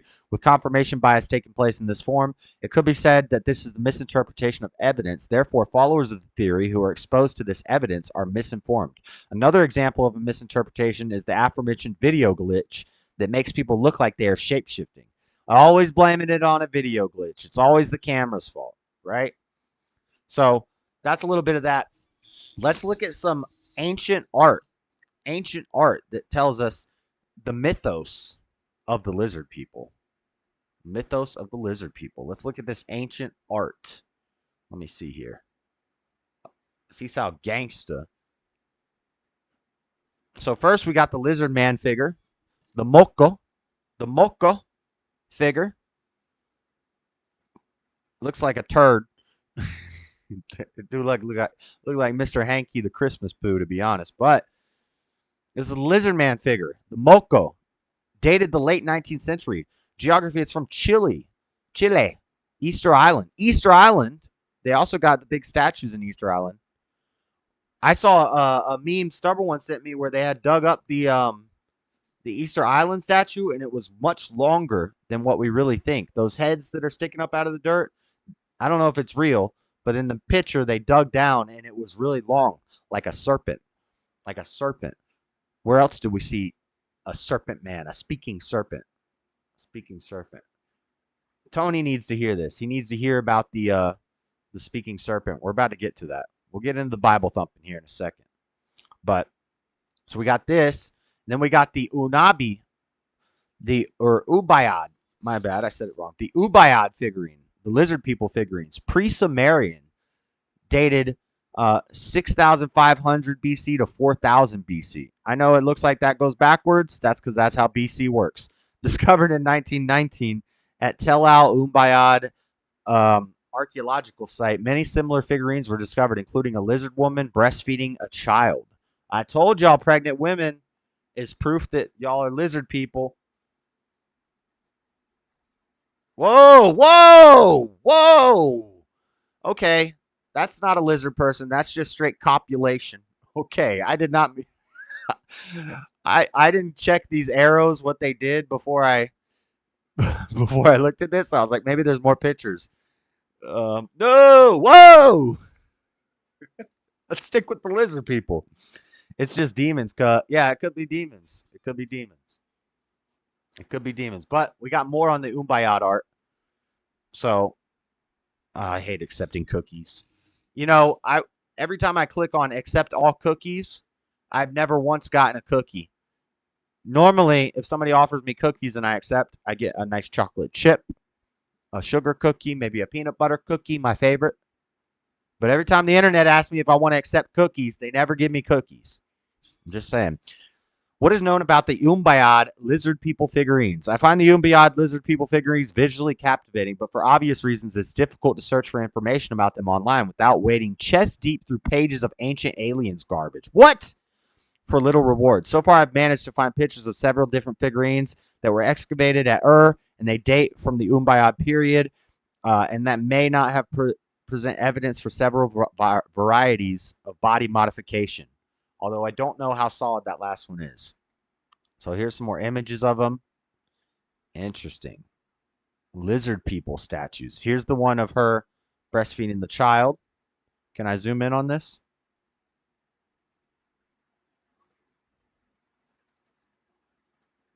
See, she's breastfeeding her lizard baby.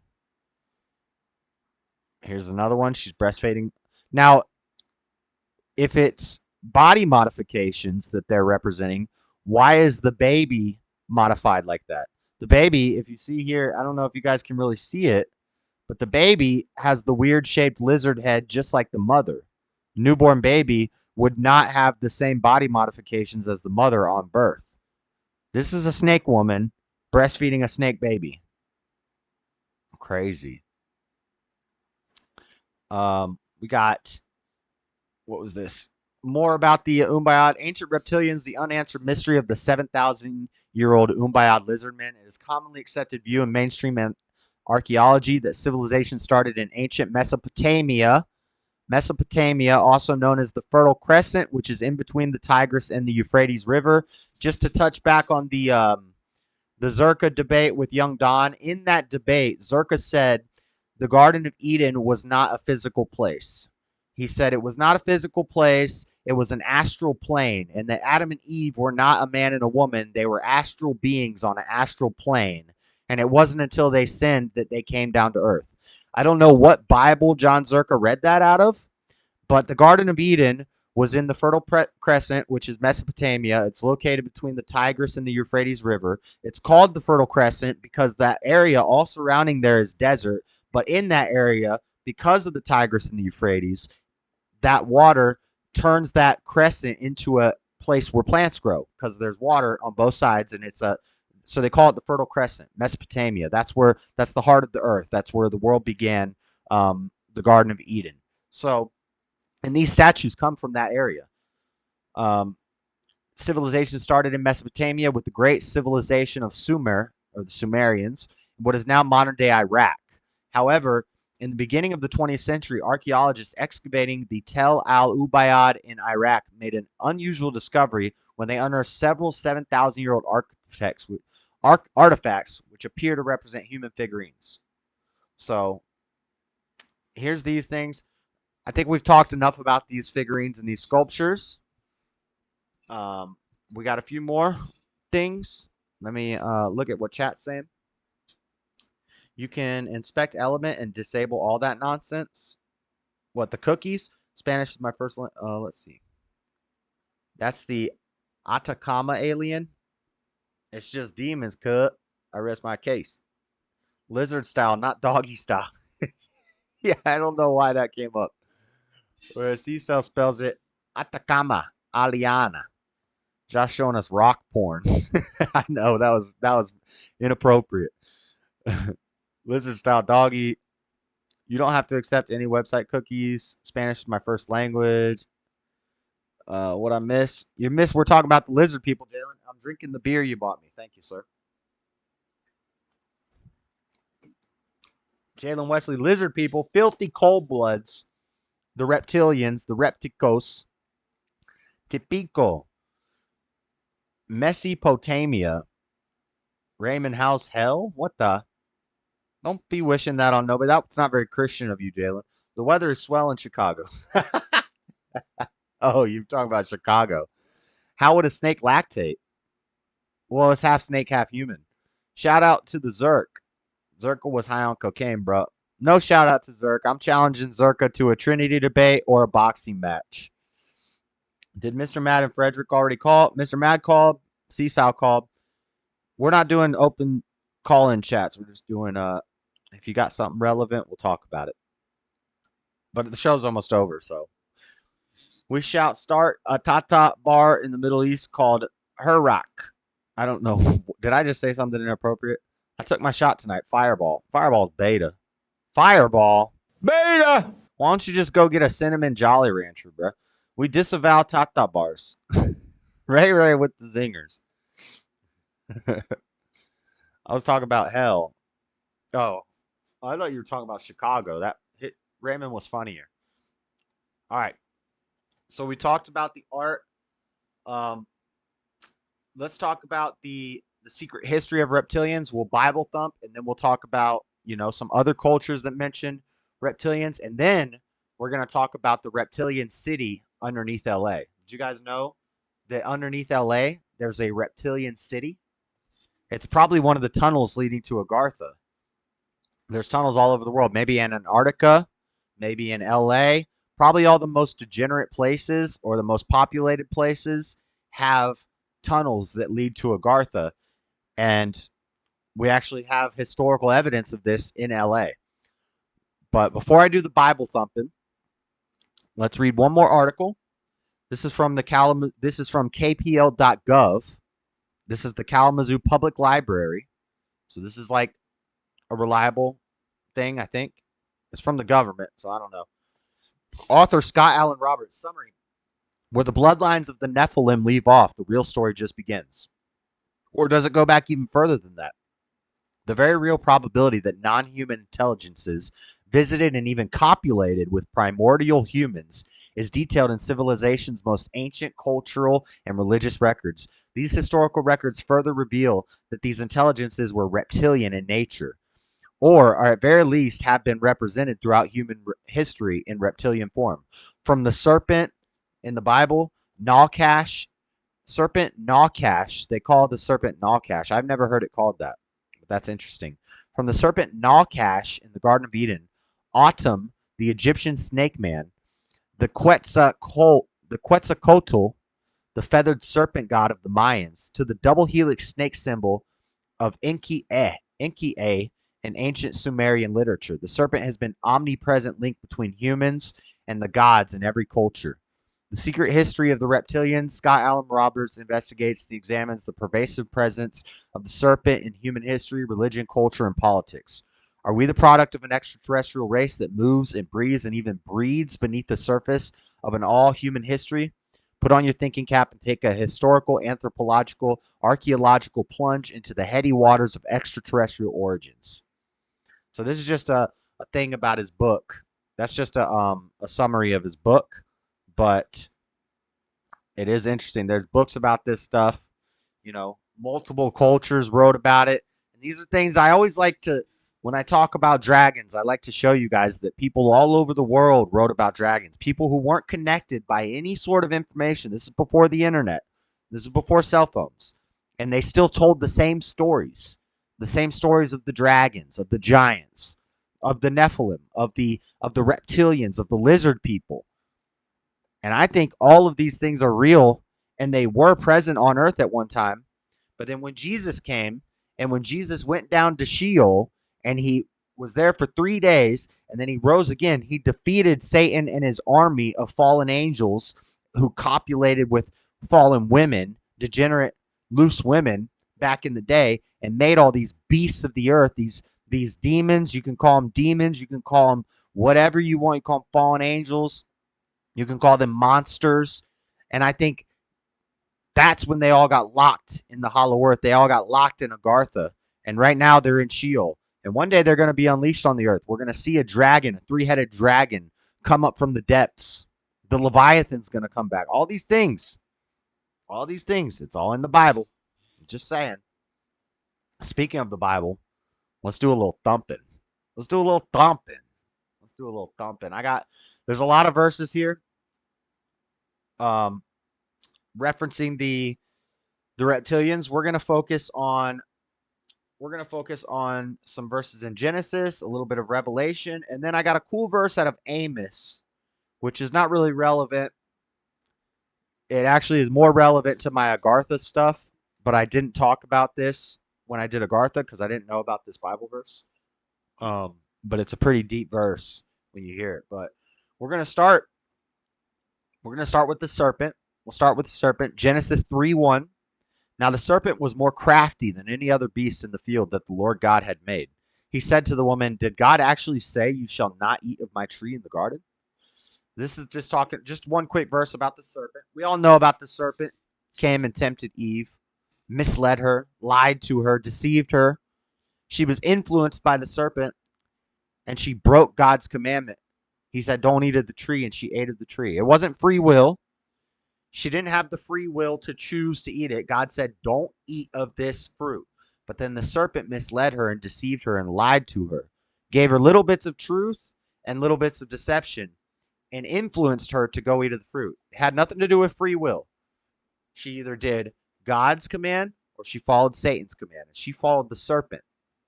Okay. Now we got Genesis 6, 1 through 22. Nick actually read this on the stream today. I was in the chat saying, Genesis 6. Like, this is about the Nephilim. When I talked about the giants, I read this verse, but it doesn't just apply to the giants, okay? Genesis 6, 1. We're not going to go all the way through 22. We're just going to read what they have here. When man began to multiply on the face of the land and daughters were born to them, the sons of God, this is talking about the fallen angels, the sons of God saw that the daughters of man were attractive, and they took as their wives any that they chose. Then the Lord said, "My spirit shall not abide in man forever, for he is flesh. His days shall be 120 years. And this was after Methuselah.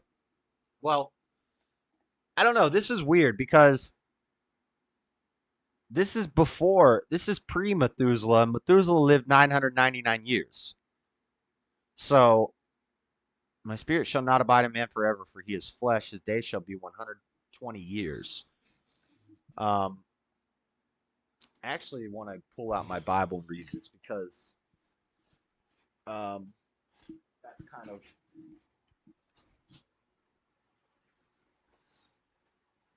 I've heard this. I probably need to do a little more investigating to understand this. But when we get to Deuteronomy and it gives you the lineages, I mean Numbers and Deuteronomy. But when you get to Numbers and it gives you the lineages, it tells you many men lived much longer than 120 years. Methuselah lived the longest. He lived 999 years. Noah lived like 400 years or something. So I wonder if this is just referring to these degenerate men, like these men that were doing evil. I think maybe he limited their life. And it came to pass when men began to multiply on the face of the earth, and the daughters were born unto them, that the sons of God saw the daughters of men, that they were fair, and they took them wives, all of which they chose. And the Lord said, My spirit shall not always strive with man, for that he also is flesh, yet his days shall be 120 years.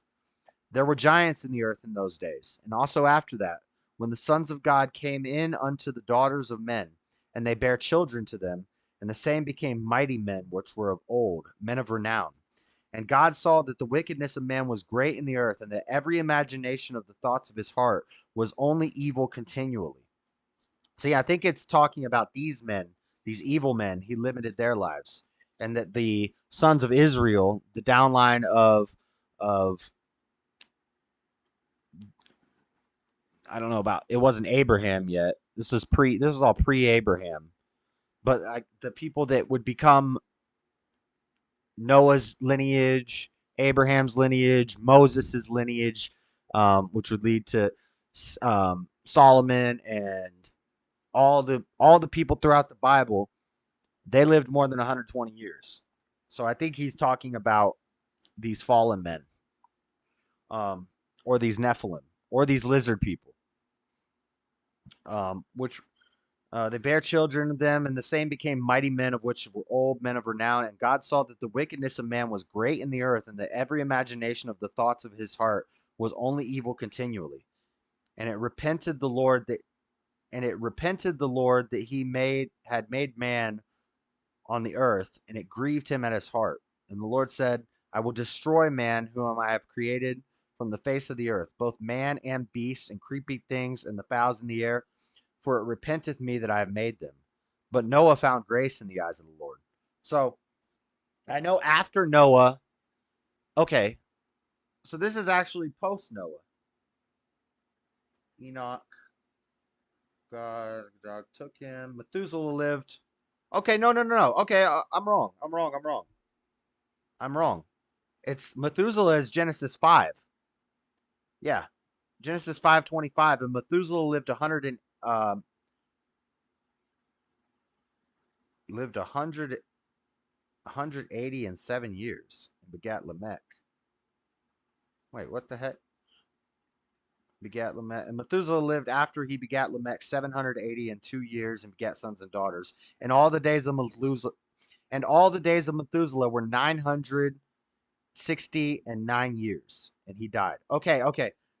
So there's no problem here. I thought there was a weird contradiction going on, but I was just skipping ahead. So actually, the men were living longer lives. This is what I've always said. Okay, everything's good. We're all good. No confusion. People were living before the flood, when the firmament was there. What happened during the flood is the firmament was shattered. The firmament broke, and it caved in on the earth, and that's why we had a global flood. Okay? So the firmament was basically like a layer of water around the earth, and there was no rain on the earth.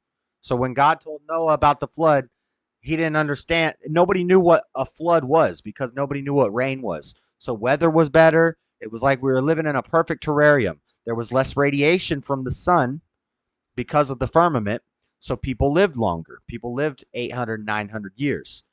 But then, once people started breeding with the Nephilim and being degenerates, God said, from now on, you're only going to live 120 years, and I'm going to bring a flood to wipe everybody out, except for Noah and his family. After Noah, we see much shorter lifespans. Other civilizations write about this. They call it the Golden Age, where people live 900 years. It's not exclusive to Christianity or the Bible. Most ancient civilizations wrote about a time when people lived 800 to 900 years. So, anyway, back to the Nephilim, the serpent people, the serpent. We got Revelation 16:12 through 14. Now, this is where it gets deep. The sixth angel poured out his bowl into the great river Euphrates. Remember, Fertile Crescent, Mesopotamia, Tigris and Euphrates River. Poured out his bowl into the great river Euphrates, and his water was dried up to prepare. And currently the Euphrates River is drying up, by the way, just so you guys know, to prepare the way for the kings from the east. And I saw coming out of the mouth of the dragon, and out of the mouth of the beast, and out of the mouth of the false prophet, 3 unclean spirits like frogs, for they are demonic spirits, performing signs, who go abroad to the kings of the whole world to assemble them for battle on the great day of God the Almighty. Frogs were coming out of the mouth of the dragon from the heart of the earth, which is Sheol. Jesus went down to the heart of the earth, which is Sheol, coming up from the Euphrates River, the beast, the dragon, the frogs. The frogs are going to the leaders of the earth and telling them what they need to do to get ready for God. If that don't sound like some reptilian mess for you, I don't know what does. I don't know. I'm just saying. The last Bible verse I got for you guys, kind of irrelevant to the reptilian people, but I feel like the reptilians, the giants, the Nephilim, the dragons, I feel like it's all tied together, and I feel like Agartha, Sheol, the heart of the earth, ties in with the same thing. This is a verse. When I talked about Agartha, I did not talk about this verse. This is Amos 9:2. This is God saying, if they dig into Sheol, from there shall my hand take them. Remember when I talked about the miners that were digging down and they heard screams, or when I talked about the Mayotte catacombs or whatever, and the class that got lost in the catacombs, and then there was a scientist that was going down through these tunnels and they saw a bunch of tall beings come up from a pit in the earth. Remember when I talked about that stuff? Well, Amos 9:2 says, if they dig into Sheol, from there shall my hand take them. So if you try to dig down too deep, you're going to get pulled down. You're going to get pulled down to the depths of hell, to Sheol, which is at the center of the earth. And then it says, if they climb up to heaven, from there I will bring them down. Now that's like a reference to the Tower of Babel. So if you try to climb up to God, you're going to get brought down to the earth real fast. Space travel. When you see these spaceships, stuff goes wrong in these spaceships. You know, I'm sure the first ship that tries to go to Mars ain't going to make it. It ain't going to make it. You know why? Because God ain't trying to. The angels, the Oraphim, and these rings of fire in space, these are the things that hold the planets in balance. The Bible talks about the angels hold one of the layers of the angels holds the planets in balance. God hangs them in the sky, and the angels hold them in balance. Keep them in orbit or whatever they're doing out there. The angels are in control of that. Humans don't need to be going out messing with that stuff. We need to stay on Earth. You don't need to be trying to dig down to Sheol. You don't be trying to need to tunnel down to hell, or you're going to get sucked into hell. And if you try to escape Earth and get up to God, he's going to bring you back down to Earth. And that's what Amos 9:2 says. Let me read it in its entirety one more time. If they dig into Sheol, from there shall my hand take them. If they climb up to heaven, from there I will bring them down. That's deep. That's deep. That's deep. That's the Bible thump. That's all the Bible thumping for you that I got for you. I told you it's deep. Let me see what chat's saying, and then we'll look into some other cultural examples of the reptilians. We got 17 viewers, only 13 likes. Hit that like button, guys. $9. Freddie probably saying some mess. Jalapenos is as crazy as I can get. Oh, those are easy. I know you can't handle heat like a real Mexican. Let's make a general rule not to address me unless I firmament like a mug. My chat keeps getting rejected though. I don't know. I have top chat on, so I don't know. How can you not like DJ and Paul? Mr. Matt saying service is unavailable. Here we go with the myth that lifespans decrease to increase, blah, blah, blah. Freddie don't know what he's talking about. Long life equals life on Venus. Hey, that's deep too, Mr. Mad. Didn't water also run in reverse before the pole change? I don't know about that. I'm ashamed to admit, but yeah, no spice hurts my stomach. We're preparing for a new pole change. These haters be so thirsty. Mr. Mad, C South. Yeah, I had to type my message. C South think Little Caesars is spicy. That's the river I was talking about, the Euphrates. Yes, the Tigris and the Euphrates. And the Tigris is drying up. And when the Tigris dries up, the beast is going to come out, the dragon. the four beasts that represent the powers on the earth. Yep. Oh, Yoda is on that list too. Little Caesar Sal. YouTube. Nice. If it has jalapenos, it's too spicy. What the? Did you see what I wrote? I had Little Caesars the other day. Pause. What'd she say? Did you see what I wrote? I was 9 months pregnant in this picture. Oh, she said I only get mushrooms and sausage.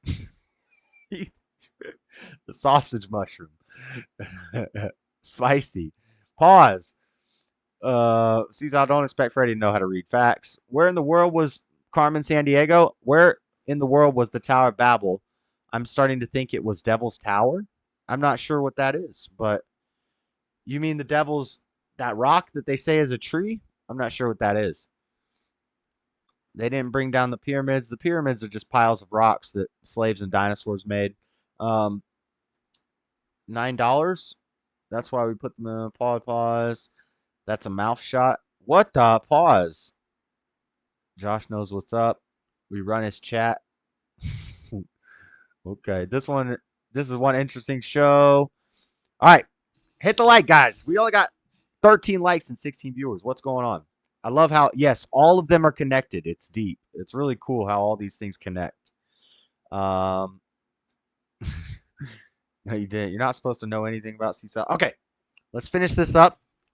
A little global anthropology about the lizard people. These are the Naga. I think we talked about the Naga or the Nagini. Shout out my Nagas. You know, I think we talked about the Nagas when we were talking about like mythological beasts and stuff. But these are basically like Asian serpent people, like Chinese serpent people.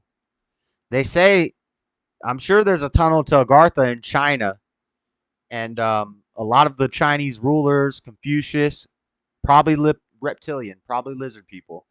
The Nagas, shout out my Nagas, are a divine or semi-divine race of half-human, half-serpent beings that reside in the netherworld. So, see, even these Asians know about Dangle, Agartha, or Hell, or Sheol, and can occasionally take human or part human form and are so depicted in art. A female Naga is called a Nagi or a Nagini. According to the legend, they are the children of the sage Cashapp and Kadru. Rituals devoted to these supernatural beings have been taking place throughout South Asia for at least 2,000 years. They are principally depicted in three forms: as entirely human, with snakes on the heads and necks, as common serpents, or as half human and half snake. Now, see, this is just like the biblical stories. This is just like the Ubanai Sumerian art. How did these cultures that are thousands of years apart, half the world apart, both make art? And you have to remember, like, it's not like Hunter Biden art, okay? When people used to make art, when people used to make these statues and these monuments and things like this was how they told stories. They didn't have written word. They didn't even have real strong languages. You know, speaking and talking and communication were much more difficult. But they express themselves through drawings in caves. That's what hieroglyphics are, just drawings, basically, little doodles, and sculptures and pottery, and they would put symbolism and things. And the fact that the Umayyad people, the Sumerian Umayyad people from 6500 BC, had similar ideas and sculptures to ancient Asian, South Asian cultures 4,000 years later, when there's no internet, there's no cell phone. They're both and all these cultures are talking about an underworld. They're all talking about these beasts and these creatures. They have no way to communicate with each other. They don't know each other. They don't have the internet. They can't call up a friend. It's kind of crazy. But this is tied to Hinduism. In Sanskrit, a naga is a cobra. The Indian cobra, a synonym for naga, is panin. There are several words for snake in general, and one of them very commonly used is sarpa. Sometimes the word naga is also used generically to mean snake. The word is a cognate with English snake, Germanic sneka, protaea. So from now on, that probably comes. Is that where the word, the N word comes from? Shout out my Nagas. What up, my Nagas? Yo, Freddie and Naga for sure. Africans were never in caves before. That's the stupidest thing I've ever heard. You have no idea what you're talking about, bro.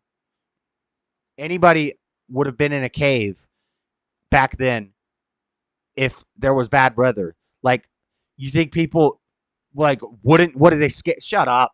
I'm not even gonna. Why am I responding to this idiot? This type of love. You'll never see a caveman. I know. Nobody's ever gonna see a caveman, period. Wait, what love talking about? I don't know what they're talking about. My question is, when is Fred making us mods in his channel? He made Jalen a mod. Did I mention Naga's stank? Yes. Yes. All right. So we've talked about biblically, we've talked about arts and sculptures, we've talked about world events, we've looked at video evidence of people turning into reptiles on camera. We got one last thing to talk about to wrap the show up. Let's see if I can get this all done by 11:30. This is a story that was from a newspaper. I think from the Los Angeles Times, LA Times in 1934. Check this out. Did you guys know that there is a underground reptile city underneath Los Angeles and that this was common news? Did this far out story of lizards below LA farther the conspiracy theory of the world ruling reptilians? Or is it just true? This map is an essential, this map right here. This map is an essential ingredient of a story that has Indiana Jones written all over it. Secret caves, a lost civilization, and above all, a treasure trove of gold in unimaginable quantities. Stubborn one, gold. Gold is involved also with the reptilians and Agartha. There's always gold involved. Stubborn one has talked about this. Gold. The James Webb satellite. Gold. It's made of gold. Gold is important, okay? A treasure trove of gold in unimaginable quantities, and all this in the ground below present-day metropolis of Los Angeles. Below are two extracts? Shouldn't be excerpts? From the LA Times of 29th January 1934, in the first of which reporter Jean Bosque details the incredible story of G. Warren Schufel, a mining engineer who had been told of the underground city and its treasures by a wise old Indian, had consequently located it via radio X-ray, and at the time was sinking shafts into the ground to reach it. And this could also explain why Elon was digging tunnels underneath LA. You guys think Elon was looking for the lost reptilian city and not really worried about hyper tunnels and transportation? He's trying to find the gold and the reptilian tunnel to Agartha? Could it be? Could that be why Elon was... I just came up with that off the top of my head. I just made that connection off the top of my head. The second excerpt explains the whereabouts of the punitive underground city on the map and provides the legends for a few photos showing Schufelt's hard at work. Needless to say, no such city has ever been found. Whether fully intentional or not, the hoax did leave us with this strange map of the supposed underground city, its tunnels vaguely laid out in the shape of a lizard. Interestingly, this article on Skeptoid, a website providing critical analysis of pop phenomenon, raises the possibility that Mr. Bosque's story may be the original source for the later conspiracy theories around humanoid reptilians controlling the world. Indiana Jones has fathered David Icke. So, here's the picture. This is the tunnels under LA. Gold, gold, gold, gold. I'm not really sure how it resembles a lizard. I don't see that. Let's read. Let's read the excerpts. This is from 29th of January from the LA Times, 1934. Lizard People's Catacomb City hunted. Engineers sink shaft under Fort Moore Hill to find maze of tunnels and priceless treasures of legendary inhabitants. Busy Los Angeles although little realizing it in the hustle and bustle of modern existence, stands above a city of catacombs filled with incalculable treasure and imperishable records of a race of humans further advanced intellectually and scientifically than even the highest type of present-day peoples. In the belief of G. Warren Schufelt, geophysical engineer, now engaged in an attempt to wrest from the lost city deep in the earth below Fort Moore Hill the secrets of the lizard people of legendary fame and the medicine lodges of the American Indian. It's crazy writing back in the day. So firmly does Schufelt and a little staff of assistants believe that a maze of catacombs, priceless golden tablets are to be found beneath downtown Los Angeles, that the engineer and his aides have already driven a shaft nearly 250 feet into the ground, the mouth of the shaft being on the old Banning property on North Hill Street overlooking Sunset Boulevard, Spring Street, and North Broadway. Legend supplies crew Schufelt learned the legend of lizard people after his radio x-ray had led him hither and yon over an area extending from the public library on West 5th Street to the Southwest Museum on Museum Drive at the foot of Mount Washington. I knew I was over a pattern of tunnels, the engineer explained, yesterday, and I had mapped out the course of the tunnels, the position of large rooms scattered along the tunnel route, as well as position of deposits of gold. I couldn't understand the meaning of it. Fire destroys all. According to the legend, as imparted to Schufelt by Macklin, the radio x-ray has revealed the location of one of 3 lost cities on the Pacific coast, the local one having been dug by the lizard people after the Great Catastrophe, which occurred about 5,000 years ago. This legendary catastrophe was in the form of a huge tongue of fire, which came out of the southwest, destroying all life in its path, the path being several hundred miles wide. The city underground was dug as a means of escaping future fires. The lost city, dug with powerful chemicals by the lizard people instead of pick and shovel, was drained into the ocean where its tunnels began, according to the legend. The tide passing daily in and out of the lower tunnel portals and forcing air into the upper tunnels provided ventilation and cleansed and sanitized the lower tunnels. That's deep. The legend states. That's like explaining how ventilation would work and how the rising tides would move the air, and I think all of that checks out. Large rooms in the domes of the hills above the city of Labyrinths housed 1,000 families in the manner of tall buildings, and imperishable food supplies of the herb variety were stored in the catacombs to provide sustenance for the lizard folk for great lengths of time as the next fire swept over the earth. City laid out like a lizard. The lizard people, legend has it, regarded the lizards as the symbol of long life. Their city is laid out like a lizard, according to legend. Its tail to the southwest, far below 5th and Hope Streets. Its head to the northeast. At Lookout and Marta Streets, the city's key room is situated directly under South Broadway near 2nd Street. Tablets photographed. They found tablets. Hills enclosed the city. Macklin said legendary advice to American Indians was to seek the lost city in an area within chain of hills forming the frog of a horse hoof. The contour of hills surrounding the region forms a design substantiating Schufelt's findings. And they got the lizard mountain in Ohio that looks like a lizard. And its head pointed to what used to be the North Star back then, before Polaris was the North Star. Schufelt's radio device consists chiefly of a cylindrical glass case inside of which a plummet attached to a copper wire held by an engineer sways continually, pointing, he asserts, toward minerals or tunnels below the surface of the ground.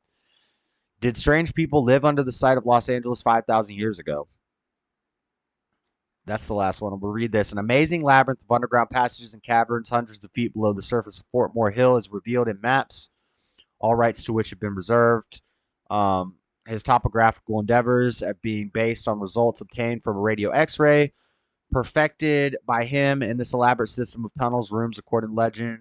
Okay, it's just kind of reiterating all the same facts. Yeah, it's just reiterating all of the same facts.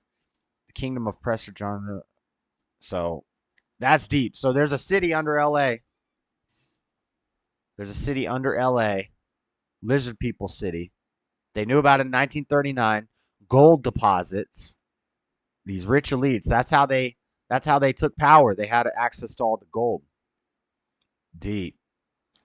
That's crazy. So I didn't really talk about the Anunnaki. This isn't like an alien thing. I know, like, Mr. Mab was kind of tying in the Anunnaki and the aliens and the orbits and all that stuff. That's not what I'm talking about. I'm talking about the Nephilim, the biblical lizard people, demons. These are These are from fallen angels mating with women, making more than just giants. But these are lizard people that protect Sheol and Argartha. And I'm not talking about ancient aliens. I don't believe in aliens. But I do believe in lizard people after reading all this.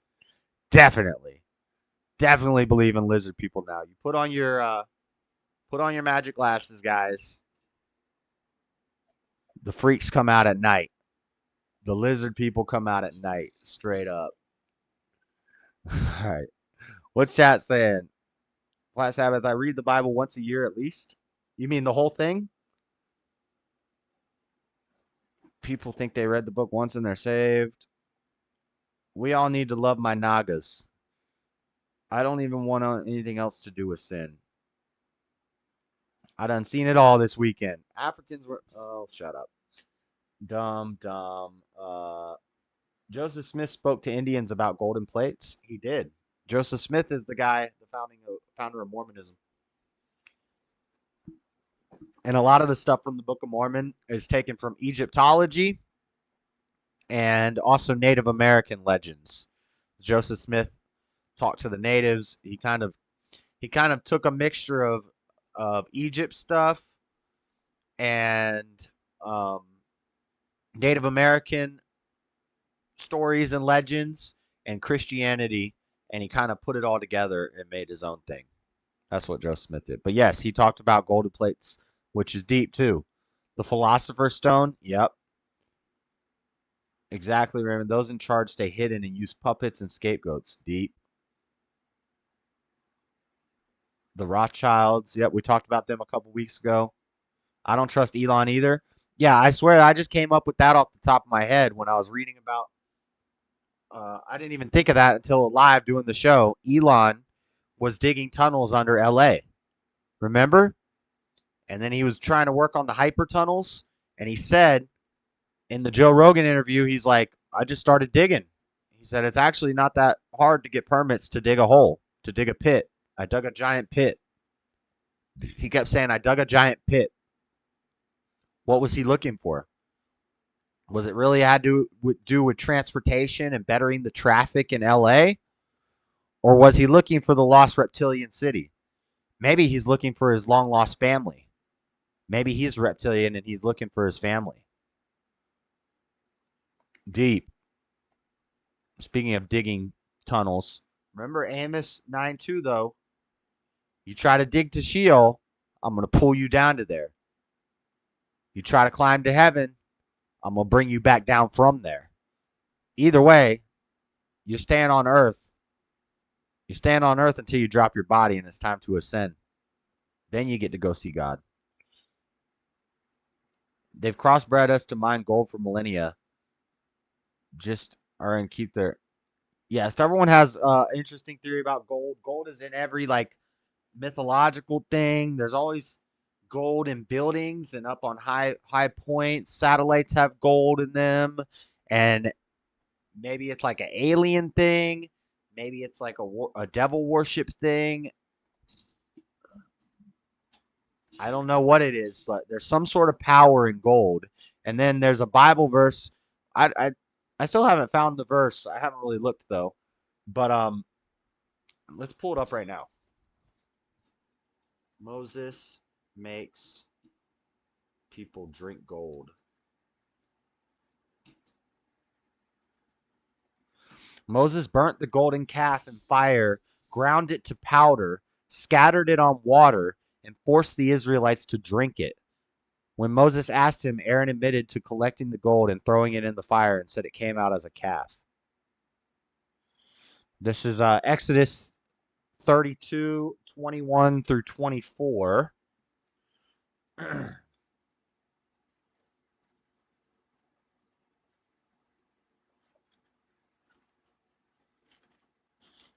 Exodus 32. 32, 21 through 24. And Moses said unto Aaron, what did this people unto thee that thou hast brought so great a sin upon them?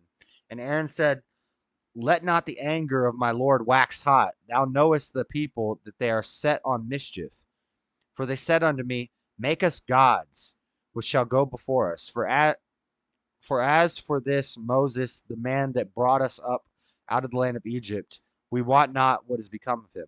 And I said unto them, whoever hath any gold, let them break it off, so that they gave it me. Then I cast it into the fire, and there came out this calf. And when Moses saw that the people were naked, for Aaron had made them naked unto their shame among their enemies, then Moses stood to the gate of the camp and said, who is on the Lord's side? Let him come unto me. And all the sons of Levi gathered themselves together unto him. And he said unto them, thus saith the Lord God of Israel, put every man his sword by his side, and go in and out from gate to gate throughout the camp, and slay every man his brother, and every man his companion, and every man his neighbor.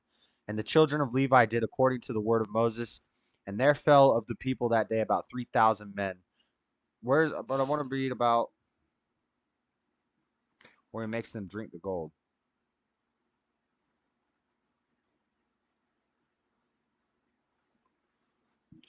When Joshua heard the noise of the people as they shouted, he said unto Moses, there is a noise of war in the camp. And he said, it is not the voice of them that shout for the mastery, neither is it the voice of them that cry for being overcome, but the noise of them that sing do I hear. And it came to pass, as soon as he came nigh unto the camp, that he saw the calf and the dancing, and Moses' anger waxed hot, and he cast the tables out of his hands, and brake them beneath the mount.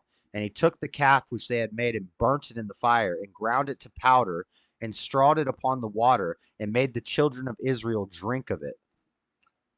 So, that is a Bible verse, stubborn one. That is Exodus 32. You can read 17 through 30. And you find all about the Levites. They were worshiping the calf. Moses did not like that, because God had said, do not make any engraven images and put no other gods before me. And they were worshiping the calf. So Moses broke up the calf, made it into a powder, put it in the water, and told them to drink it. He said, you want to worship gold? You want to worship this calf? Drink it then. Drink the gold. That's deep. That's deep. Polaris has always been Polaris, yes, but Polaris has not always been the North Star, Flat Sabbath. Yes, sir, Thurman. They've crossbred us to Mongol. That's deep, no pun intended. Probably connected to the tunnels in Laurel Canyon. The Nephilim were the Anunnaki. You think so? Interesting. Okay. See, I don't know a lot about the Anunnaki.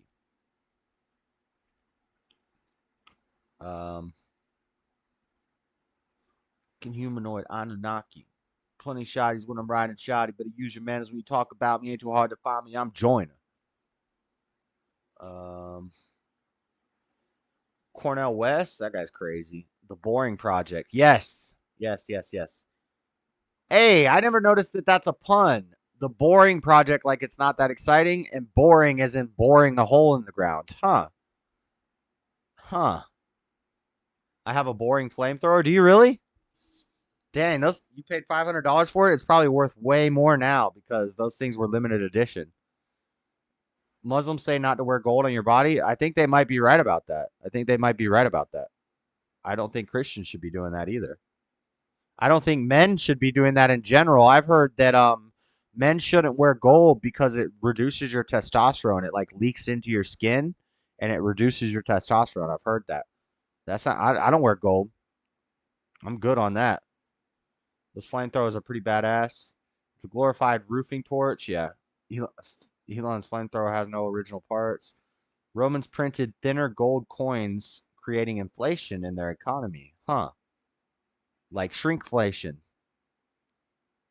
You bought one, Mr. Mad? Muslims say men should not wear gold. They don't say why, however. Modern studies have found that gold can affect male fertility. See? Stubborn one knows. The original parts are the plastic crap. It's literally someone else's flamethrower. I used to sear some pork tenderloins. You used the flamethrower to sear pork tenderloins? You read like Simple Jack? Okay. Yeah, please demonstrate better reading than me. Please do. There's a company that makes unbarreled attachment called Pulse. They made that idol real quick. That never Also, when they were whining about not having meat to eat after being set free from slavery, God got mad at the whining. Yeah, then didn't he send so many pigeons or quail? He sent so much quail that they were throwing up from their nose because there was too much quail to eat, and it was just piling up. Only, I'm not even going to read this moron's comments. Now we have Hollywood idols. They aren't made of gold, but they wear a lot of it. If Polaris wasn't the North Star at one time, then what was? Let me look it up for you.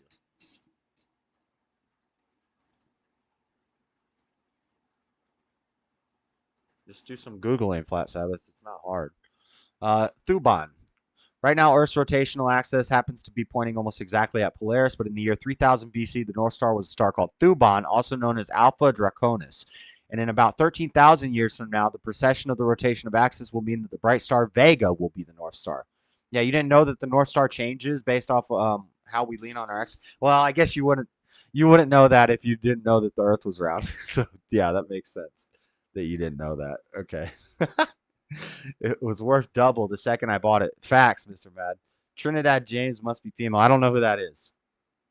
It's about fertility. I trust everyone knows knowledge. BY stays pregnant. Yep. Check your Discord in a second. Yes. And while they were eating the quail, God struck them. I think they died. Dang. Let me check the Discord. We're done with all the lizard people stuff, guys. I wanted to wrap up by 11:30.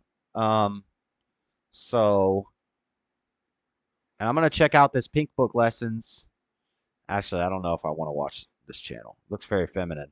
The Pink Book Lessons. I might check out like one of their videos, but looks very feminine. Which is fine because Seesaw's a lady, but I don't know if I'm going to watch it. Let's see what Senor Rabia sent us in the Discord. What am I looking at? What am I looking at? I'm checking my Discord right now. What am I looking for?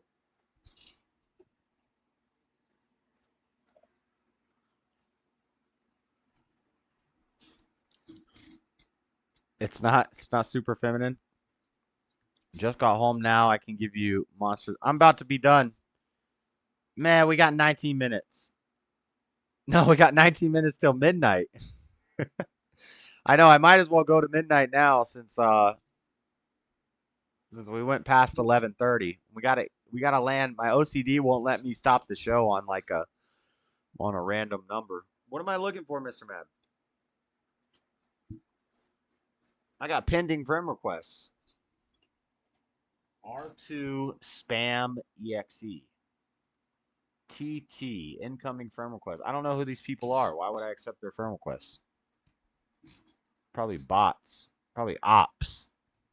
Gotta watch out for the ops. What am I looking for? Mr. Matt, what am I looking for?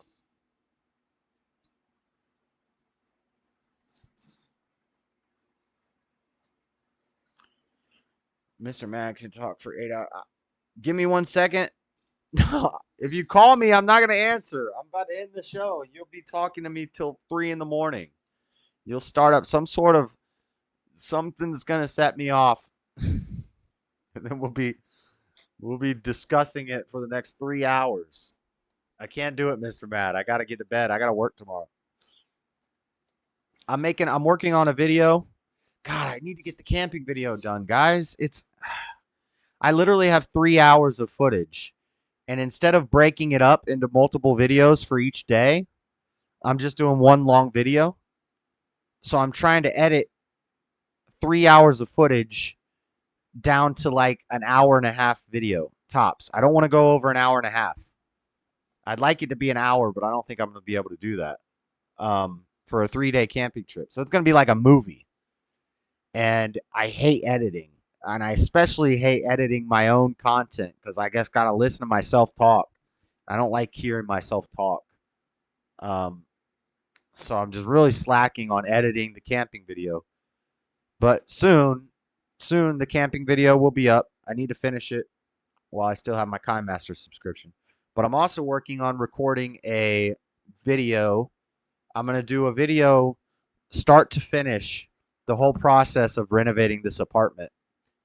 And I'm going to try, I'm doing real short clips. I'm going to try to have it be a fairly short video from what the apartment looks like, the demo, the drywall, and putting a whole new bathroom in, whole new kitchen in, new flooring, paint, drywall, everything. I'm going to do start to finish a crappy old apartment to a nice modernized new apartment.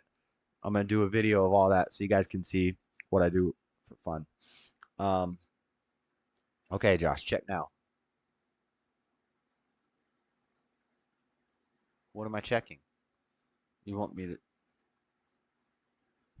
What the fuck is that, Mr. Mad? Looks like penis. What the...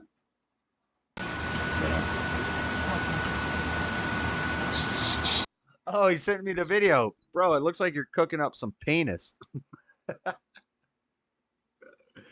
If y'all think I'm kidding, I'm about to put it on the screen.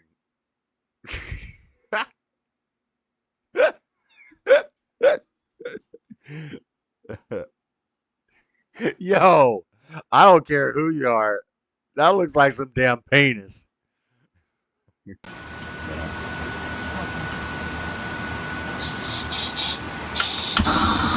Dang! Add the finishing touches.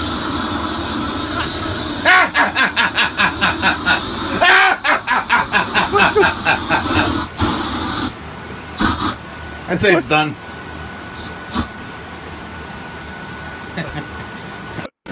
What the heck is wrong with this guy? That's awesome. Yo, that's an epic ending. It's a feet video collection.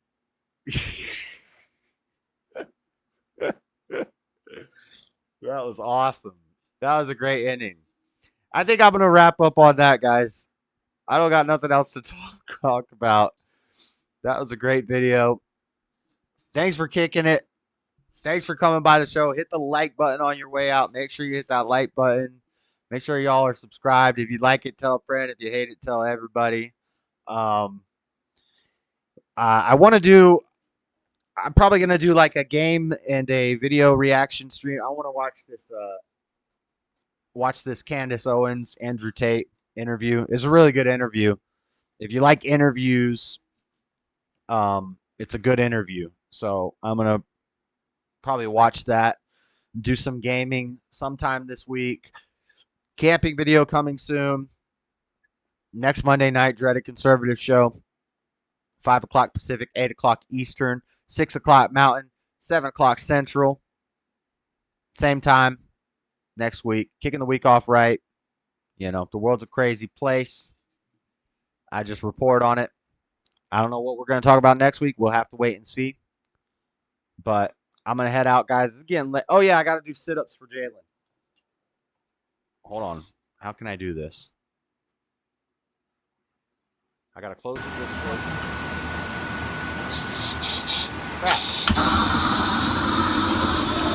Add the finishing touches.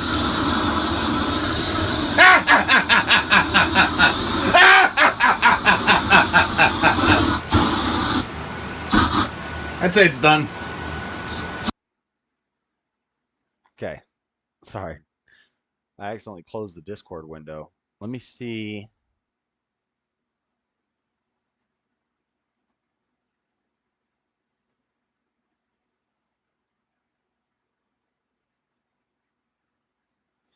I don't know.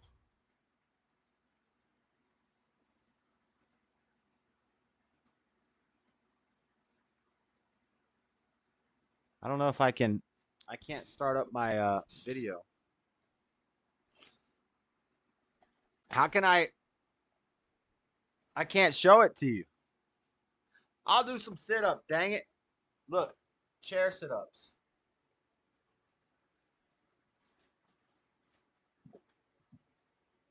Whoa! Holy crap, this thing lays back. Whoa! Dang, I didn't know how far this thing laid back. What the heck? Yo, that's not normal. Is this chair broken? Did I just break my chair? Whoa! This thing lays back far. Holy crap. Whoa! I'm gonna flip. I'm gonna flip out of the chair. Oh, I'm gonna flip out. Oh!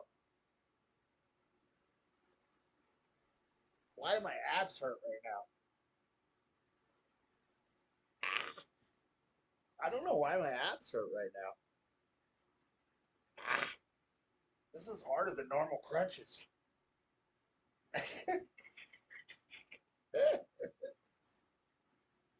I'm trying to think. Oh, you know what?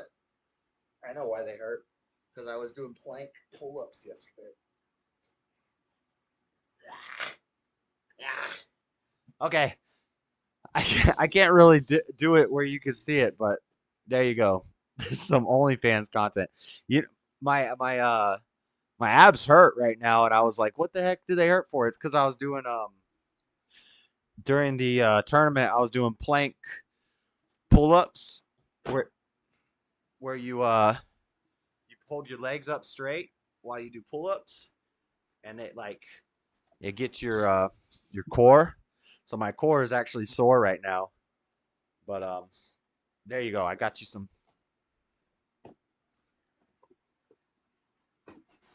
I got you some pull-ups, and I think I broke my chair. I think I just broke my chair. I'm gonna have to fix my chair now. I'm gonna have to tighten up these bolts. I think my chair is broke.